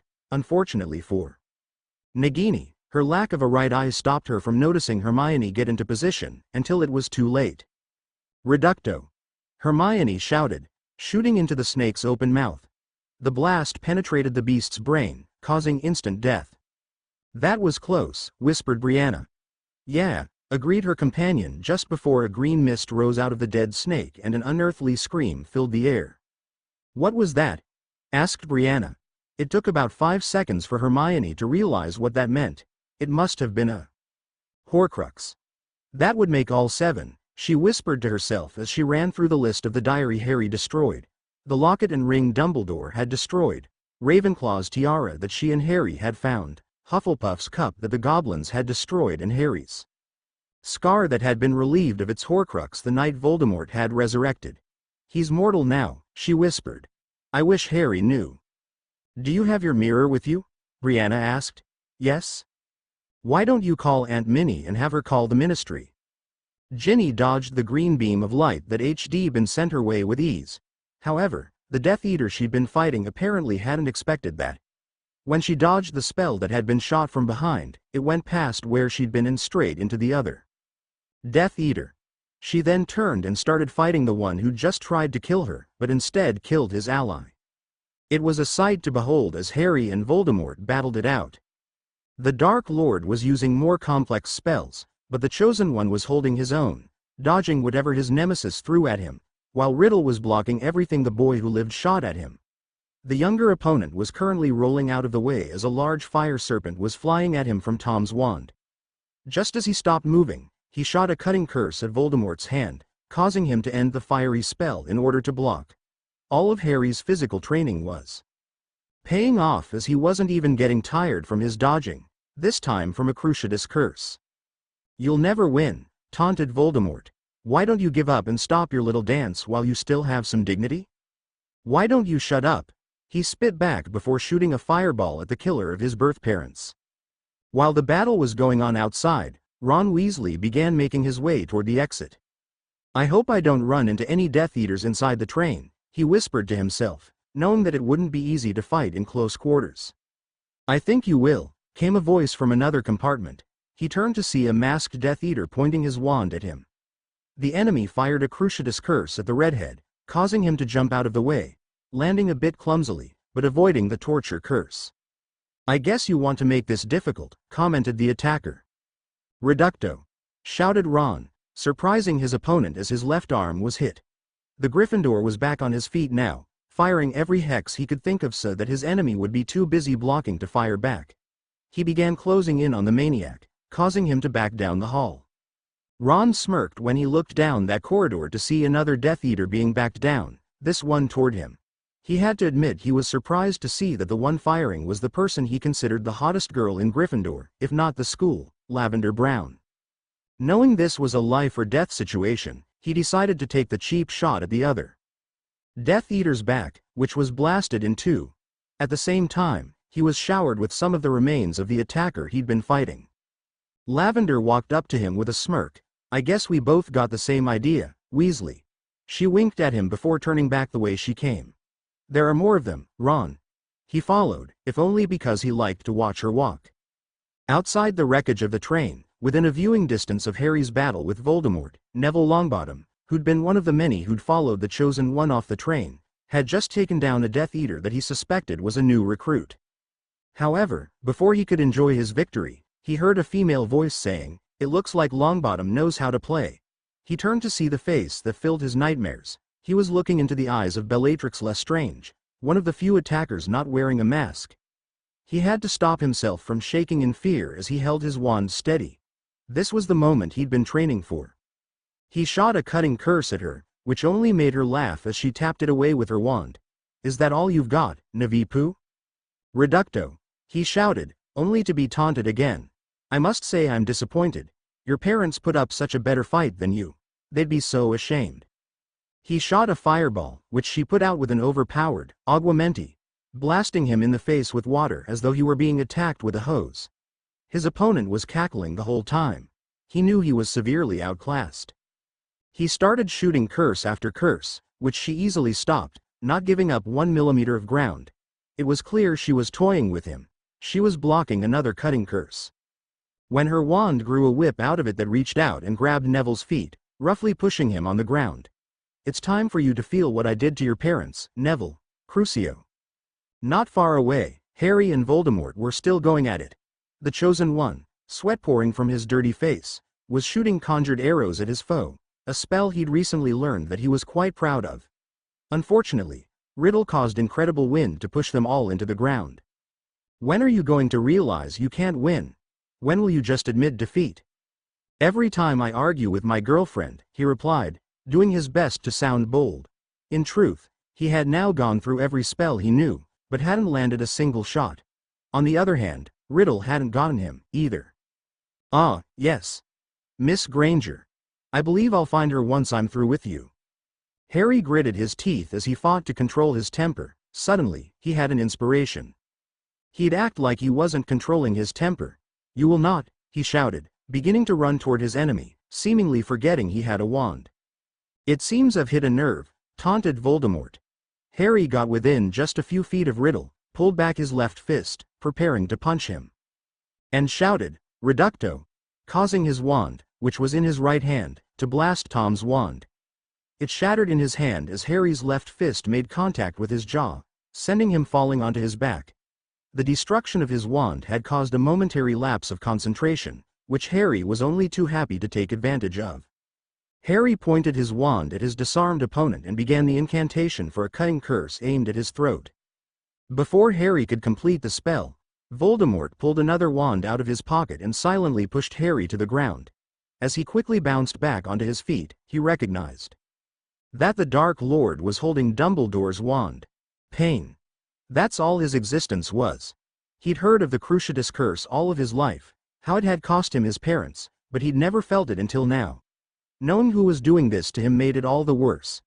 Neville didn't know whether he'd been under the curse for a minute or a month. He just knew he couldn't take much more of this. He could easily see how this had driven his parents out of their minds. Bellatrix Lestrange was cackling madly as she twisted her wand, causing her victim to scream one octave higher. She idly wondered if she could learn to manipulate the screams so well as to use her playmates as musical instruments. She was brought out of her thoughts when a raven suddenly swooped down in front of her. She stopped the curse on the Longbottom boy to kill this blasted avian when it changed form in front of her, becoming a girl pointing a wand at her. "My compliments on learning to transform so young," Bella said before adding, "Don't I know your parents, Miss Pottle?" Without waiting for a reply, she shouted, "Crucio." Padma dove out of the way while watching a shaking Neville stand up, getting his wand off the ground where he'd dropped it. "So, now I'm facing two almost orphans I created. What fun," Lestrange taunted as her whip was once again conjured and aimed at Padma. "Do you really think I'd be so foolish as to only carry one wand?" bragged Voldemort as Harry glared at him. "Let me guess. You thought you'd won, didn't you?" "Reducto," shouted Harry, no longer conversing with his opponent. He was more determined than ever before to end this. "Tisk, tisk. Don't be so rude," Riddle gloated as he batted away Harry's spell. "I've so enjoyed our conversation." He then conjured a stone that flew at his opponent like a hid bludger. Fortunately, the boy who lived had lots of experience dodging them, so he had no problem with that as he shot his next spell. Pointing his wand at Voldemort's feet, he transfigured his shoes into roller skates. Unfortunately, Riddle kept his balance while shielding the follow-up Tirping hex. By the time Tom's shield had been broken, his shoes had been returned back to normal. Hermione, who'd finished speaking to Minerva, who'd promised to call the Aurors, was standing up guarding Brianna against the latest Death Eater who had entered the hallway. When he fell forward, dead from a blasting hex to the neck, she looked behind the corpse to see James Sodder, Brianna's boyfriend, standing with his wand pointed. She could see the moment he noticed his girlfriend on the floor. "How is she?" he asked, his eyes showing how concerned he was. "I'm dead, Jim," she replied, causing Hermione to snort at her Star Trek joke. "It's good to see you've still got your sense of humor, although your leg looks awful." He had noticed how her broken leg was bent the wrong way. "I thought you liked my legs," she replied, faking offense, causing Hermione to roll her eyes.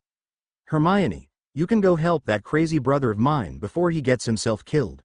James will protect me, won't you?" She turned to her boyfriend. "With my life," he promised, and Hermione transformed into a cat and took off. Padma had to admit that Bellatrix Lestrange had well earned her reputation as the most feared witch in Britain. She was taking on both Neville and herself, and making it look easy. It was all they could do to avoid getting hit. At this point, Lestrange wasn't shooting torture curses anymore, since that could never work while fighting two opponents. While you hold one under the curse, the other kills you. Suddenly, a beam of light shot toward Bella from the other side. The experienced Death Eater managed to dodge, but saw she was in a bad predicament. Parvati Pottle was behind her while the other two were in front of her. "Let's spread out and surround her," ordered Padma as they caught Lestrange in a crossfire. The cat that was Hermione had just exited the train and was looking around. She did the closest thing to a smirk that a cat is capable of when she noticed Bellatrix's predicament. However, she wasn't here to observe the battle. She spotted Harry and Voldemort, almost in a world of their own as they were given a wide berth. She made her way through the chaos unnoticed until she got as close as she felt she could, and transformed back into a girl. "Well, aren't you full of surprises, Mudblood?" asked a voice she recognized from behind her. She inwardly cursed that she was so careless to let someone see her. She spun around while shouting, "Reducto!" surprising Draco Malfoy while blasting a hole through his chest. She took a deep breath, keeping herself focused on what needed to be done. She could have a panic attack after the battle was over. For now, she had to help Harry. Even in a crossfire, Bellatrix Lestrange lasted longer than most fighters would. However, when 3 blasting hexes were shot at her, she had no place to dodge to and couldn't shield. In 3 different directions at once. The most feared witch in Britain died from being shot by 3 children of her victims. Most would agree that it was a fitting end for her. Hermione got close enough to help Harry just as he was dodging a fireball Voldemort had sent his way. However, Riddle had picked up his pattern and quickly fired a bonebreaker. Where he'd dodged, his right hand was hit, causing his wand to fly backwards, far away from him, as he cradled his broken hand in pain. "Harry!" shouted Hermione in horror, giving her presence away. "I told you how this would end, didn't I, Harry?" gloated Voldemort. "If you'd have given up earlier, you wouldn't have had to see this." He pointed his wand at Hermione. Harry moved his left hand to summon his first wand from its holster while his enemy was distracted. "Avada," said Riddle lazily. "Reducto," thought Harry at the same moment. Voldemort didn't get to finish his curse because his mouth, along with the rest of his head, had been blasted off his body.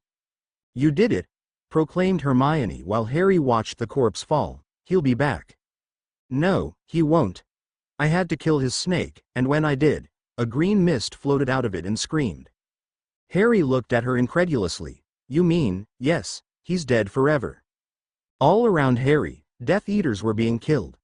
When Harry decapitated their master, they felt their dark mark completely fade and were distracted. The few who weren't killed surrendered. Showing their usual promptness, the Aurors arrived moments after the battle ended. Harry commented to his girlfriend, "At least they can clean up the mess." In the end, while most students were injured, only 10 were killed, one of which was Anthony Goldstein. Rufus Scrimgeour, the new head of the Department of Magical Law Enforcement, showed up soon after the Aurors and congratulated Harry on his victory. He thanked the man, but his heart wasn't in it. He just wanted to get away from the area. Aunt Minnie soon arrived and hugged him tightly at about the same time the healers arrived. Brianna was taken to St. Mungo's. Her family, along with Hermione and James, followed. Over the course of Christmas break, celebrations were held, Orders of Merlin rewarded. Harry got a first class while everyone else who participated in the battle got a second class, and funerals were attended. Harry and Hermione helped each other get over their traumas as best they could. The break ended quickly, and soon they returned to school. Life went on. Epilogue Chapter Notes. See the end of the chapter for notes. Harry Potter McGonagall, Chapter 9 Epilogue. "Harry, wake up, mate," said Michael Corner as he pulled back the blue curtains that were protecting his dorm mate from the sunlight. The man who won blinked his eyes as the light shone onto his face, ending his slumber. What? "It's time to wake up. We've got to get breakfast, and then we'll have just a few hours to get ready." Finally remembering what was going on, Harry Potter McGonagall smiled at his friend for 7 years. "At least this is the last time you'll be waking me up." "Yeah. I'll leave that to Hermione in the future." Harry's grin widened at the thought of his fiancée. "I'll bet she's already up, as usual." "No doubt about that, is there?" asked Terry Boot, who revealed himself to be awake and already dressed for the day. The dorm the 3 of them shared still contained a 4th bed, the one that had belonged to Anthony Goldstein. Every day, in what had become something of a ritual, Harry would glance at the empty bed and close his eyes in remembrance of his friend. This would be the last time he'd be able to do that. "No doubt at all," replied Harry. After a few moments, he noticed a hoverboard on top of his magical trunk and placed it into the largest compartment, on top of a stack of hoverboards. Then, he made his way to the bathroom, where he showered and prepared to face the day. Somehow sad that this would be the last time he'd go through his morning ritual in the Ravenclaw dorm. While he was still exercising most days, he decided not to do it on this special occasion. He still kept in shape because he never knew when the next nut would try to take over the world. When he finally reached the common room, he saw the woman he loved waiting for him. "Well, it took you long enough, Harry," she exclaimed. "Did you oversleep again?" He could tell that she was frazzled, most likely because of the importance of this day. "Good morning to you, too, love," he replied with a smirk. The head girl took a deep breath. Her years with Harry had calmed her down to a point, but sometimes she still overreacted, and this was one of her boyfriend's ways of pointing that out to her. "Good morning, Harry. I'm sorry that the first words out of my mouth were me nagging you instead of saying, 'I love you.'" "I love you, too.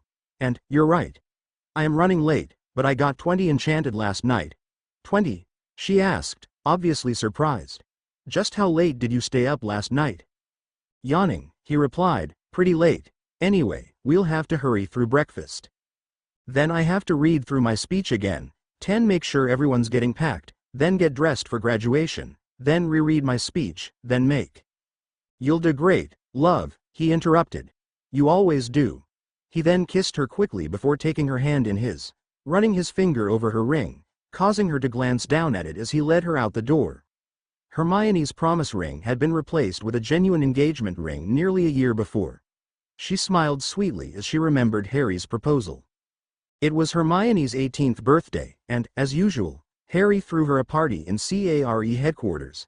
She'd received several presents from her gathered friends, but one present was missing.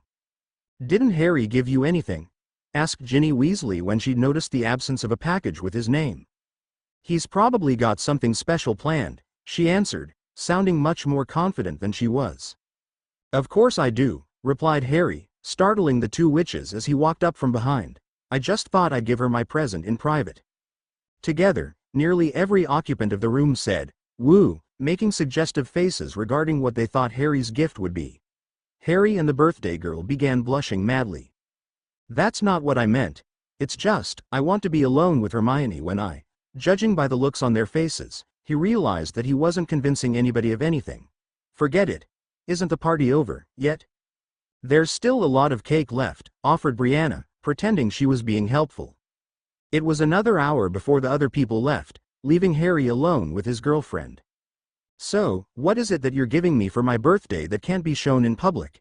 It was obvious from her tone that she was a bit annoyed, but not very. She didn't really care what people thought they were or weren't doing behind closed doors. It was their friends that had slightly annoyed her with their insinuations. It was none of their business. Well, it's not that it can't be seen in public. In fact, I want you to show it in public. It's just that I don't want to." "To what?" she asked, her curiosity piqued. To repeat what happened on your 16th birthday." "What do you mean?" she asked as she searched her memory of that day. Suddenly, she remembered what had been special that day as she caressed the promise ring on her finger. Although it had been over 2 years since the first time Harry had spoken of marrying her. Hermione's insecurities couldn't let her just immediately believe it. "Are you trying to say?" Getting down on one knee, imitating the Muggle tradition, the chosen one held out his right hand, which was holding an engagement ring. It was a simple gold band with a small diamond on top, but it was worth all the galleons in Gringotts to her. Hermione Jean Granger. "I love you more than anything in this world, and I can't bear the thought of not having you in my life." He took a deep breath while preparing himself to say the last part of his rehearsed speech. "Will you marry me?" "Of course I will, Harry," she replied while allowing him to replace her promise ring. "I love you, too." She then pulled him toward her and kissed him deeply. The engaged couple reached the first staircase on the route from Ravenclaw Tower to the Great Hall. However, the stairs weren't there. Instead, they were moving a short distance away. "Did you do it?" asked Harry. With a grin, Hermione answered, "Yes, and it worked." While Harry had been enchanting hoverboards, his girlfriend had enchanted something else. It was an idea that they'd mentioned on their very first day at Hogwarts, although they didn't get started on the project until after Voldemort was dead. They'd been working out how to do this for over 2 years, and wanted to complete the project before graduation. Harry cleared his throat. Stairs. Down toward the Great Hall. Suddenly, the wayward staircase stopped what it was doing and moved toward them, as a small group gathered. Around Hogwarts' golden couple, one end of the staircase attached to the point in front of them, while the other end attached as far down and in the direction of the Great Hall as it could. They could see other staircases moving into positions to complete the route as their friends in Ravenclaw clapped. "I've got to admit," commented one of them, "I never thought you'd actually do it." They just smiled as they stepped onto the staircase and made their way down. "So," asked Harry, "do you think this will get us mentioned in the next edition of Hogwarts, a history?" With a small grin, his fiancée replied, "If this doesn't, I don't know what will." "It's weird to think that we'll never have breakfast in the Great Hall again," commented Harry as they entered the largest room in Hogwarts, whose ceiling was revealing the summer sky. To indicate the winner of the House Cup, the hall was decorated in Ravenclaw colors. "There you are," declared Padma, who was sitting at the Ravenclaw table next to her current boyfriend, a Hufflepuff named Justin Finch Fletchley. She'd broken up with Terry Boot during their 6th year. She was eating breakfast, so the remains of an omelette were on her plate. "Did Harry oversleep again?" "Of course," replied Hermione. "He's been oversleeping every morning since we finished our NEWTs." "I'm right here," said Harry with a yawn, "and do you know how late I've been staying up working, until 3 a.m. "Sorry, Harry. I suppose you're entitled to sleep a bit late. When's the grand opening?" With a proud grin, Harry replied, "In 1 week. Remus and Sirius are getting the shop all ready. I'll have to handle organizing the warehouse once I get out of here." About that time, several owls flew into the Great Hall carrying the mail. One, a snowy owl, swooped down right in front of Harry, who was filling up his plate. "Good morning, girl," he greeted while giving Hedwig a piece of bacon. He untied a parchment from her leg that said it was from Marauder's Quidditch goods. Before he could open it, another owl landed in front of him, bearing a parchment with the insignia of Puddlemere United. "How many times do I have to say no to these people?" he asked with a sigh. "Apparently at least one more time," replied his fiancée. "You've got to admit that any team that contracted you would double their crowds and revenues." "Just so people can see the guy who wasted that idiot," hissed Harry. "He wasn't an idiot," replied Padma, in Ravenclaw lecture mode. "You simply were ready for him, and he knew it. He attacked the train to force a confrontation because he knew you were growing stronger by the day. He probably hoped you'd have been injured in the crash." "Your hard work paid off," added Hermione. "Just imagine if you hadn't been preparing for that fight. It could have taken years to beat him. The war could still be going on now. Especially if Dumbledore and Bones hadn't taken care of most of the horcruxes," whispered Padma, making sure not to be overheard talking about those darkest of objects. "You'd been going to magic school since you were 6 years old, which gave you much more experience with spellcasting than any other Hogwarts student, besides Brianna," Harry's girlfriend added. "Look at this, Harry," a girl excitedly squealed from behind him. He turned to see the Gryffindor Quidditch captain, Ginny Weasley, standing next to her longtime boyfriend, Michael Corner. While staring at a parchment like it was an ice cream sundae, he noticed the logo on the parchment. "The Holy Head Harpies? That's great, Ginny. Aren't they a bit early, though?" he asked. "They say they've been watching me play and invited me to practice with them for a few weeks this summer," she exclaimed, the joy evident in her face. "Can you believe they're actually scouting me?" "Congratulations, Ginny," Hermione said with a smile. "That's terrific," added Padma. "Thanks, guys. Harry, I was wondering, if I could borrow one of those Marauder brooms you made that goes a bit faster than the firebolt for that. I'd take really good care of it. IJ just wanted to knock their socks off." Asked Harry with a grin while she nodded sheepishly. Putting his head down, he put on his most unemotional face. "Can't do it, sorry." Ginny's face fell. "Come on. I promise I won't damage it. The reason I can't loan you one is because I'm giving you one as an early birthday present," interrupted Harry. "I've already enchanted it." Ginny looked like she wanted to either faint or snog him. She settled for saying, "Thank you, thank you, thank you," while pulling him into a tight, yet brief, hug. "Just so you know, I'm also giving one to Ravenclaw's new Seeker next year, so I'm not helping Gryffindor beat us." "I can't wait to see Ron's face when I tell him," exclaimed Ginny. "He'll be so jealous." Harry looked to see that the redhead in question currently had his face attached to Lavender Brown, whom he'd been faithfully dating since the day Voldemort died. Harry chuckled as, at that, Same table, he saw Neville and Parvati feeding each other, amused at their antics. They'd grown very close after the final battle with Voldemort. Once the youngest Weasley had walked off, Harry unrolled his scroll. Furball, you won't believe how many pre-orders we already have, both for brooms and hoverboards. I hope you've been making more like you promised, because if you don't, we'll sell out before lunch on opening day. What followed was a list of the orders, along with Sirius Marauder's signature, Padfoot. No matter how many times Harry told them to call him Claus, they insisted on Furball. I thought that was from Marauder's Quidditch goods, came another voice from behind Harry. He turned to see his sister standing, holding hands with her longtime boyfriend, James Sauter. I told them to send me a copy of everything, too. I told them, too, sis.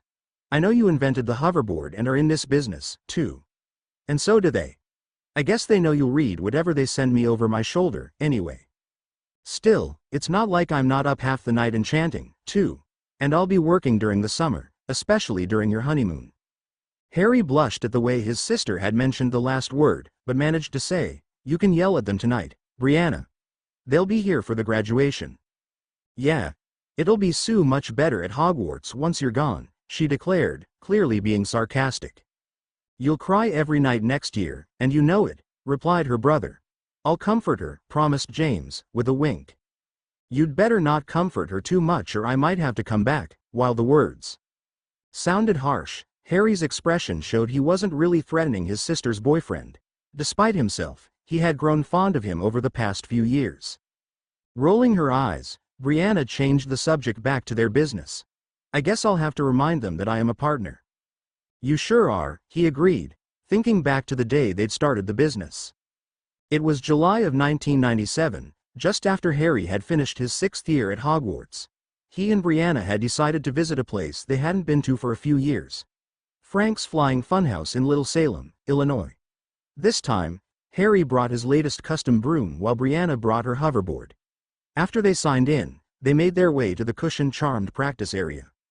Now, the fun begins, declared Harry's sister as she stepped on her hoverboard, allowing the sticking charm to attach it to her left foot, and began flying upward in circles as her altitude increased.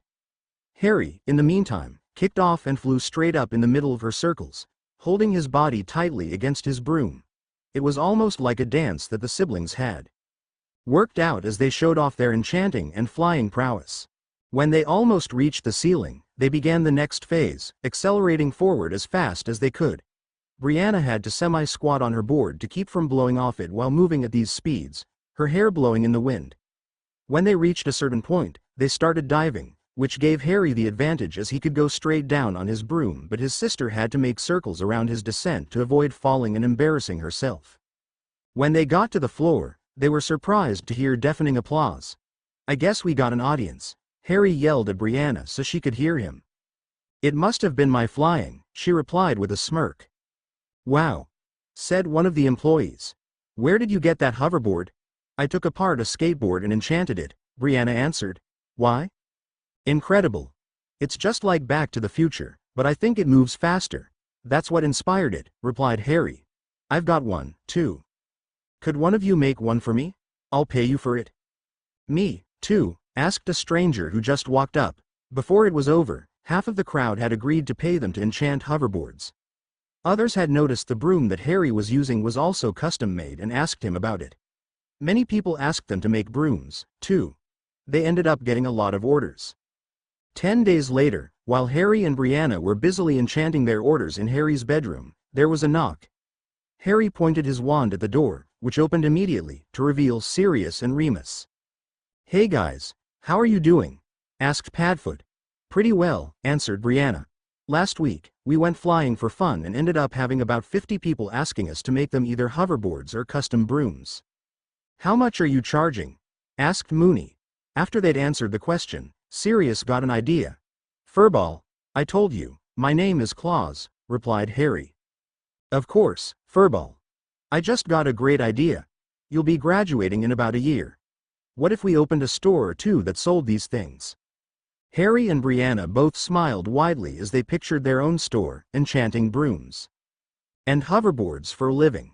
They imaged improving their enchantments and coming up with more products. That sounds awesome, exclaimed the boy who lived That was when the idea for Marauders Quidditch goods was born. It was decided that Remus would be in charge of finances and Sirius would be in charge of advertising.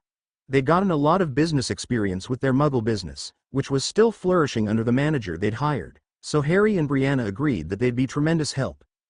The older Marauders would both work at the first store, which would be in England, until it started making enough money to hire people, and then would open one in America. Since then, the McGonagall siblings had dedicated much of their spare time to enchanting and improving enchantments on flying equipment, selling from a catalog. Hermione Granger frowned as she looked in the mirror. No matter how she wore her graduation cap, it made her hair look awful. Ravenclaw boys graduated in blue, while the girls graduated in bronze. She knew they were her house's colors, but she thought the bronze looked horrid on her. She sighed as she looked her speech over for the 20th time that day. "Come on, Hermione. We'll be late," insisted Padma. Shrugging her shoulders, the valedictorian walked out of her dorm with her best friend. One thing that Hermione, soon-to-be Granger Potter McGonagall, or some variation of that, she still hadn't decided, was glad of was that Hogwarts used pomp and circumstance as the graduation music. She smiled as she watched her head of house directing the school orchestra and imagined how chaotic it would be if they'd used the Hogwarts theme song instead. She marched in with the other Ravenclaw girls and took her seat. The order that graduates entered was Gryffindor boys and girls, then Ravenclaw, Hufflepuff and Slytherin. They sat on chairs that had been specially arranged for this ceremony, as opposed to the house tables that customarily filled this room. She nervously looked around her as she waited to give her speech. She first saw the girls she'd been sharing a room with for 7 years, then Harry and his dorm mates. She saw Neville wearing Gryffindor red while Parvati wore gold. The Hufflepuffs and Slytherins were also in their house colors. Hermione was barely paying any attention to the headmistress' speech as she looked at the crowd. She could see her parents, as well as Harry's family, sitting among the crowd. Brianna seemed to be hissing at Sirius and Remus, who actually appeared to be afraid of her. Hermione imagined it was about them not sending her a copy of business correspondence as well as Harry. Hermione even saw an old woman with a vulture hat crying in one of the seats. Minerva finished her speech and announced, "And now, our valedictorian and head girl, Hermione Granger of Ravenclaw, would like to say a few words." Swallowing, Ms. Granger stood up and walked to the podium to tremendous applause. She figured that no one wanted Harry Potter to think that they weren't clapping for his fiancée. When the applause ended, she began her speech. Hello, everyone." She took a deep breath. "What I'd like to talk about is what Hogwarts has meant to me. 8 years ago, I didn't know of this place's existence, but now, it's become one of the most important places in the world to me. It's certainly been a place of learning magic, but also a place of making friendships. It's been a place of growing closer to some people. It's the place where I became engaged." She paused as she decided to stop herself from following that line of thought, while noticing her fiancé giving her an encouraging smile. "It's also a place that has improved tremendously since I started attending here. Professor McGonagall, who became headmistress in our 2nd year, has tirelessly worked toward making Hogwarts into a safe and pleasant sanctuary of education. This safety was threatened many times during our years here, and I don't believe I have to name the member of this graduating class responsible for finally eliminating that threat over 2 years ago." She paused while the audience gave Harry what she believed was a well-deserved ovation. In this sanctuary of learning, Harry Potter McGonagall was able to study, learn and practice what he needed in order to accomplish his goal, as have many others. Had improvements not been made, who knows if any of us would have been able to meet our goals and achieve our dreams. She thought about how many people in her class had achieved a potions NEWT that most certainly wouldn't have if Snape hadn't been sacked. She knew he'd helped with the war, but that did not make him a good teacher. Likewise, she knew that Dumbledore had had his heart in the right place, but he had not been a good headmaster. He'd managed to almost eliminate all potions NEWTs by hiring Snape, thus ending countless dreams before they could be realized. Thanks to Headmistress McGonagall's efforts, the most important thing I've learned here, that I plan to carry with me, is that hard work does pay off. She returned to her seat to tremendous applause. There were a few more speeches before the graduates were called up to receive their diplomas, which were on scrolls of parchment. Those that wished a Muggle-looking one, such as Hermione and Harry, would receive one in the mail with a different school name than Hogwarts School of Witchcraft and Wizardry. After the ceremony, Harry and Hermione walked hand in hand to find their families. "You did a great job on your speech, darling," remarked Harry. "Thanks. Are you sure it didn't sound stupid?" "Of course not." "Would you tell me if it did?" she countered with a smirk. "There you are," said Hermione's mother. "We've been waiting for ages."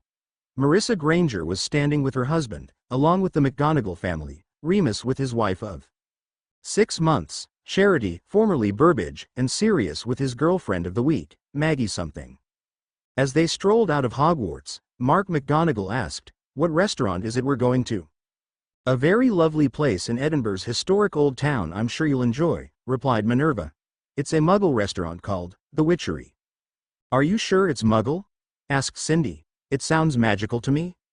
"It was named that because of the hundreds of so-called witches burned at the stake in the 16th and 17th century at that site," added Hermione solemnly. "Isn't that one of the places Wendelin the Weird purposely got herself caught?" asked Brianna. "Yeah," replied Harry, chuckling, glad his sister had changed the conversation from somber to amusing. At that time, they passed the gates of Hogwarts, and so were out of the anti-apparition field. Harry, Minerva, Remus, Hermione and Sirius sighed along apparated Mark, Cindy, Adam, Marissa, and Brianna, respectively, while the others apparated themselves. They arrived behind Edinburgh's Waverley Station and began a short, but very steep, uphill walk. While they were making their way to the restaurant, Hermione pulled out a brochure and read aloud. "The Witchery is located at the top of the Royal Mile. You'll see us on the left-hand side of the road as you approach Edinburgh Castle. We are hidden in a collection of ancient buildings in the heart of Edinburgh's historic old town. The entrance is through an ancient, close, below a gilded heraldic sign. Located in a 16th century merchant's house, the rich Baroque surroundings of the Witchery's original dining room offers one of the city's most exceptional dining destinations. Dine on red leather seats, surrounded by ancient oak paneling and hung with tapestries. Heraldic painted ceilings are reflected in the candlelight of dozens of antique candlesticks, whilst historic stone walls ooze with the building's history. Both the original Witchery and the enchanting Secret Garden make memorable settings for private dining, events, weddings or celebrations, in the historic heart of Edinburgh. The richly Baroque Witchery, with its oak paneling and ancient tapestries, seats up to 50 guests, whilst the elegant Secret Garden, with its hidden terrace, seats up to 60. Private dining in either the Witchery or Secret Garden is on an exclusive use basis, allowing your guests to enjoy the magical atmosphere undisturbed. When they arrived, they were quickly shown to their dining area where they were given menus. They listed Scottish seafood, beef, lamb and game along with the Witchery's legendary Angus beef steak tartar, briny fresh seafood platters and even some haggis. During the meal, the topic soon became the upcoming wedding of Harry and Hermione. The men were bored while the women spoke of decorations, outfits and many other details. Harry didn't dare mention that the only detail of his wedding that he cared about was the identity of his bride. Eventually, Remus decided to end the wedding talk by clearing his throat and asking, "Charity, darling, do you think now's a good time to make our announcement?" Instantly, his bride began blushing. "I suppose now's as good a time as any, I'm having a baby." She almost yelled the last part in her glee. Everyone offered congratulations, and then the topic of conversation went from wedding details to baby shower details. By the time dessert came, they had a new topic of discussion: Hermione's new job that she'd be starting right after her honeymoon. "I couldn't believe it when I got the letter from Minister Bones offering me the job. I didn't really think she was serious when we discussed it." Harry added, "Hermione met Madame Bones at the ceremony when the ministry gave out those trinkets." "You mean the Orders of Merlin," corrected his fiancé. "Whatever. The point is that she told you that she believed that sending the Death Eaters, who fortunately didn't get away with an imperious plea this time, to prison would allow the political climate to change so much that she'd be able to form a CARE department, working for equal rights for all magical sentients." Hermione grinned and said, "I didn't think it would really happen, but then last month, I got the letter from her that said she was going to start the department and wanted me to run it. I know it'll be a small department with only a few people, but still. It's a wonderful opportunity," finished Minerva, "and it couldn't have come to a more deserving person." "Your father and I are so proud of you," added Marissa while her husband nodded. "And so am I," declared Harry with a grin. "5 minutes left," announced Brianna, looking at her watch. She, along with her brother, Sirius and Remus, were standing on the sales floor of Marauder's Quidditch goods on the day of their grand opening. Harry would normally work in the warehouse away from the public, who frequently asked for his autograph, but today he would make an exception. He certainly wanted the public to find out all about their products, so today he would sign anything bought at the store. He figured that getting writer's cramp was worth attracting the largest crowd possible. He looked at all the merchandise surrounding him and his hand began to hurt prematurely. The brightly lit, colorful store was completely stocked. He couldn't count how many hoverboards were stacked up in every color and design they could imagine. The Marauder brooms were just as numerous. They also stocked standard and custom Quidditch equipment. Seeker gloves, bludgers, snitches, quaffles and hoops. The equipment was only custom. Charmed for durability, although they did have special training equipment that was not meant for actual games with other charms. The hoops were charmed to reflect the score on an included scoreboard. The set actually included a snitch, too, so that the scoreboard would reflect when the snitch was caught. They also sold Quidditch magazines as well as jerseys and memorabilia from all the teams. The only things they didn't carry that quality Quidditch supplies did were the standard brooms. This store only carried its own brand of flying equipment. They also carried a limited stock of quadpot merchandise, and planned to stock a lot more in their American branch when it opened. Perhaps even the name of that store would be Marauder's Quadpot Goods instead of Quidditch due to the inexplicable, at least, in Harry's opinion, popularity of that sport in America. The outside of the building was a bright shade of blue with a gold roof. The name of the store was in large letters flashing every color of the rainbow.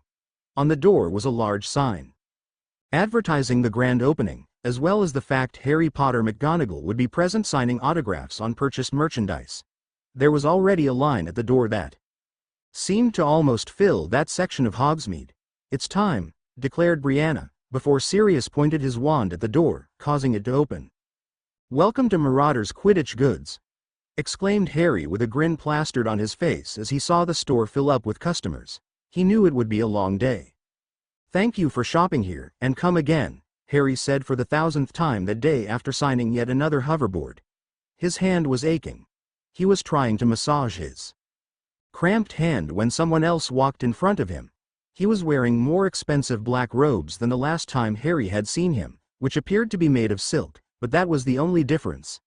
His black hair was still as greasy as ever, and his abnormally large nose was still just as peculiarly big. His sneer was also still in place. "Mr. Potter," said Severus Snape severely. "I should have known the son of James Potter. Couldn't help but go into a Quidditch-related career. Just like your father, you think life is a game." "I see you're still just as warm and charming as ever, Mr. Snape," replied Harry. "I see you're enjoying using your fame to con people into giving up their hard-earned money to get your worthless autograph. I suppose that today's success has inflated your already enormous ego even more." "I thought it was a Slytherin idea to use my fame to help this business," Harry replied. "I think you would appreciate the plan.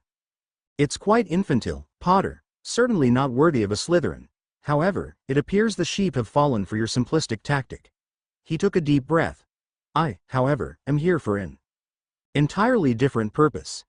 In the taxes for the potions business that I inherited from Professor Dumbledore after his unfortunate demise, I am in need of a write-off that happens to match the price of your useless Marauder broom. Therefore, I have purchased it for that reason. While I hold no value whatsoever for your autograph, it seems likely that if I obtain it here, then someday I'll be able to swindle some fool of many more galleons if it has your worthless scrawl on it. So, sign this broom so I can leave this pathetic nursery." It was then that Harry noticed that Snape was indeed carrying a broom, along with its receipt. He was truly surprised, even a little touched, that after their history, Snape would show up to support his business, no matter what his excuse. He quickly signed the broom like he'd done the others, and said, "Thanks for coming. I do hope your business doesn't fail, Potter. I'd hate for you to end up living off my taxes." Harry wiped the sweat off his forehead as he stood before the crowd, dressed in his black tuxedo as he waited for his bride. He watched patiently as the entire wedding party walked up the aisle until finally the music changed to the traditional wedding march. He watched with a huge smile as Hermione, dressed in a lovely white gown, made her way toward his location to stand with him. The minister asked him if he'd take Hermione Jean Granger for his wife, to which he enthusiastically answered, I do. When the question was put to Hermione, she frowned while a tear began to fall from her left eye. I can't, she stated, to the shock of the crowd. You see, Harry, I'm in love with someone else. What? Harry asked in dismay. Who? Him, she said, pointing at a redhead seated in the crowd who was currently stuffing a cupcake into his mouth. Ron Weasley. Harry awoke with a jump. He was covered with sweat as he gasped for air. Where'd that come from? He asked himself as he shook his head to clear out the nightmare. He glanced at the clock to see that it was 6 a.m. So he decided to get up and shower. Today was to be the most important day of his life. With a determined look on his face, the young man pointed his own wand at his chest and said, Frigus. He smiled and sighed as he felt the effects of his cooling charm. He honestly wondered how muggles could stand to wear a tuxedo, especially one with a vest like he had just put on. Granted, as he glanced at the mirror, he agreed that he looked good in it, but he thought he was about to have a heat stroke. Now, he could look good and feel nice and cool, despite it being a hot July morning. He looked admiringly at the suit he was wearing. It had black slacks with a matching jacket, a white shirt and a light blue vest with matching bow tie and handkerchief. He took a deep breath and released it slowly. At least this part is done, he said to himself. Putting on the tuxedo was the first of his challenges this day, but he knew that in the end it would be worth it. He was about to marry the only girl he ever loved, or even thought about loving, Hermione Granger. He knew that it was unusual to marry the first and only girl he ever dated, but he didn't think anything was wrong with that. Dating, as he understood it, was to find the right person to spend your life with. He just got lucky and chose the right girl first. They'd had disagreements, but didn't let them turn into hurtful arguments, and therefore, hadn't had a nasty breakup. Hermione and he had both won and lost their share of disagreements, and in the end, they still loved each other. He was positive that she was the only girl for him, and absolutely sure he wanted to marry her, so the only question he had was why he was so nervous. It wasn't as though this was his first time in front of a crowd. He'd played dozens of Quidditch matches at Hogwarts with hundreds of spectators. He'd had to give a speech when he was given his Order of Merlin. He made it through those experiences, so why would he be nervous when all he had to do was stand in front of a crowd, make a short spec, put a ring on Hermione's finger and say, I do. There was a knock at the door before he heard the voice of his dad, Mark McGonagall, calling to him, Are you ready yet? Yeah. I've got the tux on, Dad. I told you I didn't need help putting it on. The door opened and Mark, as well as Sirius Black, entered, both wearing their own tuxedos. Hi, Sirius. Hey, Furball. How are you feeling? Just fine, he answered quickly, so nervous that he didn't remind Padfoot to call him Claus. It looks like you almost got it right, commented Harry's dad as he adjusted the collar of Harry's shirt. By the way, you're not fooling anybody with that. I'm fine. Answer. We both know you're scared to death. Am not, he protested. I want to marry Hermione. Of course you do, Cub, agreed Sirius, but that doesn't mean you're not nervous. Remus was terrified. Even James. My biological father? Questioned Harry. Yes, answered Padfoot. James Potter spent years trying to win Lily Evans' heart. He was sure he'd marry her the moment he met her, and informed us of that on our first night in Gryffindor Tower. But on his wedding day, he was pacing the floor of his changing room looking like he wanted to bolt. I know I was a wreck the day I married your mother, added Mark. It's perfectly natural. Marriage is one thing you don't want to make a mistake with, and I don't believe you have. Neither do I, declared Harry with a determined expression. Let's do this. Dearly beloved, we are gathered here today to join this man and woman in holy matrimony. Harry looked deep into Hermione Granger's eyes, even through the veil that she wore. He'd watched her walking toward him, looking for all the world like an angel. He could see that she was as nervous as he, as well as determined. He grinned as he thought back to the first time they'd spoken. Harry sat down first and began to fill his plate when Hermione sat down next to him. Hello Harry, she said. Her face began to get pink. I was wondering if you could be, my study partner. For a reason he couldn't fathom, his face began to turn pink too. What exactly do you mean? She looked down at the table. To do class work and homework together, to study together. Oh, you mean like friends. Well, yes, almost like friends. Harry wondered why she'd say, almost like friends, as though she never had friends before. He suspected it was her obviously studious nature that classified her as a bookworm that prevented her from gaining friends. Sorry, can't do it, he said with a grin. I'm sorry to have bothered you, she said as she began to get up. She sounded like she was about to cry. If you want, we can be friends, and study together as well. But I'm not good at being almost like friends. She sat back down with a huge grin that showed her buck teeth, but more importantly it showed real happiness. Friends? Do you mean it? He had meant it, and had never regretted that decision. When she'd found out his true identity, they'd fought, but their friendship ended up growing even stronger through that difficulty. She'd been by his side for over 2 years before he'd asked her to date him. He'd realized even back then that if he didn't get his act together and ask her out, someone else would have.